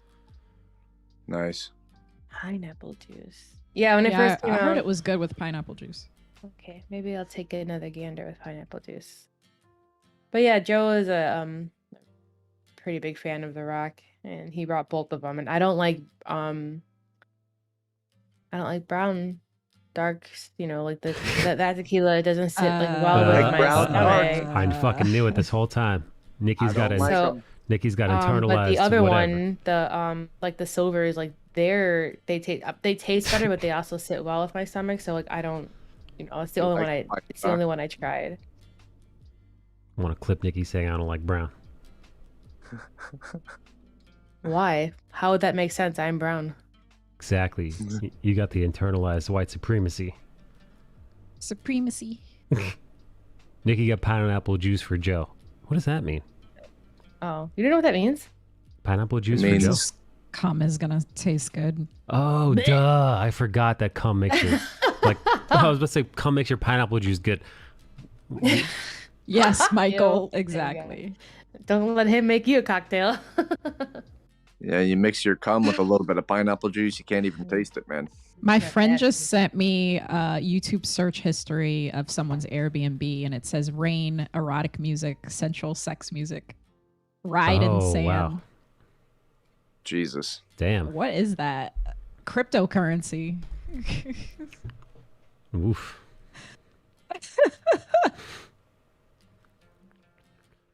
Salt? No, sir. Dip my rim in cum. Dip my rim. Ew. It smells like bleach. Yeah, right? Hate Cum? the smell of cum. Yeah. Yeah, the cum does not... Cum smells like... Yeah. What kind of Ammonia. cum are you fucking hanging out with? Come on, dude. We all smell that. We all know what that cum smells Are you like. serious? Yeah, You no. don't smell your own cum? Like bleach, though? You know that shit Yeah. smells like chlorine. Yeah, it smells like no, ammonia, it, dude. no, it doesn't. Come on, chat. Yeah, this Eh, is Yeah. Come on now. Come on now. Are you Literally. capping? No. Or do you just not smell it? I've smelled my cum. I know what my cum smells like. Is Austin just Like- really healthy? I don't Maybe know. he's got Doesn't that smell weird... like- Maybe he's Or got... maybe he's not healthy. Maybe he's got it's the indigenous opposite. cum. It smells different. What is healthy smelling cum? Researching. Yeah. Ooh. Someone needs more pineapple in the Yeah, diet. it says semen should smell like bleach, Yeah, exactly. ammonia, or other alkaline substances. There you okay, so go. you're not healthy. You got Yeah. unhealthy cum. So You got yeah, what unhealthy does your cum, cum Austin. smell like? I guess I could see like some, maybe some kind of detergent, but like, smells like- it's like flowery. His you dick know? smells like a What? Tide Pods. Yeah. How you got flowery cum? Like Let me wait, see. like Is that normal? Floral scent? floral scent cum? Like roses? Like no, lavender?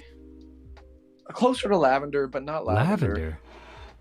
He's got that. He's got that sage cum. What is it? What are you eating?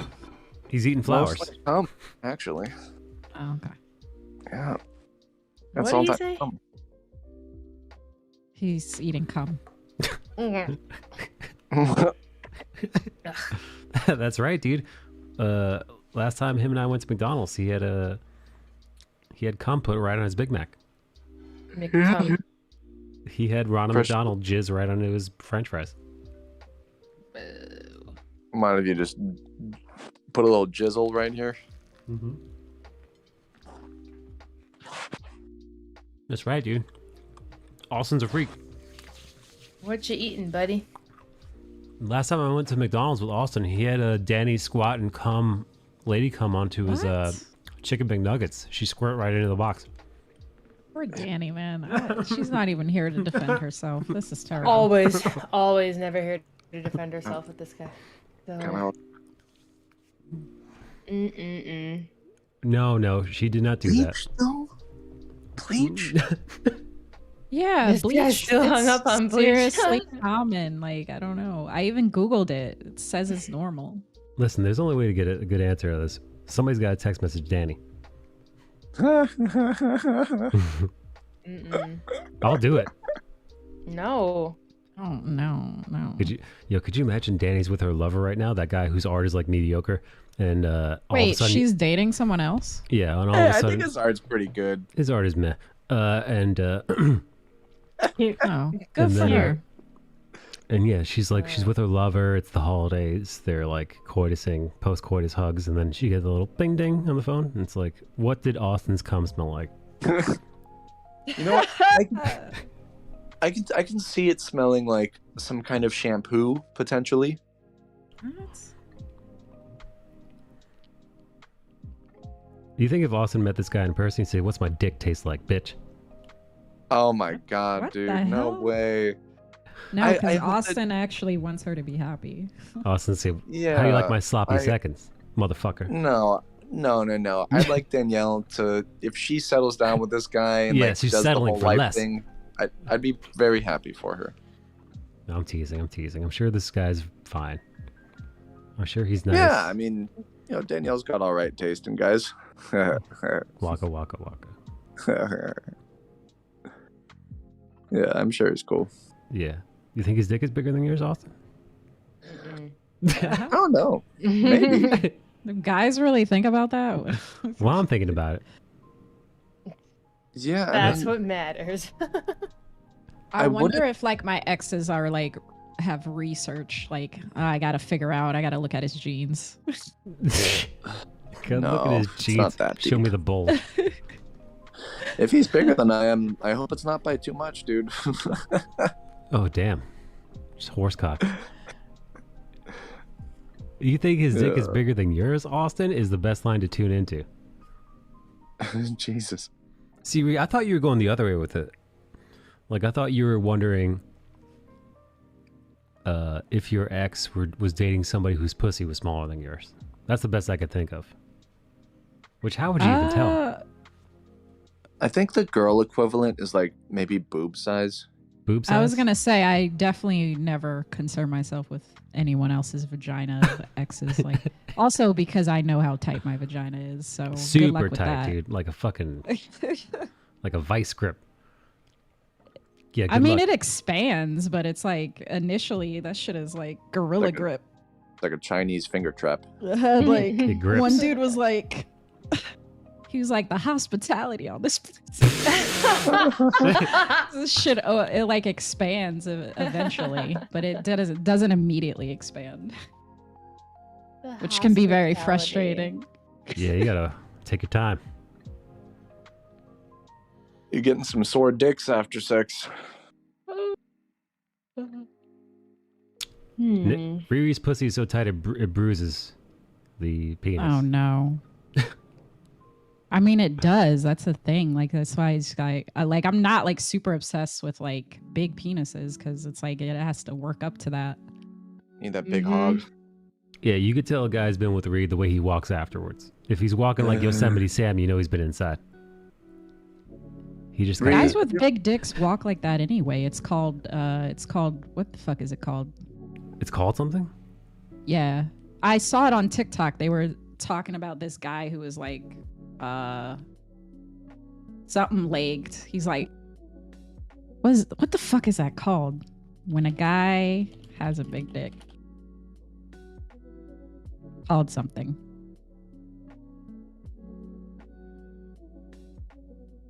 He's hogging. He's logging. It's not called hog leg. It's called something. What the fuck is that? Like I saw it on TikTok. I swear. I was like, like a I know tripod? exactly what the fuck they're talking about. Somebody's got to watch No, Skull it's Bash like walking. when someone like walks a certain way, like their legs are more far apart. You know what I'm talking about? I don't think that, like, cause I'm substantially sized, you know. I cross. Bow-legged. That's what it's called. It's called bow-legged. Oh, bow-legged walk. like Yeah, a that's the Yosemite Sam walk. Yes. Yosemite Sam, Yeah, he but- doesn't bend his knees. He just kind of like fucking, he like, rotates the hips to move. yeah, exactly, man. Because there's too much. I don't know how big Yosemite Sam's dick is, but you know what I mean, man. You look like Yeah, it's got nothing to do with that. Like I Oh. cross my legs so tight constantly. It's got nothing to do with how much Does room that have there to is. do with big balls? No. Oh. Like how big are your your balls? body will make room for No. all that. I see some guys like walking bow-legged, and I'm like, oh, he must have a big dick. No, That's it's not what how that it works. means. No. I feel like I've got decent sized balls. Got some good balls on you, Mike? Like they're not like too big, they're not too small. They're kind of like my dick. Like it's good medium. Nice. I love how like you're just so happy with it. You're like, it's good. Well, you It's know what it is? great. Because like it's Because modest. some people have giant balls. Yeah, And no, it's I just wouldn't like, want what is giant balls. That seems like way too uncomfortable. What is that? Like I don't I want just giant want balls, dude. Too much balls. Way I too kinda much. wish my And all- balls were bigger. And like I said, my dick, because my dick is like average size, if my dick was like really big and my balls like hung lower than my dick, like by a lot, it'd be really upsetting, I think. It'd be really like Eventually, it will be though when you get older. your Yeah, but balls will just droop. when I'm age enough that my balls are like super droopy, at that point, who's looking for me? Nobody. You know what? But you might sit on your balls. Well, people do that. Old guys do that, I hear. Yeah, I've done that like twice. It sucks. Oh Jesus. Should we text message Skullbash and see if he ever sits on his balls? Yeah. Ask Skullbash if the size of his cock affects his walking. I really think he's gonna say like, "No, dude, that's ridiculous." I didn't know that. God, it did. Here, I'm pulling up his. Hey, does your dick size affect the way you walk? Oh, somebody's got an iPhone. Haha. New folder. Fun.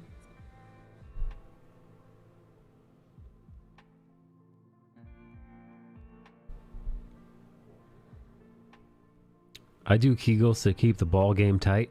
Kegels doesn't affect your balls though. Huh? Right? I mean, I guess it does grab everything up, but like that's not just your balls. More for your prostate, right? Yeah. Yeah, I was gonna say it's your prostate. I don't know. I think I don't even know if you could do anything about droopy balls. Maybe get like a tuck or something. I don't know. Like pull the skin up or something.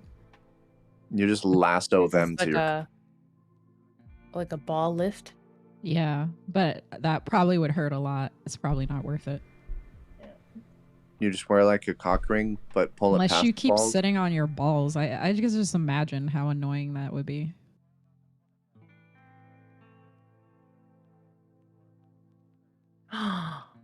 Holy shit. I got a lot of files on here. Ooh, what kind of? I had to get a desktop license so I can use fonts, and I had no clue there were 208 files in this download. And I only paid like 23 bucks. No. Nikki.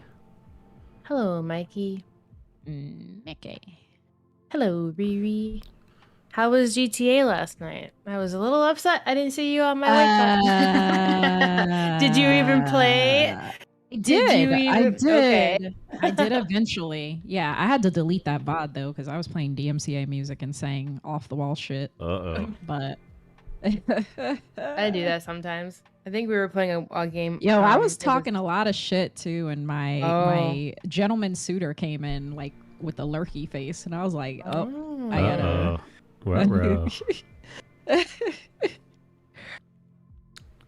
Would he be upset if you hooked up with another dude, or would he want to like? Would he like? I'm trying to figure that out because I'm getting mixed messages about that. Because before it was like, oh yeah, open relationship, cool. You know, we chillin', we're not exclusive. But certain, I don't know, like something changed, and now he's like not as open as talking about his hookups, and oh, I see. Definitely never asked me. And then he did say in passing, he was like, I hope I'm the only dick you need. And I was like, what? Whoa. He's like, I'm not possessive. And I'm like, I don't know. I'm getting mixed messages here. He's trying to lock it down, Ree. Yeah, welcome I don't to think Breed. so. Welcome to Because if Breed he City. was, he wouldn't be fucking other people. You ever see the ladies? I'm not down with the poly thing. It's like I'm down to only hook up with one person. I don't think he is either, and I think he's starting to figure that shit out. Yeah, I'm not down with that at all. If I'm hooking up with someone, I'd like it to be like it's only us hooking up. You wouldn't like invite. it's okay to not involve emotionally. That's totally cool. We can do that. Well, see, here's the thing. I like exclusivity when it comes to relationships, but I don't mind like having sexual encounters with other people, especially if it includes us. Like if it's like a threesome or like we go to like some type of party, you know. But Yeah, that kind of stuff. ultimately, I have no interest in polygamy. Like I don't want multiple relationships. Yeah, that seems like a lot of work. It's too much. It's not even that. It's just I feel like I would be half-assing all of them. Like Yeah, I feel like I put a lot of effort into my relationships that it just wouldn't work, and I definitely fail someone, you know? Also, I'd imagine it's really hard because you have to balance. First off, getting one relationship to work is difficult because it's not easy. I mean, relationships can be easy if you're with a partner who understands you, but it still requires a lot of work and communication. Even the quote unquote easy relationships take some fucking elbow grease. Now, adding a third person into the mix with that dynamic, man, I feel like you're asking for trouble. I'm not saying it's impossible. I'm not saying people can't do it. I'm just saying that exponentially makes just the average difficulties of being in a long-term committed relationship with one person that much more strenuous. But you know, listen, to each their own. If that's what you're looking for, which you know some people are, and you feel like you could invest that amount of time to get it right and have everybody be happy with one another and Godspeed, Yeah, there's man. people who like live in like a throuple, and I'm like, how do y'all do that?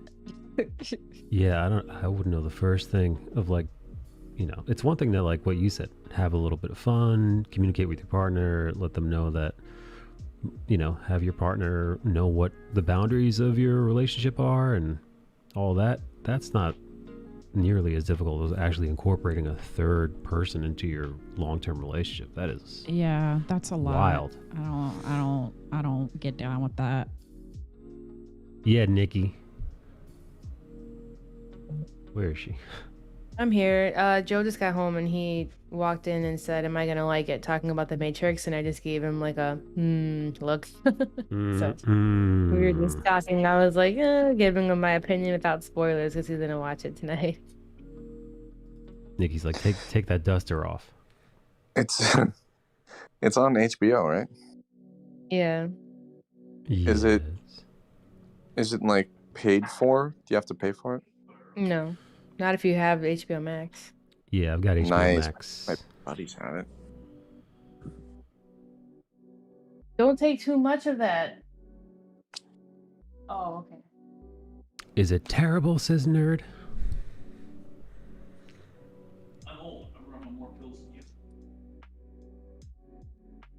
The plot could have been better, Matt. Like a lot better. I'm still probably gonna go see it with my family though.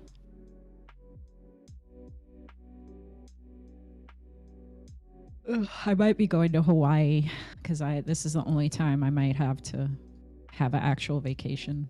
Which I've not had in years. Like, stuff it in somehow. Stuff. But no, it was funny because I was talking shit last night, and the plan was actually for him to come for New Year's Eve, like where I was in New York. But that might actually change into us just going to Hawaii. Yeah. So that's why I was like, I need to get an IUD. Yeah, call it the cream pie vacation. Just in case, you never know. Hawaii is kind of too sexy, so. Quiet. Hawaii, I've never been, but I imagine is very sexy. Listen. I've never been either, but I know my friend went and they ended up pregnant, so I'm just trying to not do that. Oh, I could see that going down. Riri, you gotta be careful. Yeah, I definitely have to because they already have a child. Oh, so they're fertile. They're shooting live rounds. They got that Alec Baldwin cock. No, they seriously do because their dad also is very fertile. Oof. He has like 10 kids. I'm not even exaggerating. Oh my God, protect the eggs. Yeah. His dad is like, he'd be out there. His dad actually recently married his mom. But they only had one kid, him together, and then he has like various other women who he impregnated. Damn. Various? Various. Yeah. Man, that could have been me. That could have been you. You're right, because you were wildin'. Yeah, man. I really was. I was like, cream pie, schmeam pie. Yeah, not good. No good. Luckily, these women. He says he did it because he lost all of his like siblings, like they all died. So he's like, I want a big family. So he just impregnated various women. Oof. And I was like, that's a kind of weird way to do that, though. Yeah. No. Nikki says, no. No. Well, Nikki's boyfriend, he got the snip, so he's firing blanks. So it's cream pie all day in Nikki's house. No.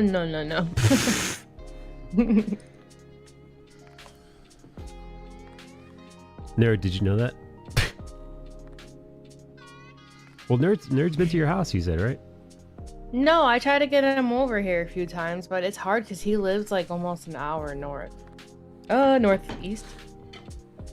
But it's hard for like Joe and I to think about going out there and vice versa because we live so far and we both got like dogs and stuff. You know, like I can't leave a dog. We could, but it's just like we got to time it then, right? Like we got to leave here to drive there, and then you're thinking too much. You're thinking too much about it. It's very easy to find shelter for dogs. No, not when you have a very anxiety dog that likes to tear up furniture and throw up around randomly. You got to be careful with There's that. no like dog hotel? No. Oh my God, no. I don't trust those. Oh yeah? No. Again, what it really about depends on the dog. At a vet? I trust our dog Walker, who lives 4 houses down, but that's about it. Well, there you go. Yeah, she's just been so busy because she actually started her business and then officially quit her 9-to-5 job for this. But this was like when we were planning it, it was what, last summer, Matt? And I could not get booked in because which was great for her. I'm really happy that her clientele's growing. You gotta go on sexy vacations, Nikki. I can't get this guy to go on vacation for the life of me. Not until everything is set with court, all that bullshit. No, that's boring. Fuck court. Yeah, fuck. Listen, fuck Joe's responsibilities. Fuck Joe's responsibilities. Fuck those dogs. You dogs, go fuck themselves. Board those shits. Go on vacation. Excuse you. That's right. Okay. My babies. Nah. Yeah, no, I really think people need to stop caring so much and just fuck off and go on vacation. Because, like, really, this has been two very long years. Sometimes you just gotta do what you gotta do. Because when are you gonna get the chance to? I agree. I agree. Vacation would be a little bit easier booking it with the dogs, but like just with Matt coming over here just for like a barbecue or vice versa for one night, that was tough trying to figure that out. Yeah. Wait. But yeah, and like I have like my friend Chanel, like she will house sit, but like how would it be if I just went up to her and be like, hey, can you watch the dog so we can go to Matt's house because she knows Matt too? Like dick move. Wow, damn. Wait, so you can't leave your dogs alone even just for a couple hours? No, we can. It's just I guess maybe like at that time, because like Dallas is still like puking randomly, you know? We just gotta be careful with them, that's all. It sounds like a nightmare. But I do know like Matt and I were talking about going camping, and some areas you can bring dogs, you know, if it came down to it. It's not all bad. You just have to like really plan it out. But like I said, our schedules weren't mixing out with Matt and like his wife, because she, like he said, she works at a vet on weekends. So dude, that sounds like a nightmare, man. It sounds like all of the problems and all the downsides to having a child, but without actually any of the reward of having a child. the only good thing is you can actually put these motherfuckers in crates when you need to. No, the reward is that they don't cry. Yeah, but at the end you get like a person that like loves you. Here, that's true. At the end, They have you just unconditional love from a fur dog. Yeah, but like at the end of that line, you bury it and then you buy another one. Did you guys get a new cat? No. Okay, then they. Why aren't you getting a new cat? I think it's time. Nah, man. I think if anything happens, I don't know if it'll be. I don't know if Cat? You gotta get a new cat. Yeah, you gotta get a Robin now. I kind of want to get a new cat. Cause yeah, that's just a bummer, man. Those things fucking die. I don't want to like. This is valid. I told Joe that I would need to wait a while, if like when that time happens. If I'm like, I know. That's why I changed it. Yeah. My immortal dogs. Yeah. God, I wish. Yeah, they die too soon. I wish they lived at least for like 25 years. Yeah, no, man. It's a bummer. Or longer, ideally. Yeah, like can we go together? Bury human suit. Buried my mom. They were out of them at the shelter though. So like that's what I'm talking about, man. Like, I mean, well, shit. Ideally, if you have offspring, you don't bury those. Yeah, but and eventually they may take care of you. Yeah. But goddamn, shit. I just realized if you do though, oof, because one of my friends had a scare where her kid, she was like one of the first people I knew that got preggers when we were in our 20s, and then when her kid was like 9 or 10, got a cancer, got leukemia. He's okay though. Man. Okay, he made it, but oh really? Oh, good. That's horrifying. But like for a while there was like, holy shit, It's like all the chemo treatments, and couldn't go to school to be with other kids because his immune system was compromised. It was really fucking scary, man. So that's a nightmare. So I guess everything sucks. Pick your poison. Pick your poison. So I mean, if you're afraid of having relationships because you're afraid that people will die or things that you love will die, I mean, you're kind of that's going to be a very missing lonely out world. on. Yeah, you're missing out on all the potential memories that you could make. Like you're right. That's no way to live gives your life. life purpose. You are absolutely right. It's time for me to get somebody pregnant. Who's ready? Yeah, I and got also excited. get a cat. Yeah. I was about to say, I thought you were gonna say cat, and I was like, No, yeah. it's pregnant time. KG, you ready? What if somebody just gifted a cat to you? Gifted, like a Christmas gift? Like, yeah. What if they were just like surprise? Like you're just gonna be like, no. I said, get the fuck out of here. No, I don't know.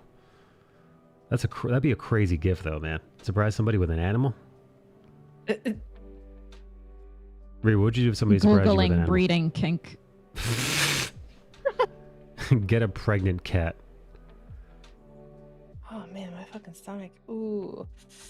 The stitches? No, I think it's like the gas buildup again. I have to go walk around. Fart. Nikki's Nikki's fart city, dude. No, remember that happened last time? I just burped for like an hour. Yeah, No, I swear. yeah. I would prefer it. And we talked about shit on here the last time. Like I really got a shit. And I thought it was gonna happen, and I thought I had a fart. And after we got off stream, I continued walking around my house, and I burped for what seemed to be like forever. I was like burp, burp, burp. Yeah, Yeah, I've had foods where I just kept burping the whole day. But this is normal with this type of surgery, so I have to like be careful that I just like don't sit on it. Like I literally have to walk it Yeah, out. you need to fart. You better do some yoga and fart. Yoga farts. Yeah. Riri, Nikki held in her burp so much that they became farts. Jesus. Oh my gosh. Yoji says a friend bought his girlfriend a dog. She couldn't even take it home because she was living with her parents, so he ended up having to take care of it. Also, it was $1,000 dog, so he had to make monthly payments on it. He bought that dog on layaway. The fuck? God, that's crazy. Also, why do you buy That such an sucks, expensive though. dog, dude? Just go to the pound, man. Buy one of those fucking. Buy one of those Yeah, fuckers. adopt Cheap. a dog. Adopt, don't shop. That's the way to go.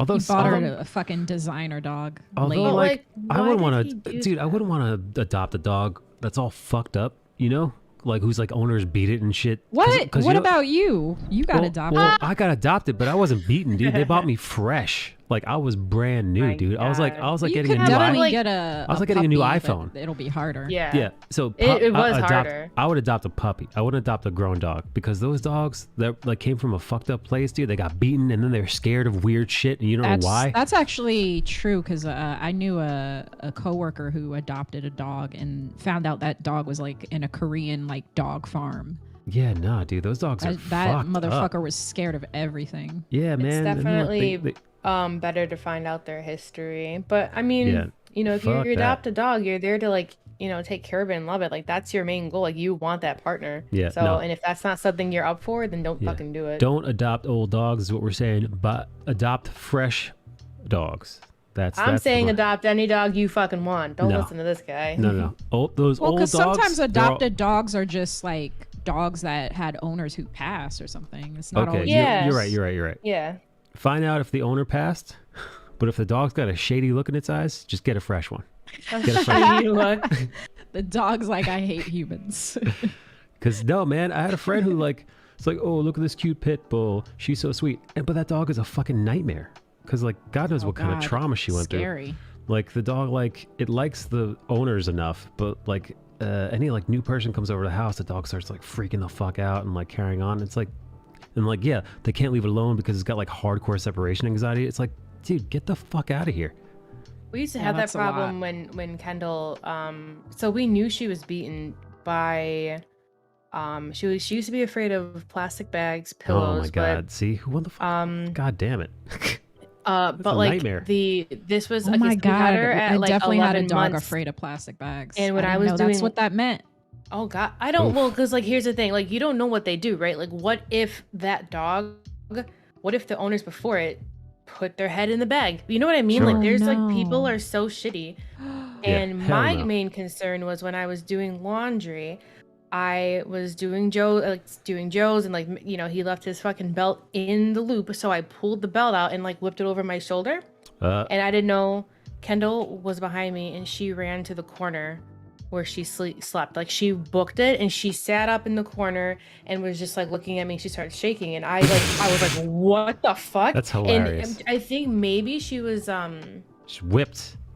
maybe Yeah. she was, how old was she, like 11? I don't know, maybe she just hit a year. But I was like, wow, really, someone really took a belt to you. Like Yeah, that right? was shitty. But now, so we got her, I think she turned 6 next month. She's no longer afraid of plastic bags, not afraid of pillows, not afraid of belts. Pillows. Because you just gotta work with her or No. work with the dogs that you have. Guys, you see how that sounds like a fucking nightmare to do and all that work you No, gotta you put in? see how Just like get heartless Mike is? Everyone knows that though. Get a So don't like fresh, fresh dog. Yeah. Get a fresh dog. He's not gonna No have a kid. problemos. Just Easy pay that child peasy. support and move along with your art. Time to get some people pregnant. Honestly, I don't know. I thought about never having kids, and I was like, I'm kind of okay with that. But at the same time, I'm like, I kind of think I do. Yeah. And I think I would actually make a really good parent. I would love to see that. Yeah, Ree wants I to think breed he you would too. be. I mean, Nini wants to breed you too. Oh, okay. No. I Damn, think Ree, I everybody agree wants- with Ree. I think she would. Everybody wants your eggs fertile. Oh my god. It's a gift and a curse, Ree. It's like being Spider-Man. My brother's I don't dog think took a while. everyone who had sex with me wants to breed me, but Let's get there were Vicious on the definitely phone. a few who. Oh yeah, no, we talked about children before. He wants 2 kids. Oh. My brother's dog took a while to get used to being a house dog again. Some asshole threw him away. When we would give him biscuits, he would try to bury it in the house. Yeah, no, see? That's not a fucking nightmare, dude. No. Get a fresh dog. Don't deal with this stuff. All this extra work. Get a puppy. You think that extra work? Do you know what puppies consist of, you dumbass? Yeah, no, but like that's not a Puppies permanent smell thing, dude. interesting to me. Like, yeah, okay, Oh, like yeah, the okay, baby breath? okay, being Or a, baby breath. Yeah, puppy okay. I like breath. that. I like that puppy smell. Yeah, Yeah. and they're sharp Like ass no little wonder teethers. people are eating them in Korea. Like that smell. Yeah. No. Yeah, you could shape a puppy though, right? So like again, if your puppy's all fucked up, then it's stuff that you've done. At least you know. It's like, oh yeah, the dog freaks out at the pillows because you know, I don't know, one time I fucking, who knows? I threw a pillow at her. So I'm not fucking happy. We're gifting Michael with a beta fish. End of story. Not a beta fish. Beta, how dare Yo, you. my dad has fucking piranhas. He just Oh couldn't my get gosh, a normal, really? He couldn't get normal fucking fish. He had to get 2 piranhas. Oh my gosh. Oh man. What do they eat? Like what does he feed them? Each other, basically. There were Oh. 3 piranhas, but they ate the other one. Oh, Because they're shit. very, like, they stay on the side of their tank, and then if the other one crosses, they'll get aggressive. Our Damn. little guy Yoshi was thrown from a moving vehicle. We got him, They and he's can a jump little guy. really high, too. One time I was, like, hovering over it, and they jumped out, and I was like, oh, shit. Oh no. I was, like, playing with fire. Damn. Oh damn. Oh, we used to have a couple betas for Jake. But then we just stopped that shit. Because they kept dying. You know what? I think the longest we've had them for, I had one beta I had for 11 years. Well, fuck. But the yeah, man, I take care of my babies, fin or Wow. tail, fin, fur or nothing. Yeah, but he wanted to get a lizard, and I was like, With, like, Because not a Komodo dragon. What are they called? Bearded dragon.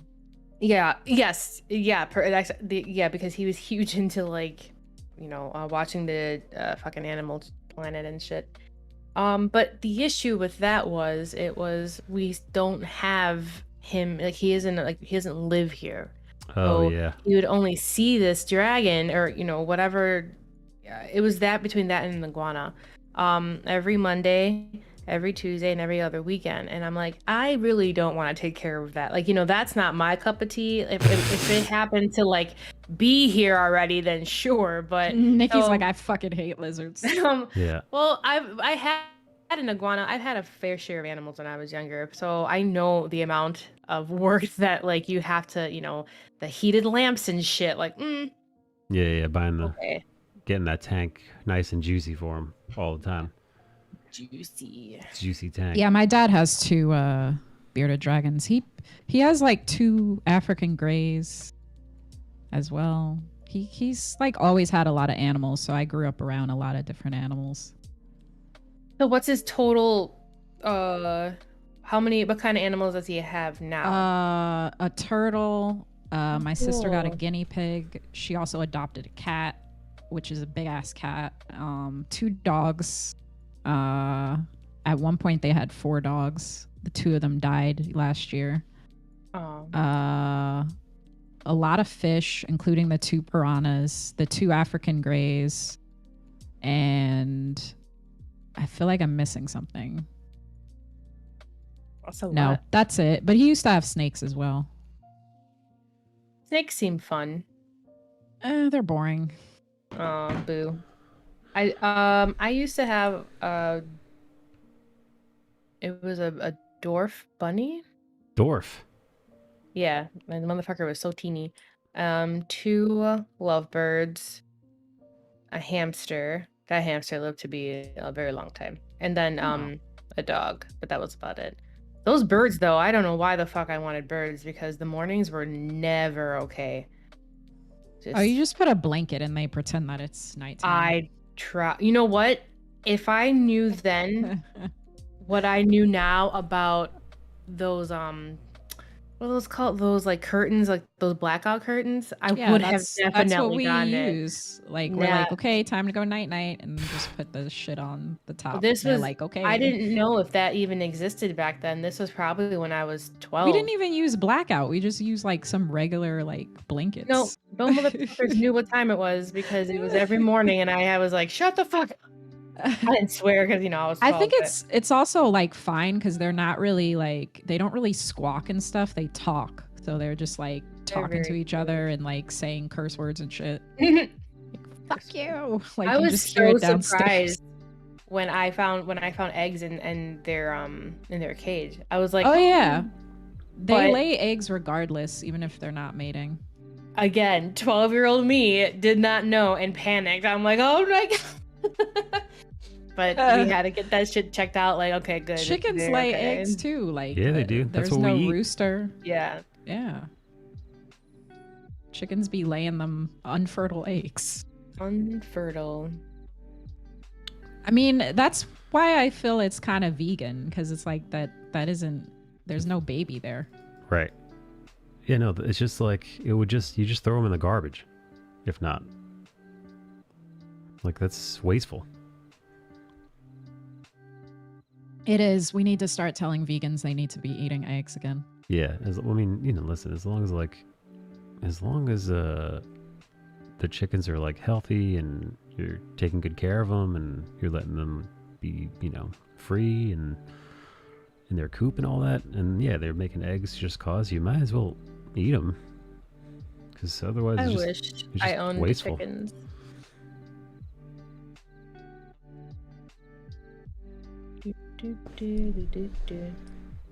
I would love to have fresh chickens. Wait, I is would this love to have true? fresh eggs. 90% of streamers will never average over 5 viewers? Is that for real? Oh, that sucks. That sounds so low. I would think like 10, no? I would think 10 too, but shit. Wow. Damn, these sad restats. I'm just looking at Twitter. I don't know. Tuok says, "What source?" Tuok wants to know your fact. He wants fact checking you, Ree. Yeah, I don't know about the fact either. But when I check Twitch stats, let's see, Twitch tracker. Let's see what's going on here.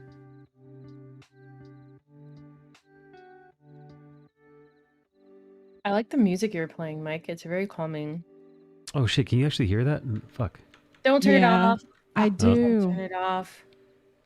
Okay, so apparently if you average about 20 viewers per stream, you're in the top 1% of Twitch. Oh my god, I'm almost at that. Holy shit. That's crazy. I don't feel like a fucking 1% of them. I don't feel it either, but if you think Yeah. about that, if I go to my Twitch stats, let's see. I'm in the 0.45%. Wow. Well, maybe that is true. You're in the upper crust. 0.39. Holy shit. So that does factor out to the average being probably around 10. Shit. Wow. And then people complain, I don't get 300 viewers a stream. Dude, I knew people who had 300 views per stream and were upset they weren't getting multiple thousands per stream. It's never enough. It's never enough. It's like you're basically filling a whole concert hall and you're complaining. Yeah. People are literally watching you play a game and you're like, but I don't get 1,000 average, so I'm failing. She's like, shut the fuck up. Like, nothing is ever enough for some people, including myself. Yeah, right. That's because you don't have a hot tub stream. Rita, people ever ask you to get in the hot tub? No, but they do want me to get an OnlyFans, and I'm like, bruh, I gotta stay working, okay? Yeah. Dude. I thought about it, though. I'm like, damn, how much money would I be making? Yo. And I think TikTok TikTok kind of opened my eyes to that shit. Like, TikTok how much money I could make. Yo, every time I see a cute girl on TikTok and I go to the profile to like check out more videos, check her OnlyFans. I go to check out. I'm like, yo, this person's hilarious. And you look and you're like, oh, well, they're pretty good looking too. So you go see their socials, or you go to the link tree. The link tree always has an OnlyFans in it. Always has an OnlyFans. So like just about every TikTok girl that gets a little heat is practically on. So I told you what happened, right? When I did the casting couch, I got 12K clicks on my link tree. Oh my analytics. God.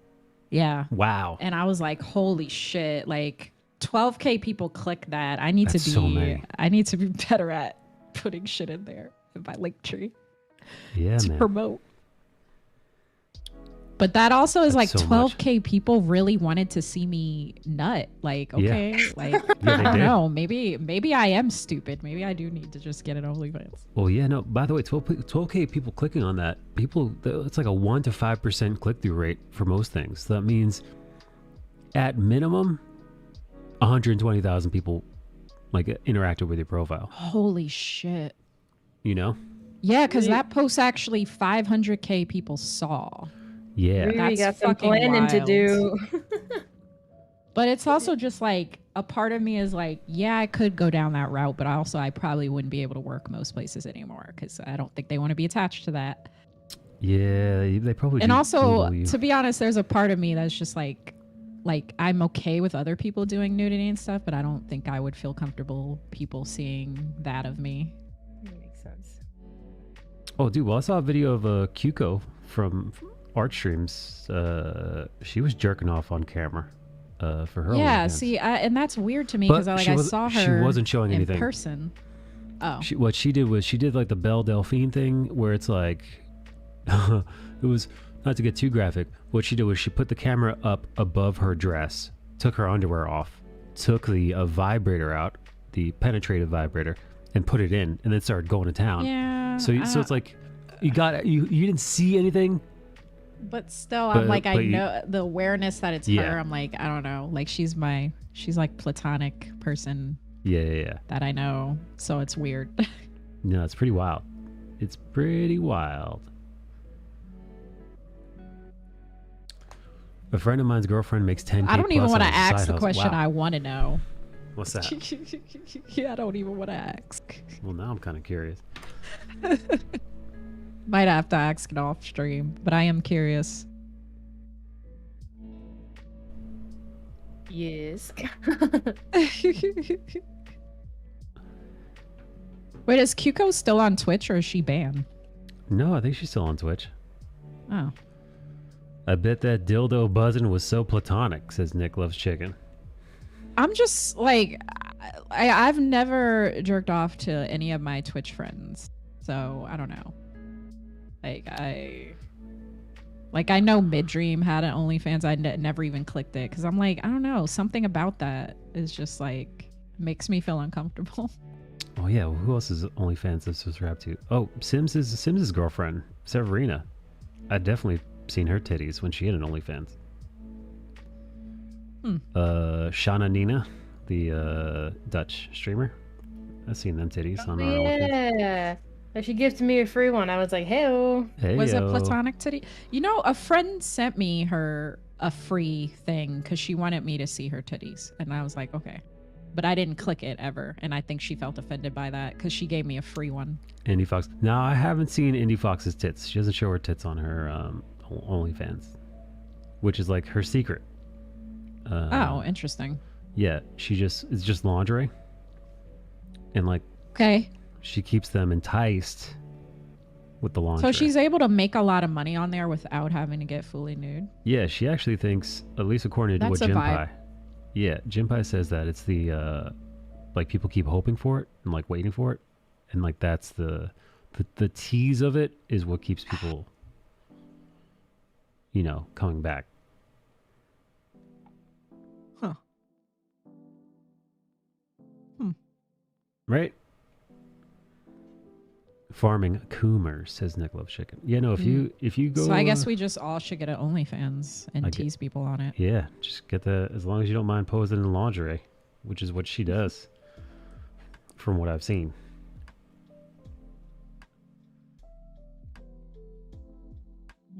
Gentleman Suitor said he wants to make a secret OF. Just not show our faces. Oh, that's a little, that like mysterious. Well, people do that. I've seen amateur footage on the various websites where they don't you don't see anybody's face. You just see that's my shit on OnlyFans because PH took it off. So now all the amateur people are going to OnlyFans and they're on Twitter. And so yeah, that's my jam right there. The no face hire like some people model who that's not are you. coupled up. Yeah. I've been on Not Safe for Work Twitter. There's the adult community on Twitter is wild. You can go down a rabbit hole. Yeah, I be bookmarking things. I hope no one ever finds my bookmarks. Like if they made bookmarks public, I'm in trouble.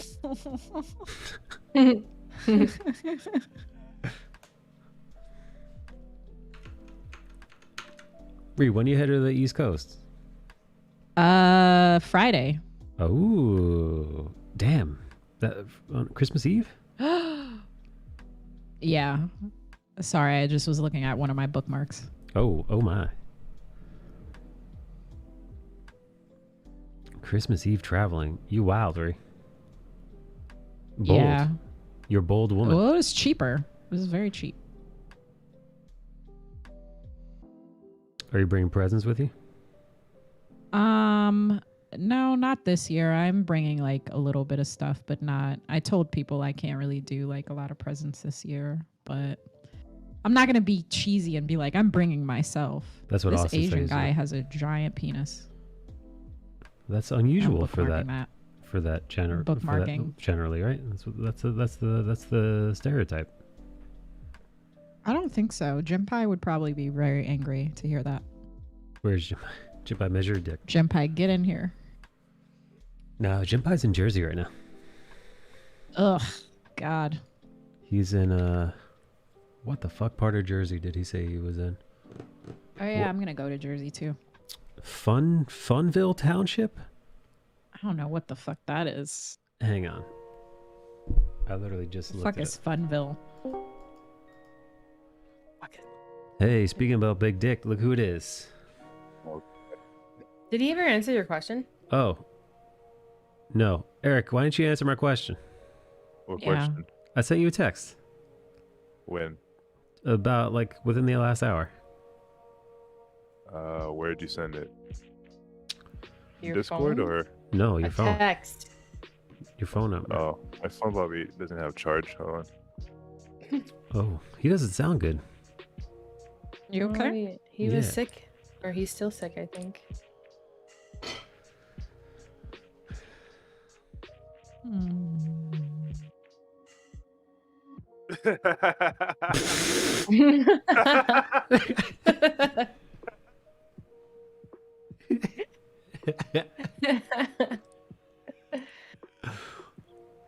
There's a story behind that.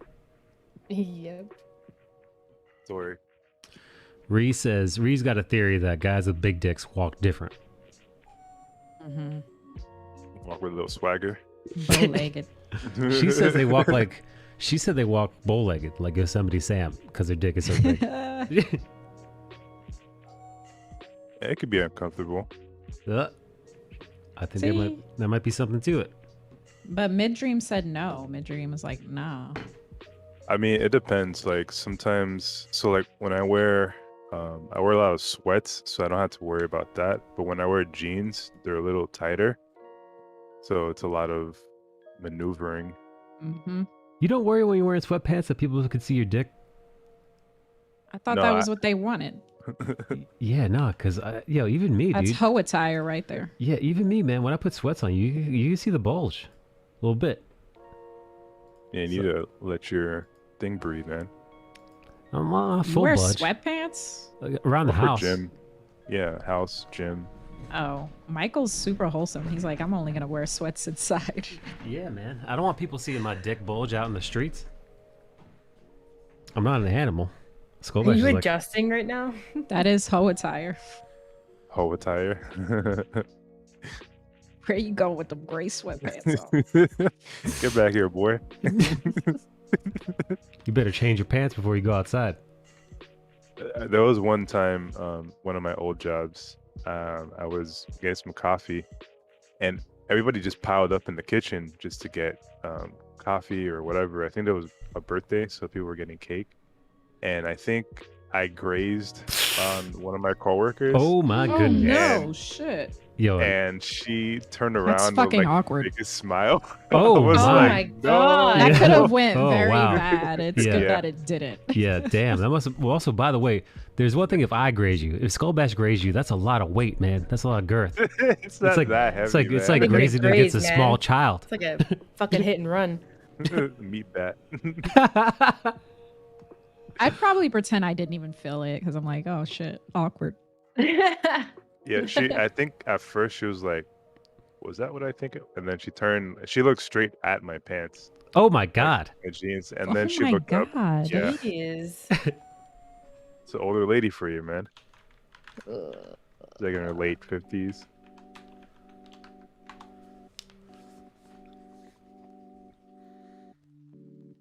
Nerditude says, I prefer shorts. Shorts are... Oh my god. Oh god.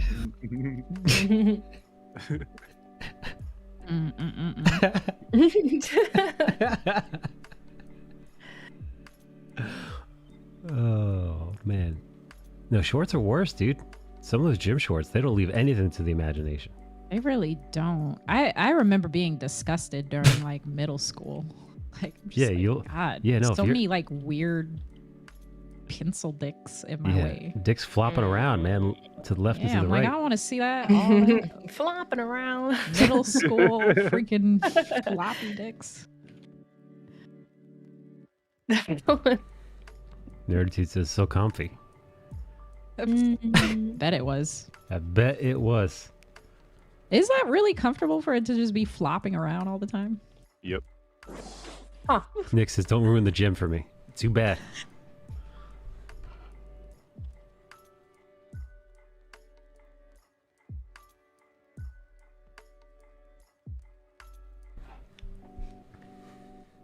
Nerd says, I wear undergarments. Even with I wear undergarments.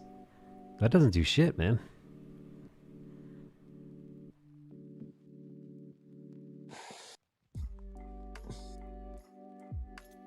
Love that. Awesome. I'm very body positive, but at the same time, you know, I don't think people got to be seeing everything all the time. That's true. Ree, is it true you don't wear any underwear to the gym? Sometimes I don't. If to be completely transparent, if I have a squat or leg day, I do not because I get swamp ass. So I just wear like breathable tights. Got you. Swamp ass. Sure, man. Well, it's like one place where I do sweat during the gym. Oh, I see. So it leaves like a indentation that you've been sweating. Booty sweat. No, it doesn't. It doesn't like leave it, but it does. Like I feel like if I'm wearing cotton, it's worse. So I just wear the breathable tights that are like sweat resistant, specifically for squat day. Like I have like thick tights for that day. I see. Skullbash taking notes. Intriguing. You guys don't get swamp ass when you work out? Oh. I wear the breathable stuff too. Yeah, I got that like. What's that like the gym cloth that's like super like it's like its own material. It's not like regular cotton. Yeah. It's like this like shiny, breathable material. Mm-hmm. I have some really cool yoga pants. Been wanting to wear them. You You're wearing in yoga pants? That's too much, Huh? man. That's too revealing. dude. Can we see this? What? That's too Men's much, man. yoga Fashion pants. Let me look show. this up. That's too much. Yo, Scully, you're doing too much. Okay, this depending on what it looks like it might be loose. No, they're tight. Oh God. No, I feel about Yikers, that. KG. Let me see if I can find that photo. Prove Do you it. wear like shorts over it, or you just wear the yoga pants? Just the yoga pants. Yoga Wow, pants what reveal a- all what a kinds of dick hoe. action. Yeah. What a hoe. Yeah, man. Yeah. Skullbash Be like, hoeing look it at up this at the hoe gym. coming in the gym. Yeah, fucking dick bulge out. This hoe be tripping. Skullbash is giving him a whole ass show at the gym. A hoe ass show. Well, that's only because I'm doing yoga in the like the dance room when it's empty. Like, I'll go This in is there. too much, man. This is everything about this is hilarious to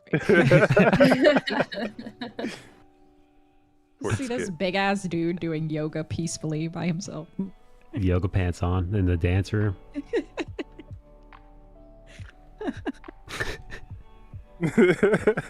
Dick wagging around. Fucking Wagging around. I'd like to learn that too. Oh man.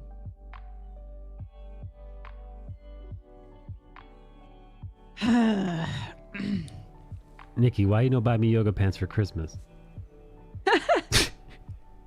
Because I got you something else, motherfucker. Open it up. I'm waiting for Christmas. But thank you. Oh my You're God. welcome. Being responsible. Crazy. I know.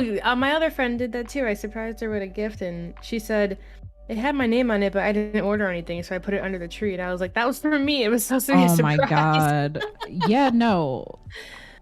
It's Vicious Nikki got Claus. me something and he won't tell me what he got me. It's just like Aw. a box that's not even like wrapped. He's like, "This is for you. Don't touch it." Don't touch it. I was like, I like to give people things, and I like to know their reaction and just like be there. You know what I mean? I don't know. That's just how I've always been. And I'm like, I kept bugging Mike. I was like, because I got the missus something too for her. I'm like, what did she do? Did she like it? And they're like, no, I haven't even opened up the boxes yet. And I'm like, damn it. Do you get anxiety when people open your gifts? Because I get anxiety. I didn't know. It's all pure excitement because Nikki gets aroused. I put a no. I don't know. I like to see them happy. You know. Yeah, she So- does. Nikki's like, yeah, unwrap That's it slower. Nikki's slower. love language. Yeah, Nikki's like, Yeah. shh, wrap it. You're going too fast. Shh, shh, shh, shh, shh. And she's like, all right. She's like, before you open it, just bite your lower lip a little bit.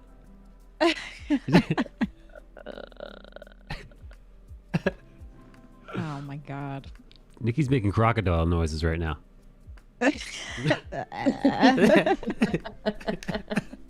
I thought she was making like the Ring Girl sound. like the Grudge.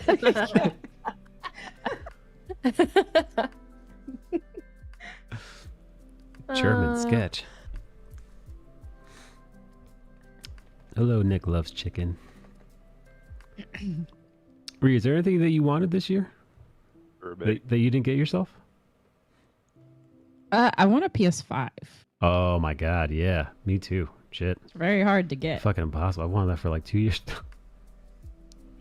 Yeah, it really is. You're right. If there was a Santa Claus, I would have been like, Santa, this is what I want.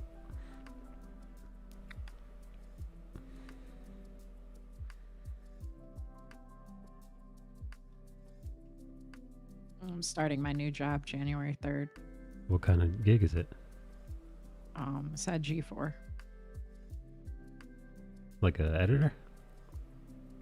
Producing. Oh, that's cool. Yeah, I'm making a transition. Because I'm tired of being a button pusher. You know, like I don't mind doing editing, but like from a storytelling standpoint, I'm tired of working at like different places that, not at all places, but some places it's just I feel like they're like you're a button pusher and you can't have as much creative input, and I don't like that. Yeah, no, you're a creative person. I get that. Your talents are probably, honestly, might be being wasted doing that. It is scary though, because it's like I also have like crippling self-doubt, so I'm like, am I good enough for this? I don't know. Nah, man, you gotta think of those dudes that don't know what the fuck they're doing. They just, Yeah, I wish I had that. You know, where guys who are just like way underqualified. I know a just couple of applying, dudes, like, both gay, who do that. Like they apply for jobs that they have no business applying for. They're completely unqualified, but it's more money than they make, so they just keep going for it, and they Yeah. get it. Yeah, and I wish I had whatever that was, you know, like that sort of self-confidence where it's just like apply for something even though you know you're not qualified. Because I didn't even apply to this position. The person actually had to tell me to apply because I literally didn't think it was going to be a thing. Yeah, God bless those people, man. I know a few people like that who kind of like, Yeah, I had a casual conversation and they were like, please apply. And so I did, thought nothing of it. And then literally a week later, when we had like a formal interview, they were like, yes, definitely moving forward. That's great. I have like the whole imposter syndrome thing, but my friend and I were talking, and like the worst thing that can happen is if you don't get it, right? So why not just do it and see what happens? right? I think it's because I also took a lot of L's where I did apply to a lot of places this year, or last year even too, and I just was getting a lot of rejection. Even though I went through like the full process of the interviews, like it was still just like, no, no, no. There was always like something. Yeah. And so I think that added to my feelings of self-doubt. Yeah, that's a lot of rejection. That's understandable. That shit's everywhere though, rejection. I'm just like, you guys want people to fucking work for you, but yet here you are saying no. I almost applied for this one job last week until I found out that when I hit the link, it took me to like this website, it wasn't even their website, it was a third-party website. And I looked into it, and it was the websites that fucking sift through the resumes. Oh, God. And I was like, nope, not even wasting my time on that. That's some bullshit. Yeah. So they don't really look at them?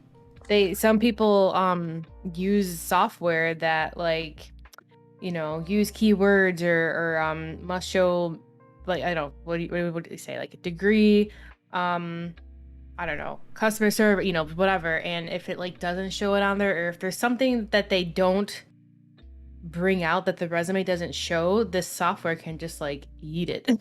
Wow. Which is like really shitty. That is fuck that. shitty. Damn, you're like a fucking conveyor belt. Yeah, like an algorithm, KG. Yeah, so I saw that and I was like, never mind, man, because this is going to be the same shit where they're going to ask me to put the information in when my resume has it all in there anyways. I hate So, that. I fucking annoying. hate doing that. Yeah, an HR person told me also that they'll automatically like yeet anybody who doesn't have like a degree. I'm just like, Jesus. You're like Xing out so many possible people who are qualified. Potentials, man. I don't have a degree, but at the same time, with the stuff that I'm taking courses for UX design right now, just so I can get a little bit of, you know, minor experience under my belt, and then like they could see that like, hey, first of all, she's not trying to get more in debt, you know. But it would just be like a portfolio for an artist, right? If you can show that you've done something in projects and this and that, it should, keyword should be okay for these employers.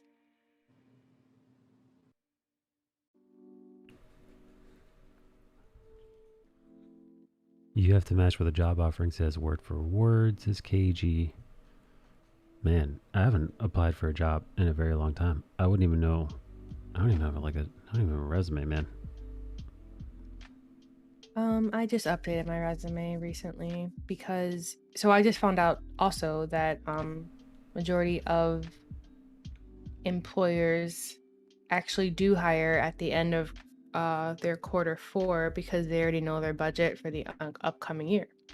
And I always thought it was the beginning of the year is the best year, and no, yeah, they're definitely they try to hire like way before January if they can. Yeah, I hadn't. Well, so lately I've been looking just to see what options there are, and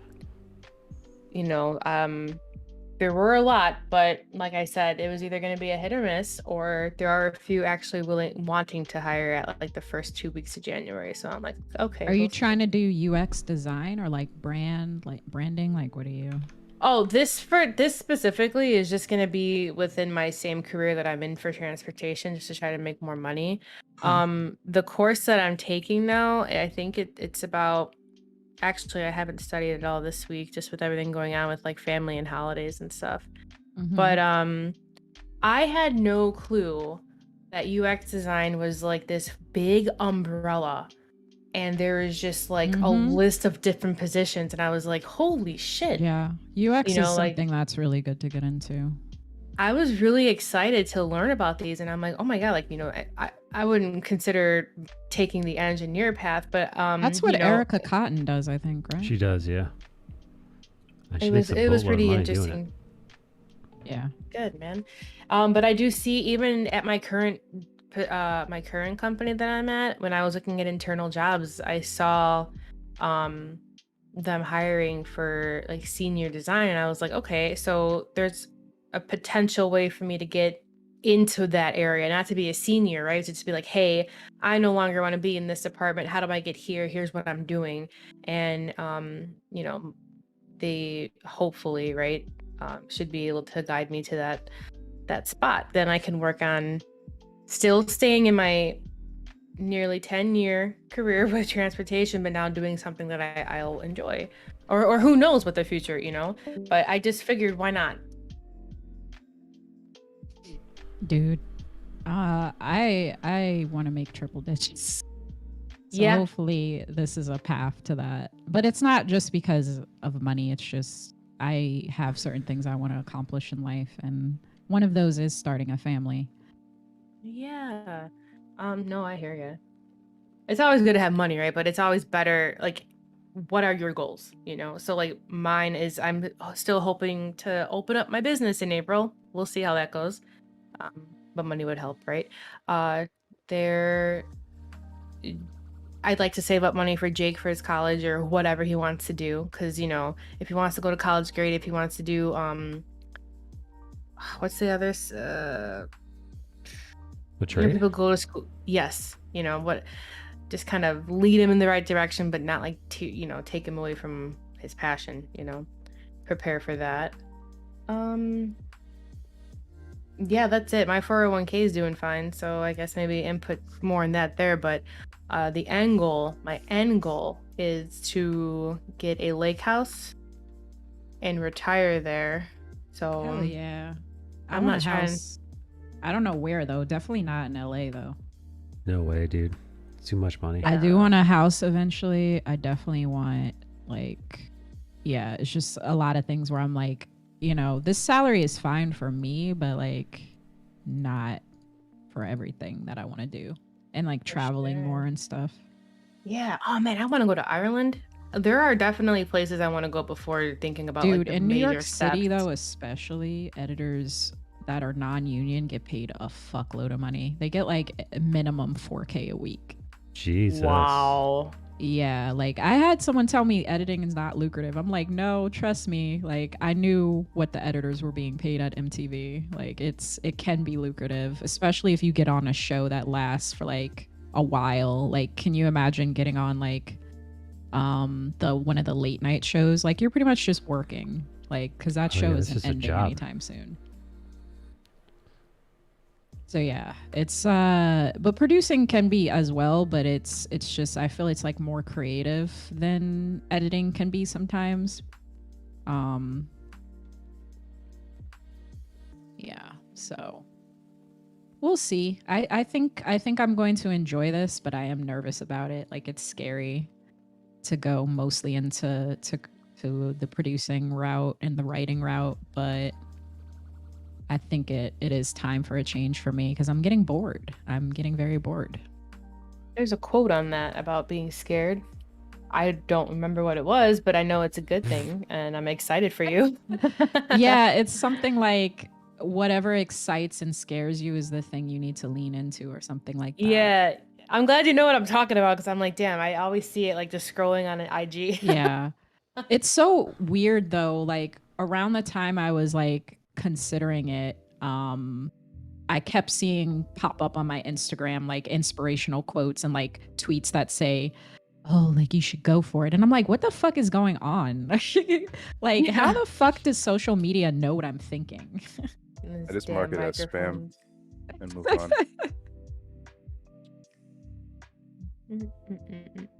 This does not serve me. It's so weird. Motivational quotes. Yeah, that's a thing. Well, not like it used to be. Okay, yeah. Most of my Instagram is that though. You hit 5 hours, buddy. I did hit 5 hours. Hey, oh shit! I need to go watch Hawkeye. Oh yeah, that's right. It's the finale. Fuck yeah. Yes, I am going to watch that now, and then I'm probably gonna watch The Matrix after that. Ooh. Because I'm curious. Yeah. Hell yeah. Let me know what you think about it. Enjoy Oh, your yeah. shelf. Did you like it? No. We're on the same boat. Eric fucking Kennedy hated it too. A lot of people did not like it, so it seems like that's a I heard it's consensus. very divisive. Well, giving it to a different director. That sucks. Oh, it's not the Wachowskis? No, it is, but they should have explored different It's directions. what, like the sister or the cousin or something? It's The not even Wachowski brothers. cousin. No, it's just one of them. The other one just opted Oh, out. not even both of them. Yeah, just Ah, one. dude, I thought it was okay. Because from what I read, I just saw it and it was like how do you say their name? Wachowski? Mike Wazowski. Directed by Mike Wazowski. Good night, everybody. Bye. Good night. I'll see you guys tomorrow. Come hang out. Come say hello. Bye, everybody. Good boy. Bye. If I don't see you tomorrow, Merry Christmas. Bye.